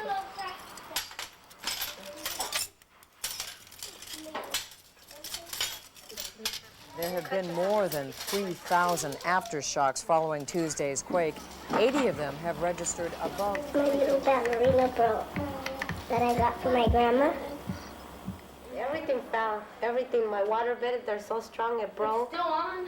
The dining room, my hutch, everything broke. All my dishes broken. I'm scared to stay because, you know, something else happens. I'm scared. And, but I guess everything's fine already. I think we could stay here tonight. Now the people are afraid to go back into any building, even a shelter. Encampments like this one have sprung up all over Watsonville. They seem largely populated by Hispanic families who are now struggling over limited supplies of food, It's clothing, just a and situation blankets. it's bad for all of us. We're not used to this. We don't know what's going to happen. We don't know if we're going to be able to go back home. Tonight, people have prepared for yet more damage, shoring up their homes and preparing for heavy rains. People are taking tonight with it dry, and I don't know that we will, but even if we do, it'll be raining when you wake up in the morning, and will have been for several hours, and then rain through about... Day 5.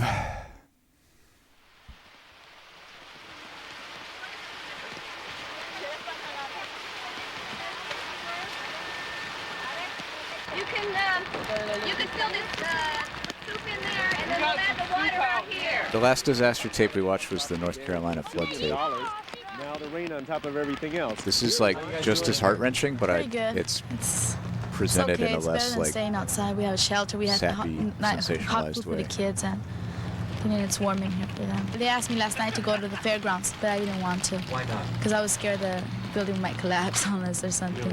I think it's really starting to sink in, the reality of it.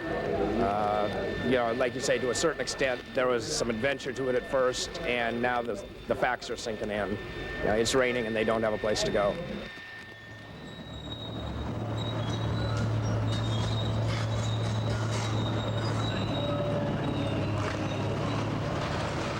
I feel funny. That's my property. They're wrecking.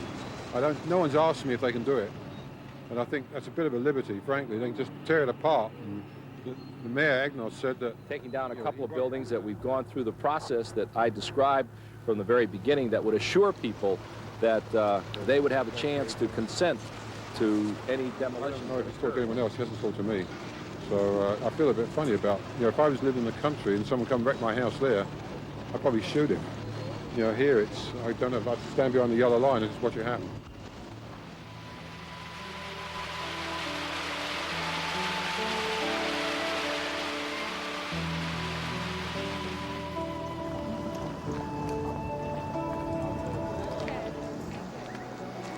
So let's see. The mayor of San Francisco at the time was Art Agnos. And saw something move. No, we have been in a rescue operation that started shortly after 6 o'clock this morning. It was one of the most unstable parts of the whole structure that we've been in all weekend. And we stabilized that area. I made my way around to the other side of the vehicle, the driver's side, where the man was still alive, still in there. And I made contact. He could talk and he would respond to my questions. Down there in the bag. The blue bag. Blue bag underneath. Yeah. The door is open. Seat collar on. Got that? The door's open, so they've got access to the guy. There's put the sea collar in position right now. He's just going to go slow. Okay. It's proceeding well. We're going to be, I'm not sure how much longer we're talking, but we've been in contact with the person in the car, and we have a license number. We're in the process of processing that now. We do have a... Wait, there was still someone alive in there? A 57-year-old 4 male days later? by the name of Buck, B-U-C-K, first name, last name Helms, H-E-L-M-S. Hank, what's the status at this time? Last report I got from Jim is the fact that it's a fact. He's on the board. He's out of the vehicle. He's on the board. He's going to the strokes. He's being lashed. Right there? Yeah. Thank you. He said the fact that his car windows were up and had not been shattered may have hindered the search. They could not hear him, even the special audio equipment, if he was making any Has noise. 3 broken ribs, a concussion, a slight fracture of his skull. The main problems, though, is dehydration, and as a result of that...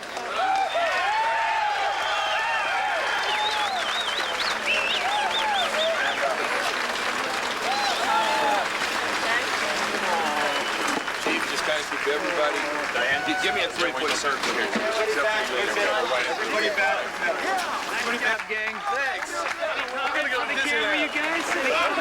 Make any comments? Oh, it's fantastic. Absolutely fantastic. That's got to be, yeah. It's the greatest rescue ever been involved That's in. got to feel Absolutely fabulous. really impactful when you've been He waved his arms. We saw him wave working his for arms days in a crisis, as he was being brought out, and he expecting that you're just lowered to the digging through ground. a big corpse It pile. was just an incredible and a wonderful sight to see this man come out after some 89 hours and to come out and be alive and to be able, as he was, to wave his arms. And Tell me how he was he pinned in there? He wasn't. He was sitting down. His legs were free. He wasn't pinned at all. Took a steering wheel, lifted it right off his lap. So was he talking at all? He's moaning. He was moaning. His wife, Lorene, just arrived. She was airlifted from Weaverville, a small town near And if it Portland. wasn't for all the help that we've had, we probably wouldn't be as strong as we are right now. But we've had people in Trinity County pulling for us, people here in Oakland pulling for us, and probably people all over the world pulling for us. And we just want to give you all our thanks. So we've been riding this emotional roller coaster, all of us, since Tuesday's earthquake. I think he indeed is a symbol of hope and also an indication that in a disaster like this, you never give up.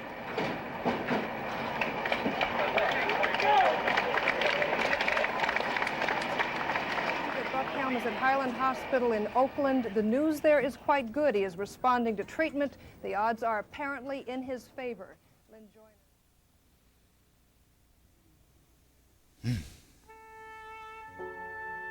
Oh.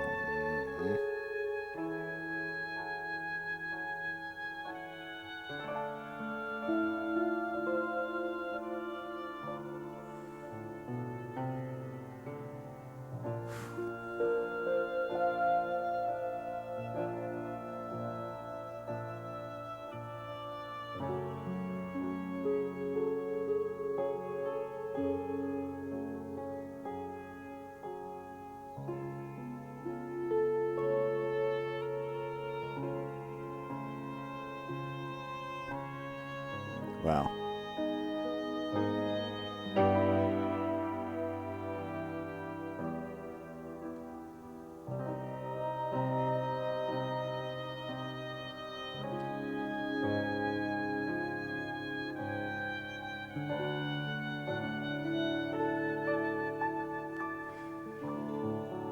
Whew. That was intense and informative.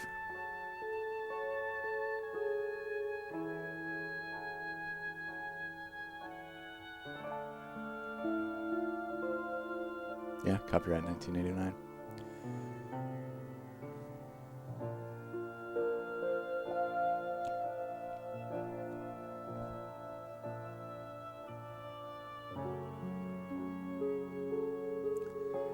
I would be down to watch another like sub 1 hour shortish tape. But oh my God, earthquake tips. Hi, I'm Okay, we'll get back to Jerry in just a sec. Who is Jerry Graham? Joshy D. I've disabled the overlay for the alerts for a second, so if you exclamation point stand back, nothing will happen. I know I don't have to worry about that because all of you have taste. But yeah, I just wanted to. God, that was a really good tape. And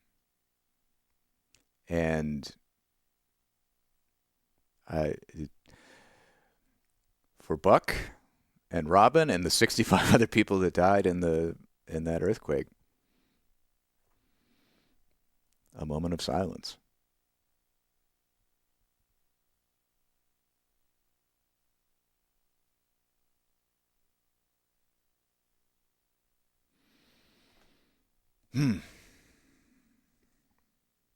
Thank you to Joshy D for sending in that tape. That was a real. Oh no, Twitch reconnect message. That was a very moving account of a slice of local history in Northern California that I was not privy to before. Let's see, and now let me just. I tried to tell you with my well-timed prayer bear alert that it was going to get dark, and it did.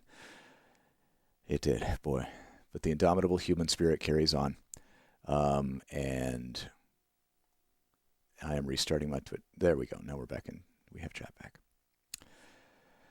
All right, let's learn some earthquake safety.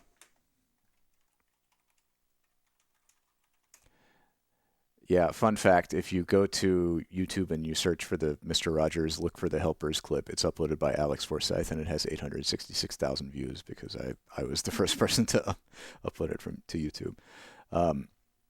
Okay. Let's learn about quake safety now. It seems like a good time for that. Is Jerry Graham... Jerry Graham is that... Hi, I'm Jerry Graham. Although none of us wants to believe it, the earthquake of 1989 was American not as professional big as they wrestler. come. And those scientists keep telling us that the worst is still in the future. Well, all of us who lived through the last quake know that we owe it to ourselves and our loved ones to be as prepared as possible for the next one. Oh, I was thinking Jerry Brown. Sorry, it's been a long time since I've lived in California. Started shaking, you'll probably always remember exactly where you were and what you did. But did you do everything you could have done? Now here's what the experts tell us we should all do when the earth starts shaking. If you're inside in the house or in an office, take cover under a doorway, or you might want to hide under a table or a desk. Stay away from potential falling objects like large bookcases or picture frames or hanging mirrors.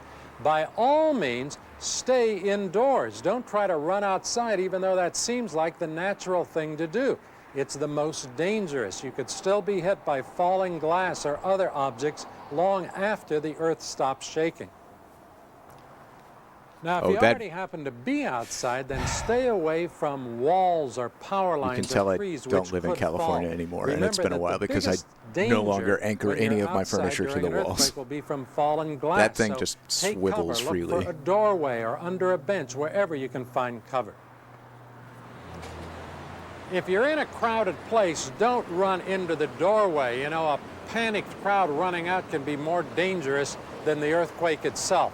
Just try to find a safe place away from possible falling glass or objects, and by all means, stay calm. Finally, if you're in your car, pull over and stay away from power lines, trees, and overpasses. Now, when the earthquake is over and you finally get home, you'll want to make a visual inspection of the house. So check around, look at power Nice lines and convertible, a Jerry. chimney, make sure that their chimney is secure. You won't be able to see cracks in it, so you don't want to start a fire in the fireplace once you get in. That could be dangerous. You want to check immediately for gas leaks as soon as you walk inside. Also a good idea to plan to do your cooking outside if you have a grill. Mainly be cautious when you enter. Do not get in your car and sightsee. You could be hurt by falling debris or get in the way of rescue crews. Now, if you live near the ocean, go inland because of the fear of tidal waves. Otherwise, stay inside your house. If your house is uninhabitable, get out as soon as possible. Turn off your utilities, grab some emergency supplies, and head to the nearest shelter. Be sure to leave a note on your door telling where you are. Avoid using the telephone unless it's to call the one person out of the area that your family has designated as the phone contact. That person can tell your family and friends that you're all right. It's hard to think clearly That's pretty smart. during an earthquake.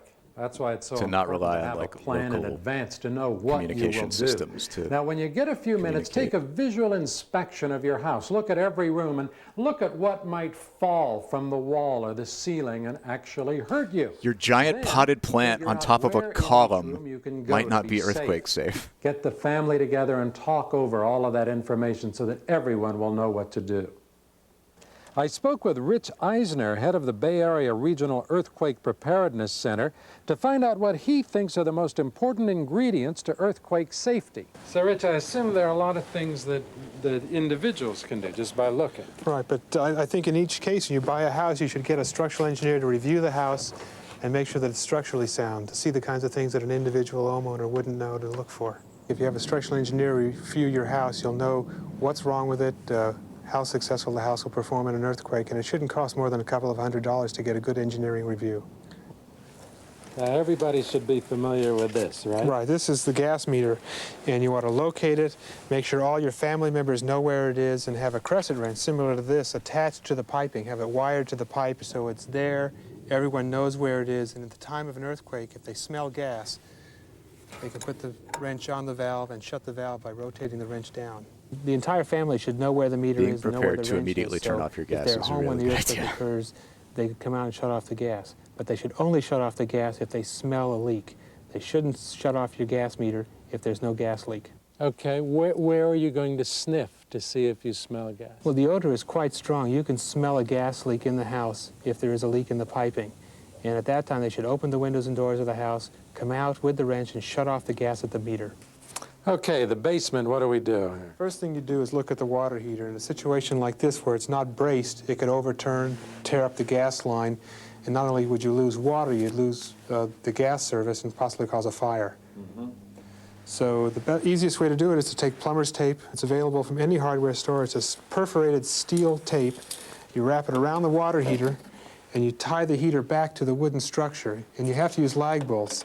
They're about a 3-inch long bolt. Wood screws just aren't adequate to hold a water heater during an earthquake. Only So screw this the is wood something almost screws anybody could or the do. lag bolts Very into simple the post, project, not easily into the water done, heater. very inexpensive, not more than about $4 or $5 in hardware, and it makes a tremendous amount of difference after an earthquake.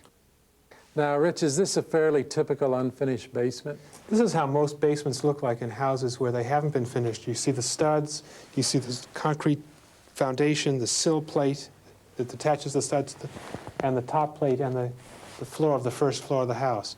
What you don't see here, what you should see, is bracing. There needs to be plywood applied to the face of these studs to keep them from moving in this way. You can see they're not very rigid in this direction.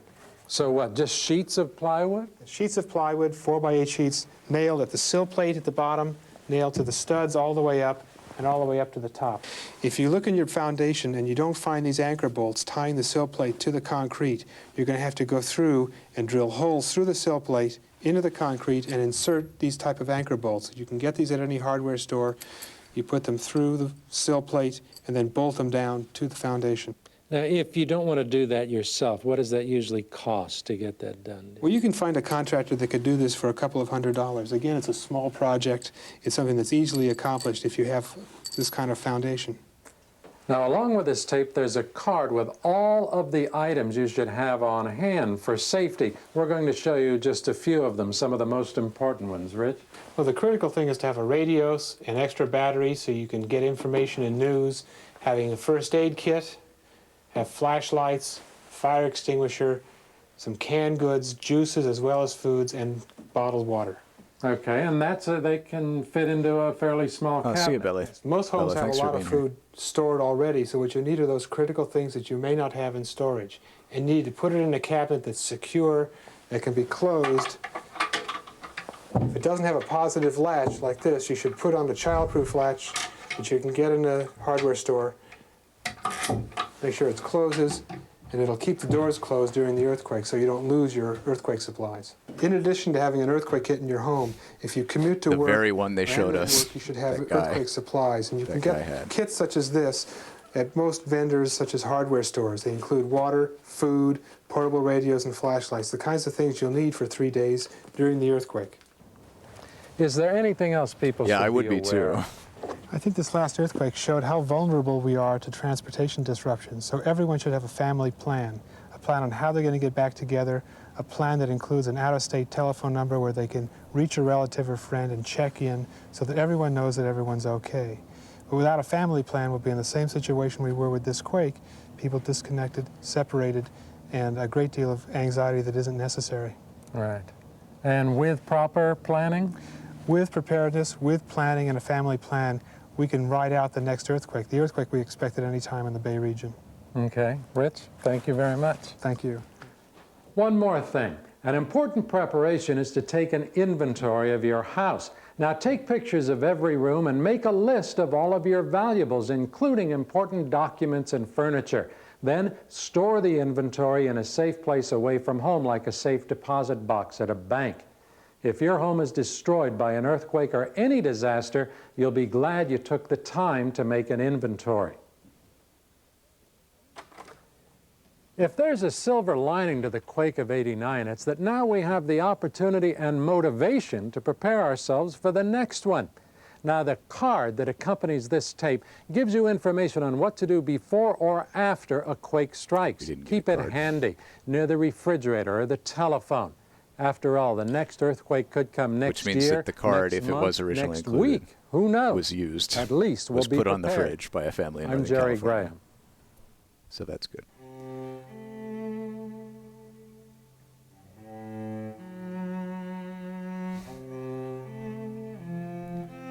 Ooh. The producers wish to thank the dedicated professionals of KRON TV who assisted in the coverage of a quake of '89. Ooh. Well, we got through some momentary tracking issues to watch the entirety of that tape, and I'm glad we did. That was really, really something. I think I got time to do one more 30-minute tape, and I picked one out. I don't know what to expect, but we had Kelly Dream Club earlier, so we have had some children's content, but we have not had any Christian children's content.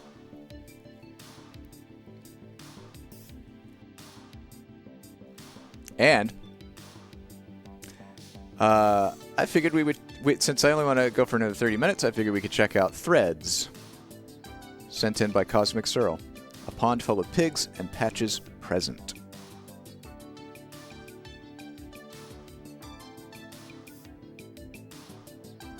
I feel like this will be a change of pace, a welcome change of pace. I'll be right back.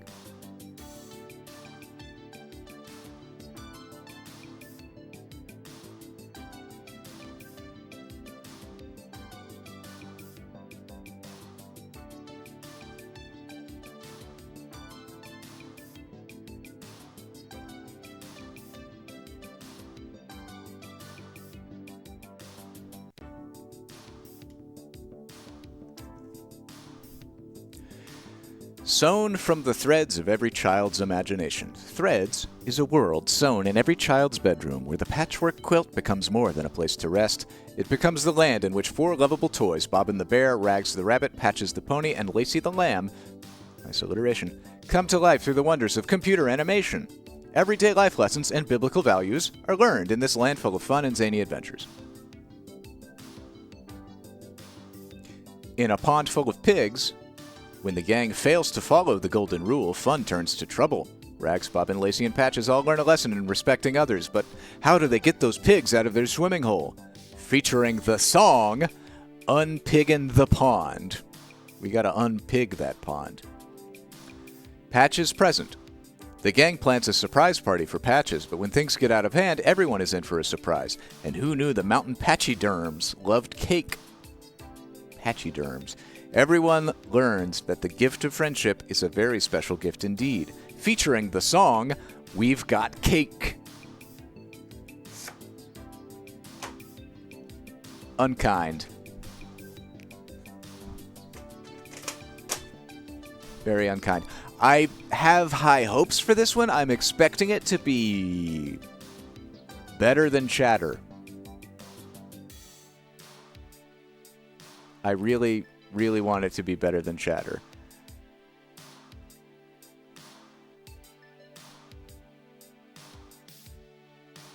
So let's see. It is rewinding now. Let me make sure that the alerts are back on. Stand back.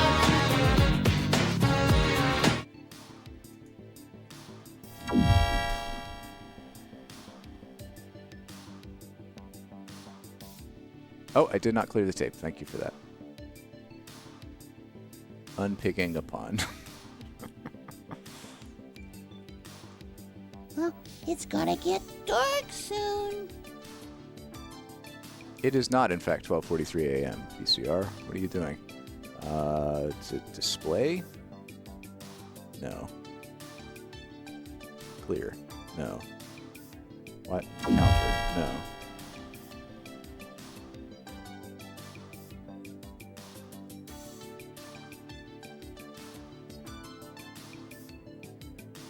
I don't know why it's showing the time now. Oh well. How we doing, Rewinder? We're close. We're very close. Yes, so ghosts and other alerts are all queued to, there's only one playing at a time.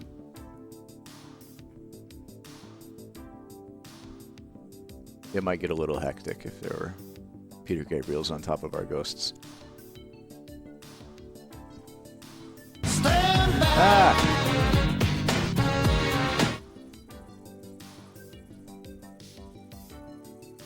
I'm rewinding here. Okay, we're done. No, we're not. We're almost done. Come on, threads.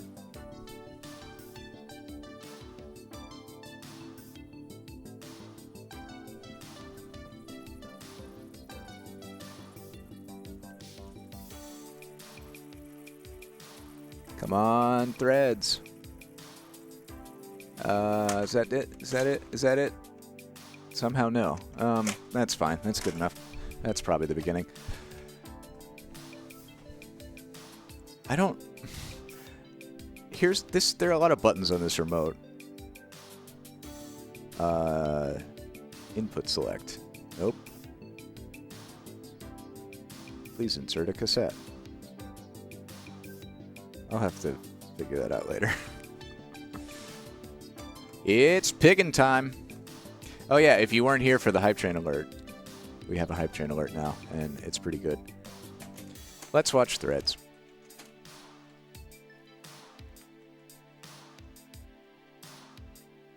Let's see if we're, okay, we're almost to the beginning.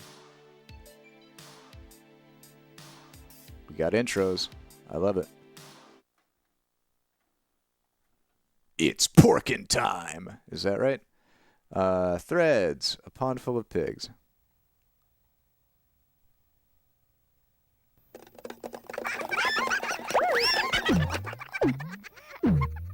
He. Whoops.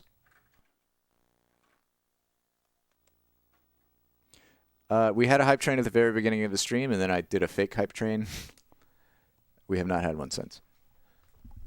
I don't know. It's set to automatic, so I don't know what the cooldown is on hype trains. It's whatever the Twitch robot thinks it should be. I can do it again at the end if we don't get a hype train. That's fine. The patchwork quilt Grandma made for your bed. I want everyone to see it. All cozy and stitched up in layers. May be a good place for a nap or a rest, or to quietly say heartfelt prayers. But to the stuffed animals perched on that quilt, Those colorful stitches and seams are also a land filled with fun and adventure, sewn with threads from your most pleasant dreams.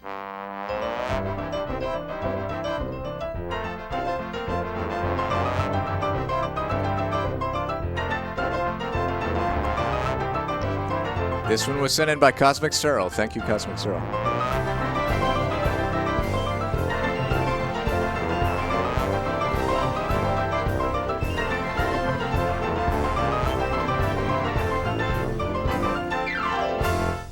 It's from the year 2000.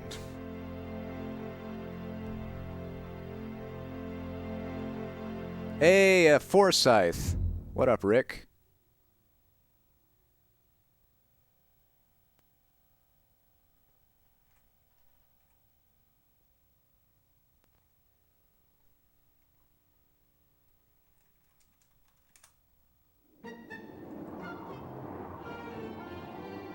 Okay, I think I'm ready.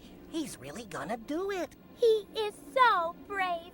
Be careful, Patches. Ooh, I can't watch. Oh, this very stilted early 2000s CG animation. Hey, it's not cold at all. Come on in, guys.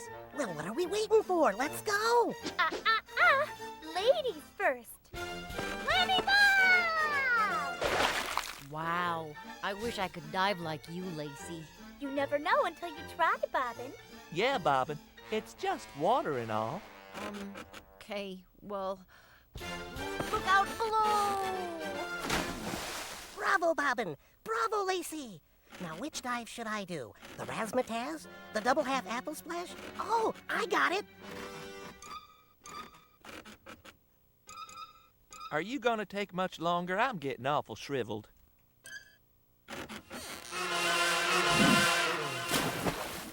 That was amazing. Yeah, that was great! Do it again! Do it again! That wasn't supposed to happen. Now I planted my feet, moved into a triple cinnamon twist, then... Yeah, then that horn blew and got me all twisted up. You mean the horn wasn't part of your dive? I was wondering how he did that. I don't know about you guys, but I'm gonna Oh, yeah, find this out does who's have- blowing that horn. Who's with me? I guess this was a VeggieTales copycat, huh? I'm in. I was getting all pruny anyway. You coming, Bobbin? I don't know. Rag's adventures make me nervous. Oh, come on. It'll be fun. Oh, all right. I just hope this time I don't get stuck riding backwards on a giraffe. Okay, if we're gonna do this finding thing right, we need to start by combing the perimeter. The pahoometer? That means we should go look around. Oh, well, why didn't he say so? Now let's spread out and don't forget to yell if you find something. Thread out. Restart to install the latest Windows updates. No, thank you. Ooh, daisies! A bush. Some moss. Hey, a snail! Yoo-hoo! Everybody, look at this! Now we're getting somewhere. To the hut! Lloyd's hut. It's so quaint! I knew bamboo would make a comeback this spring. Never mind the hut. What's that? Wow! It's so intricate. And shiny. Why do you think it's here? Ooh, here's another sign. Treat this horn as you treat your own. It's here for a reason and needs to keep blowing. Be back soon, Floyd, Pig Captain. Pigs got captains? How interesting. You know, I'm thinking maybe we should just head back to the pond. What a set of pipes. I'm No not wonder my really guys- familiar at all with the lore of this Careful, series. Rags. Don't forget that sign. Well, it doesn't say Are not the to pigs touch their it. mortal enemies? Maybe you should wait for that Mr. Floyd to get back. It is rather loud. How about just It is rather loud, like Peter Gabriel. Really think you should be touching that, Rags? I mean, it said to treat it like you would your own and all. take it easy? I just want to turn it down. There's got to be a switch or a knob or something. Okay, horn. That does it. Stand back. Stand back. See? I told Threads you I knew what I is was a doing. 1984 British-Australian apocalyptic war drama television film jointly produced by the BBC Nine Network and Western World Television. Somebody please a dramatic account of a nuclear war and its effects in Britain. Specifically on the city of Sheffield. All right, Can't well, be a good sign. it's definitely not what we're Can't watching. be that bad, can it? Maybe we should go and see what all the hullabaloo's about. Am I dressed appropriately for a There's hullabaloo? very little information on this wait up. show. Now that's what I call a pond full of pigs. There's an IMDb page for this episode. There's no room for anything else. Somehow This may have been like produced as a pilot and then never got picked up. So what we need to do is unpig the pond. Anybody got a plan for unpigging the pond? We could try and find that Mr. Floyd. That's way too Hey, many pigs. I could try rounding those pigs up. A pig roundup. I love it. All right, guys, let's give them some room.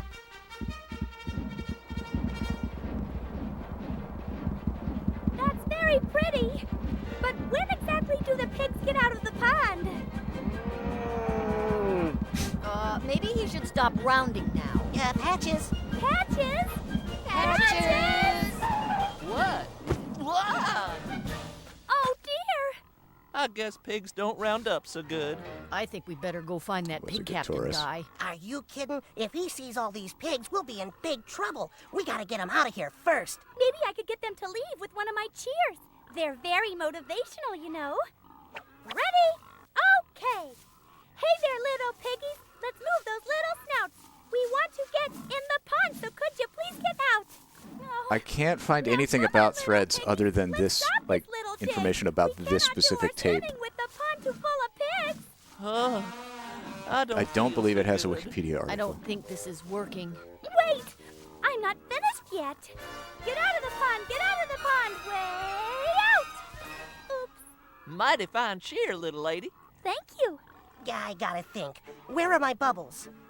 Excuse me, Rags, I hate to interrupt, but I really think we should find that Mr. Captain Floyd pig guy and tell him what we've done before it gets any worse. Oh, maybe you're right, Bobbin. Wait a minute, I've got it! Oh, dear.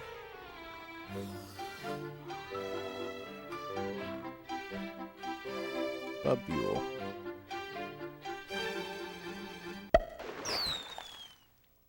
Now that's what I call unpigging the pond.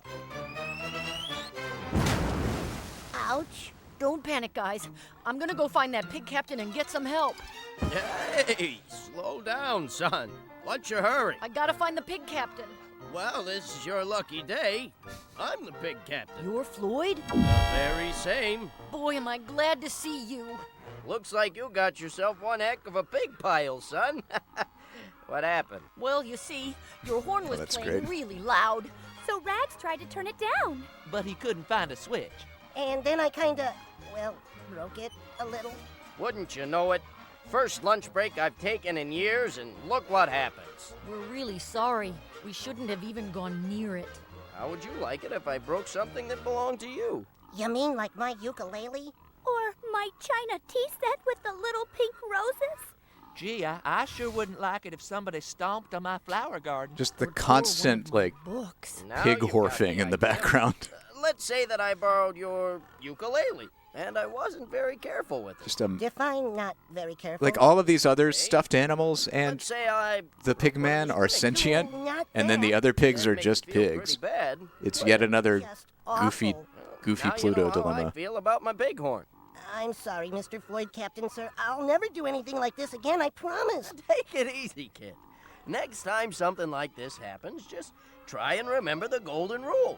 You know, do unto others' pighorns as you'd have them do unto your ukulele. Is that really the golden rule? Well, not exactly, but Wait, I've heard this before.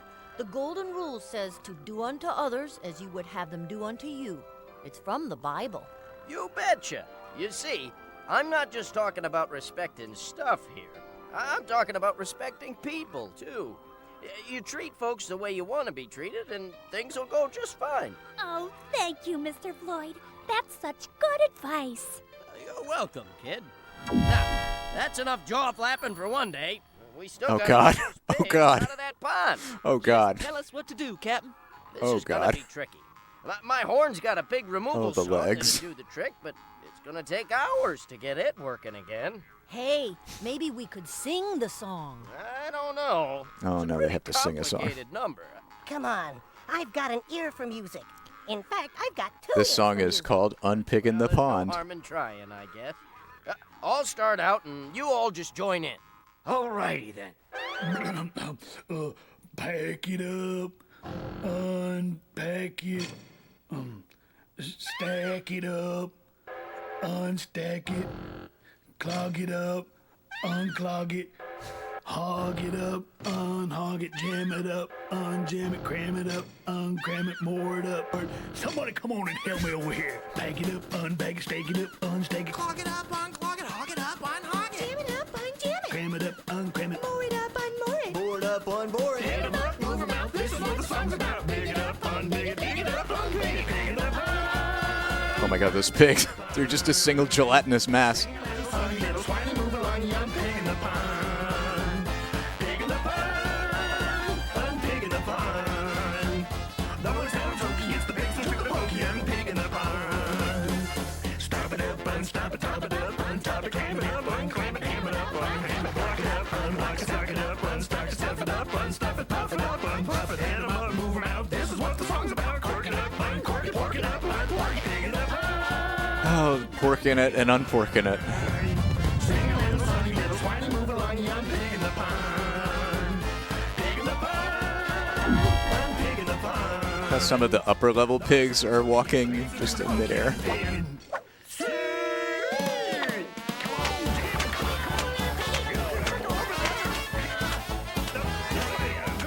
Oh god.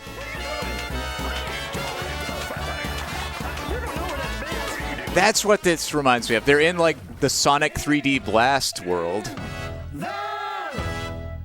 I'm just talking about moving the bacon, baby. I'm just talking about moving the bacon, baby. Okay. All right. Sure. Thank you very much. What do you know? It worked! Uh-oh. Sounds like they're getting hungry. Well, I better get their supper. I've had enough belly achings for one day. Yikes, it's getting late. You don't think this is better than Kelly Dream Club, Wait, Amara? if we hurry, I've got just enough sunlight to try my dive again. Oh, goody! I sure hope he does that thing with the tree again. Okay, guys, get ready for my real triple flipple flapjack with a cinnamon twist. Ooh-wee. I think I'm allergic to pigs. Tomorrow, we're going bowling.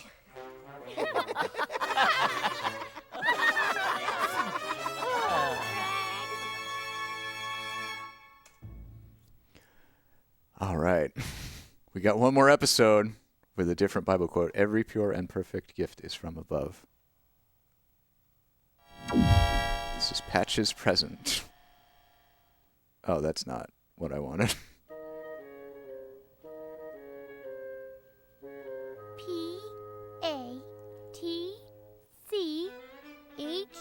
P-A-T-C-H-E-S. There!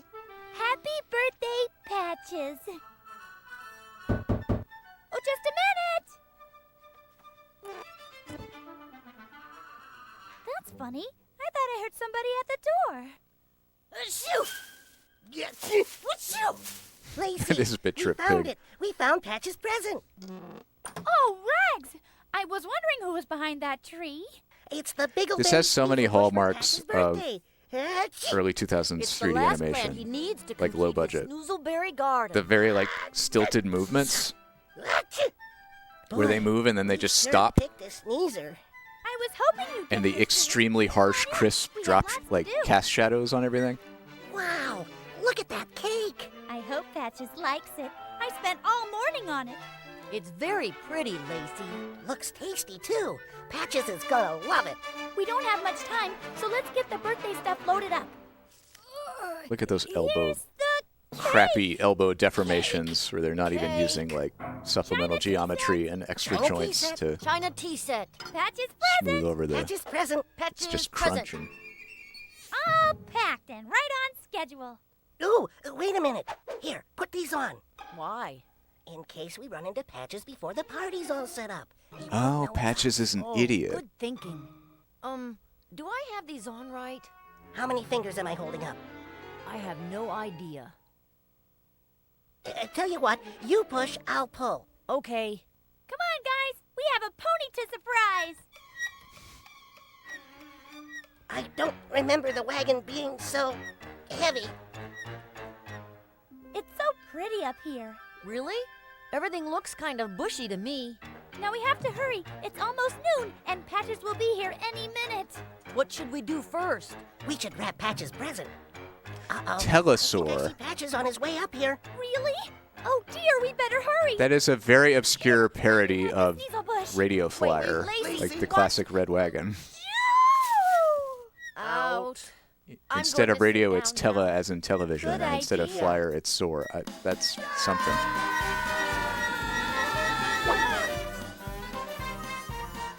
I wonder what that noise We got muted trumpets. is. Hey, a roller coaster. Oh, right. Yeah! Does anybody have a parachute? Wait, I just might. We're saved. That's not a parachute. Oh, parachute. Well, that's different. Nice shoes. Thank you.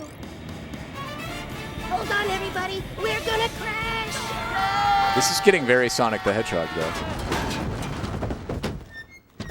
Wow, nice work back there, Lacey. It kind of does I guess. remind me of Red versus Blue. I get it. Woo-wee. You guys really outdid yourselves this year.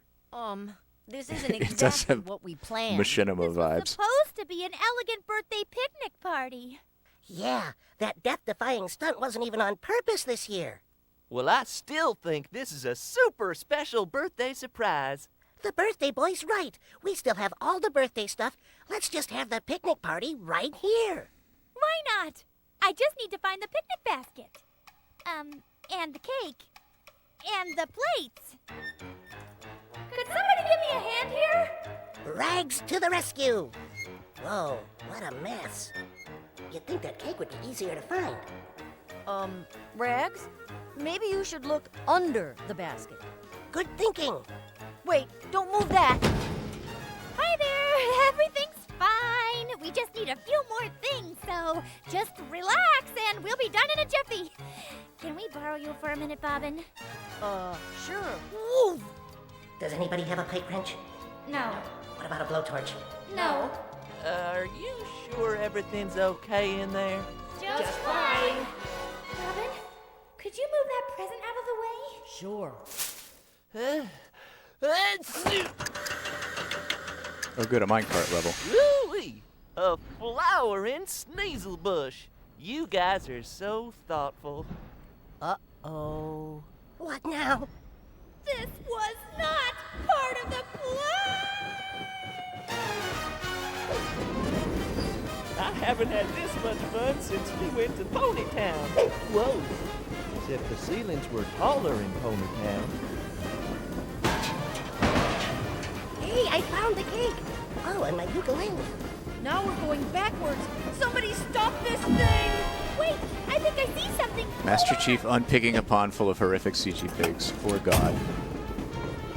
That's quite a good ghost. Guys?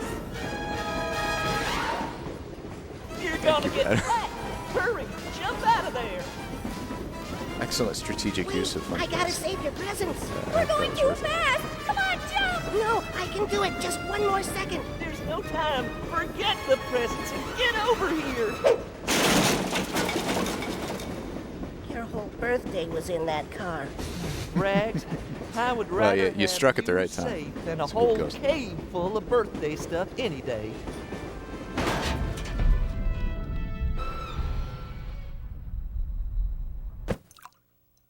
Uh-oh. Why did that? Oh, he's holding a cup of tea. You keep your voice down. I was wondering why his ass made a sloshing noise when they tapped it. Pachyderm Social Club. Quite right. What's a pachyderm?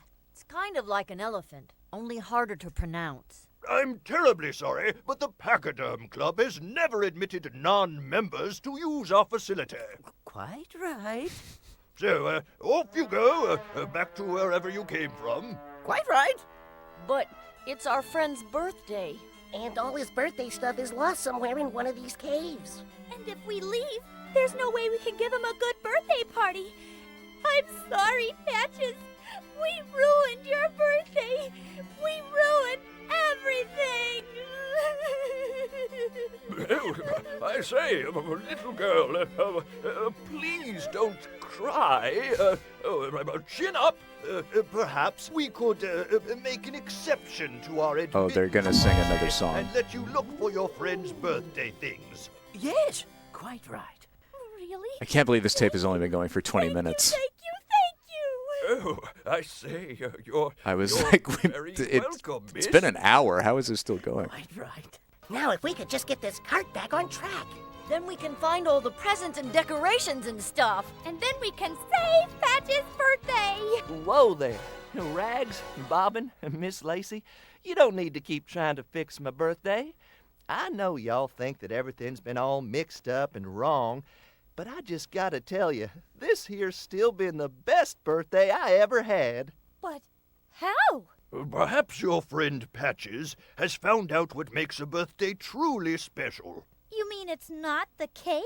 Or the decorations? Or a really sneezy sneasel bush? Good Jesus. heavens, no. All Jesus those makes things your are very birthday nice. special. But what really makes a birthday special is being with people you love. I really hate bipedal elephants. Hey, he's They're right. giant That stampers. is why this is such a great birthday. 'Cause I got to spend it with all of you. You know, friends are one of God's greatest gifts to us. Isn't that right, Philip? Quite right, Nigel.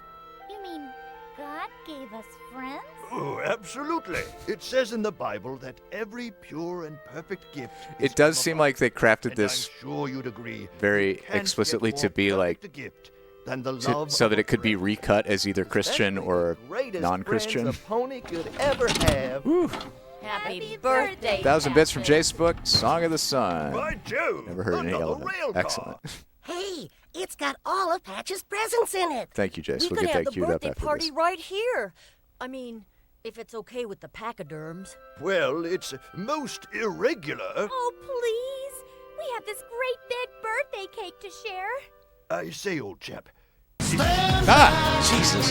Thank you for that. Well, why didn't you say so? They've got cake! They've got cake! All right, sorry. I'm capturing clean takes of both of these songs. I got the first one already. Big birthday cake to share. I say, old chap, did she say cake? Quite right. Well, why didn't you say so? They've got cake! They've got cake! That elephant is doing the Peter Gabriel right there. Oh my God, the horns.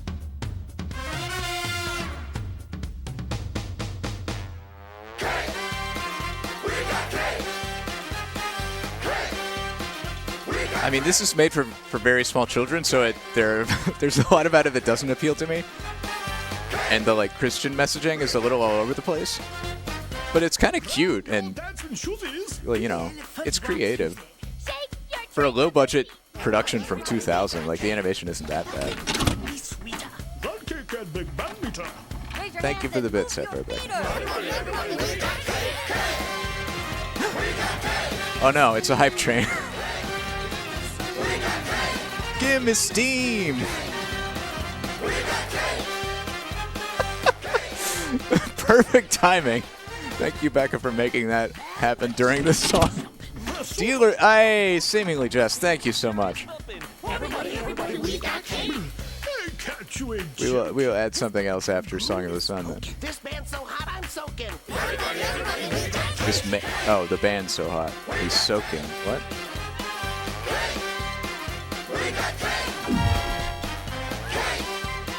A chorus line of elephants? Elephants playing the guitar?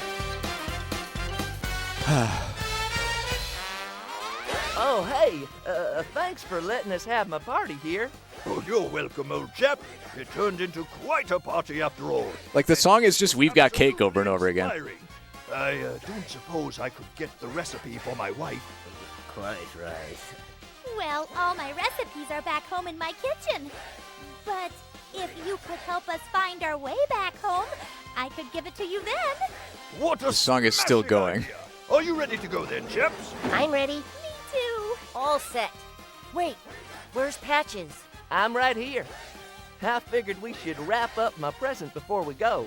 If one of these pachyderms got a whiff of this sneasel bush, we'd have spent the rest of my birthday on the moon. I really want cake now.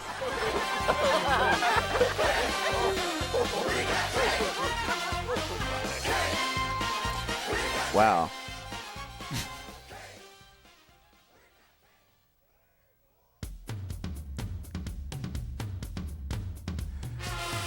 That was it, man.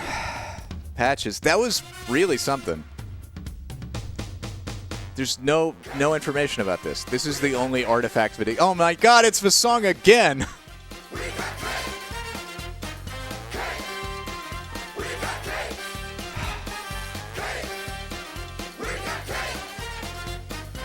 Grab your dancing shoesies. Do the elephant watusi. Shake your train caboose. Everybody, we got cake.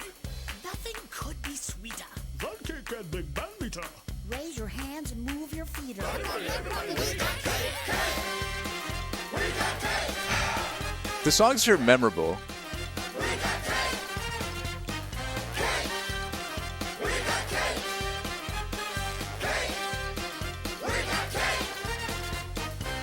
Man, the joint is jumping. There's so much Ella bumping. This beat here sure is thumping. So much Ella bumping. Hey, cat, you ain't joking. This pachyderm groove is smoking. This band's so hot, I'm soaking. Wow. Wow. That's 4 pages of credits for the chorus.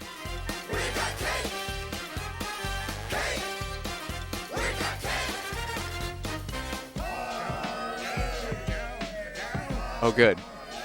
More promos. I want to see a Threads PlayStation 1 game. Give your child the world. Threads Pond Full of Pigs on DVD with bonus tracks that include interviews with the creators, a behind-the-scenes look at the making of the video, behind the a scenes, special music video version of Cake featuring Nicole C. Mullen and Salvador, as well as other surprise tracks available only on DVD. What? Pick one up this fall at your local Christian video Oh, retailer. to hell with you. You could have put the extras on VHS. Give your child the world. Start with a pony, a rabbit, a bear, and a lamb. Give your child the world? Plush, soft, cuddly toys. Each is 11 From inches tall and Gund. made to be played with by Gund, America's oldest soft toy company. Everland partner Colorado Casual will release Threads t-shirts and hats in both child and adult sizes. And coming in the spring Did these products ever line of exist? Threads children's clothing. I really want to know. Like, they're making a huge merchandising push for this thing that never turned into anything and was just a single videotape. With a complete line of picture, activity, and coloring books coming spring of 2001. Group Publishing will be releasing a full preschool Threads curriculum for Sunday school, midweek, and My God. VBS settings. The package will include the video, activities, and teaching materials. Get all these and other quality Everland children's products at your local Christian bookstore. Threads, Pond Full of Pigs, DVD. Wait. Oh, this is the DVD version of Threads of Pond Full of Pigs. There's a post about it on the Lost Films subreddit. Like, I don't think anything else ever came out except for this tape. Or else maybe it existed and it's just not preserved. If anyone finds the Threads DVD at a thrift store, send it in. Wow. Yeah, they were really putting all their money behind Threads, and I don't think it worked out for them, sadly. Let's get our 2 songs queued up here. And then we can talk about what we learned. We wanted J-Spook wanted Song of the Sun, and then let's see, we had from Seemingly Jess, Dealer's Choice. So let's do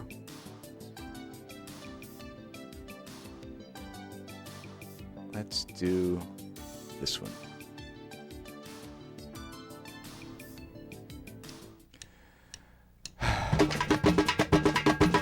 Enjoy. The thing about this. All right, so I looked it up. This says, from award-winning animation producer and director Chris Olsen, combined with musical talents of Dove Award-winning and Grammy-nominated producer and composer David Mullen. Copyright 2000, Word Entertainment, a division of Word Music Group. Nashville, Tennessee. And then there's two web addresses. So one is everlandentertainment.com. The other is threadsvideos.com, which no longer has anything there, but if you go to the Wayback Machine, there are some snapshots of it from 2001 and 2002. But it's just a page that says, if another window did not pop up, click here. And so you click the link and it opens a pop-up window and then nothing loads. And I think it's like, it was a Flash site probably. Wow, this is literally just an, oh yeah, this is like an archived or a placeholder. The thing was not actually, yeah, not available. So I'm pretty sure it was a Flash site, which means it's like not archived. And I looked up Everland Entertainment.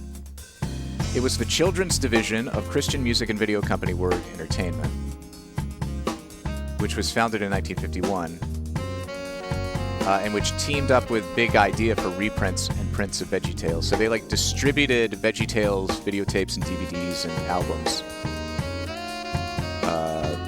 from 1994 until 2018.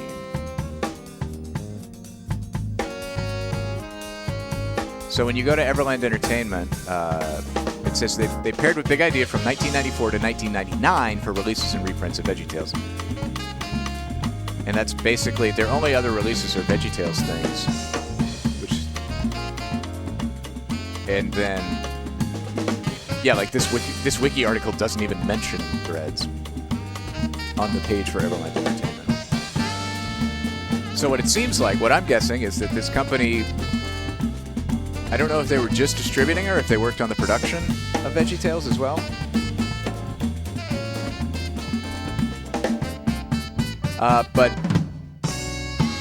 I assume they got involved, they saw the success of VeggieTales, they worked on it, they helped, make it possible.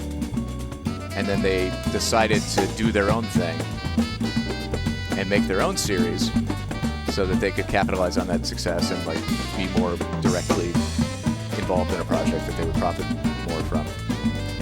And they clearly made a huge marketing push and had all these partnerships with these companies to produce hats and soft dolls and DVDs, and none of that ever happened.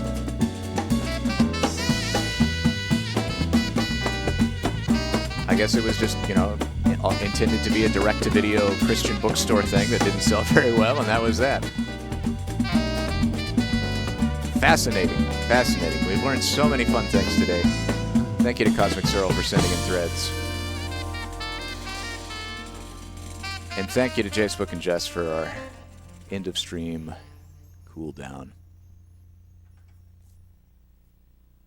Oh, the rabbit? Until next stuffed time, rabbit? keep grooving, and I hope to see you soon. Until next time, folks, keep grooving. I think that's going to be it for our stream today. Thank you for tuning in to Golden VCR.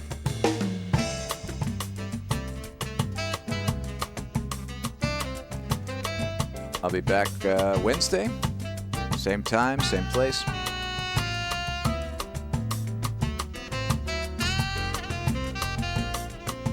We'll watch more tapes. I have really got to get. We're freeing up some space now. That's good. But I really, really got to get those tapes out of the hallway and onto the website.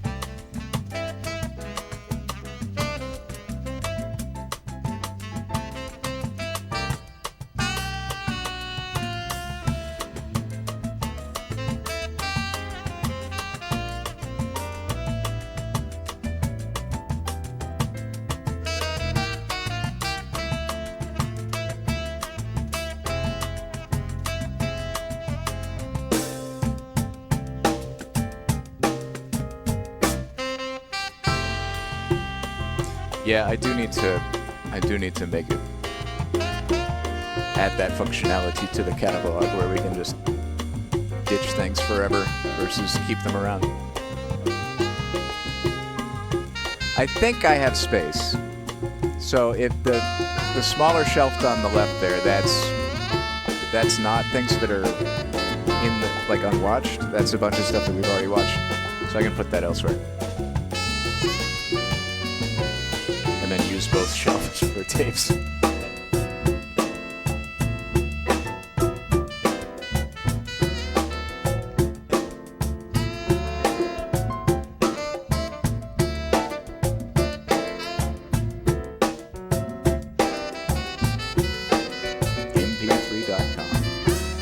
Shout out to Robert Kyle for this amazing music.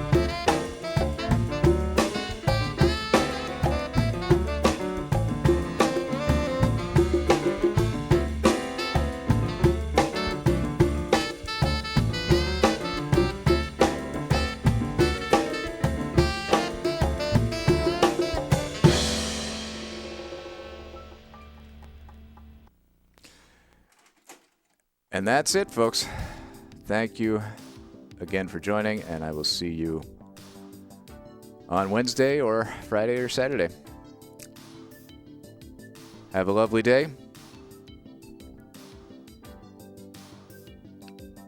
And we'll see you soon.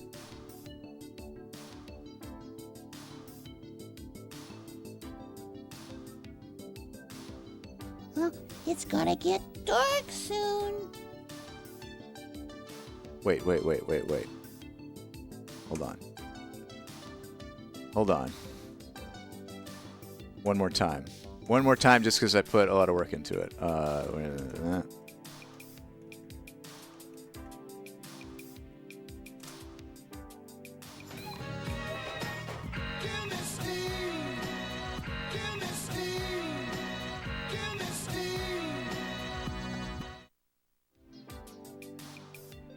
Bye, everyone.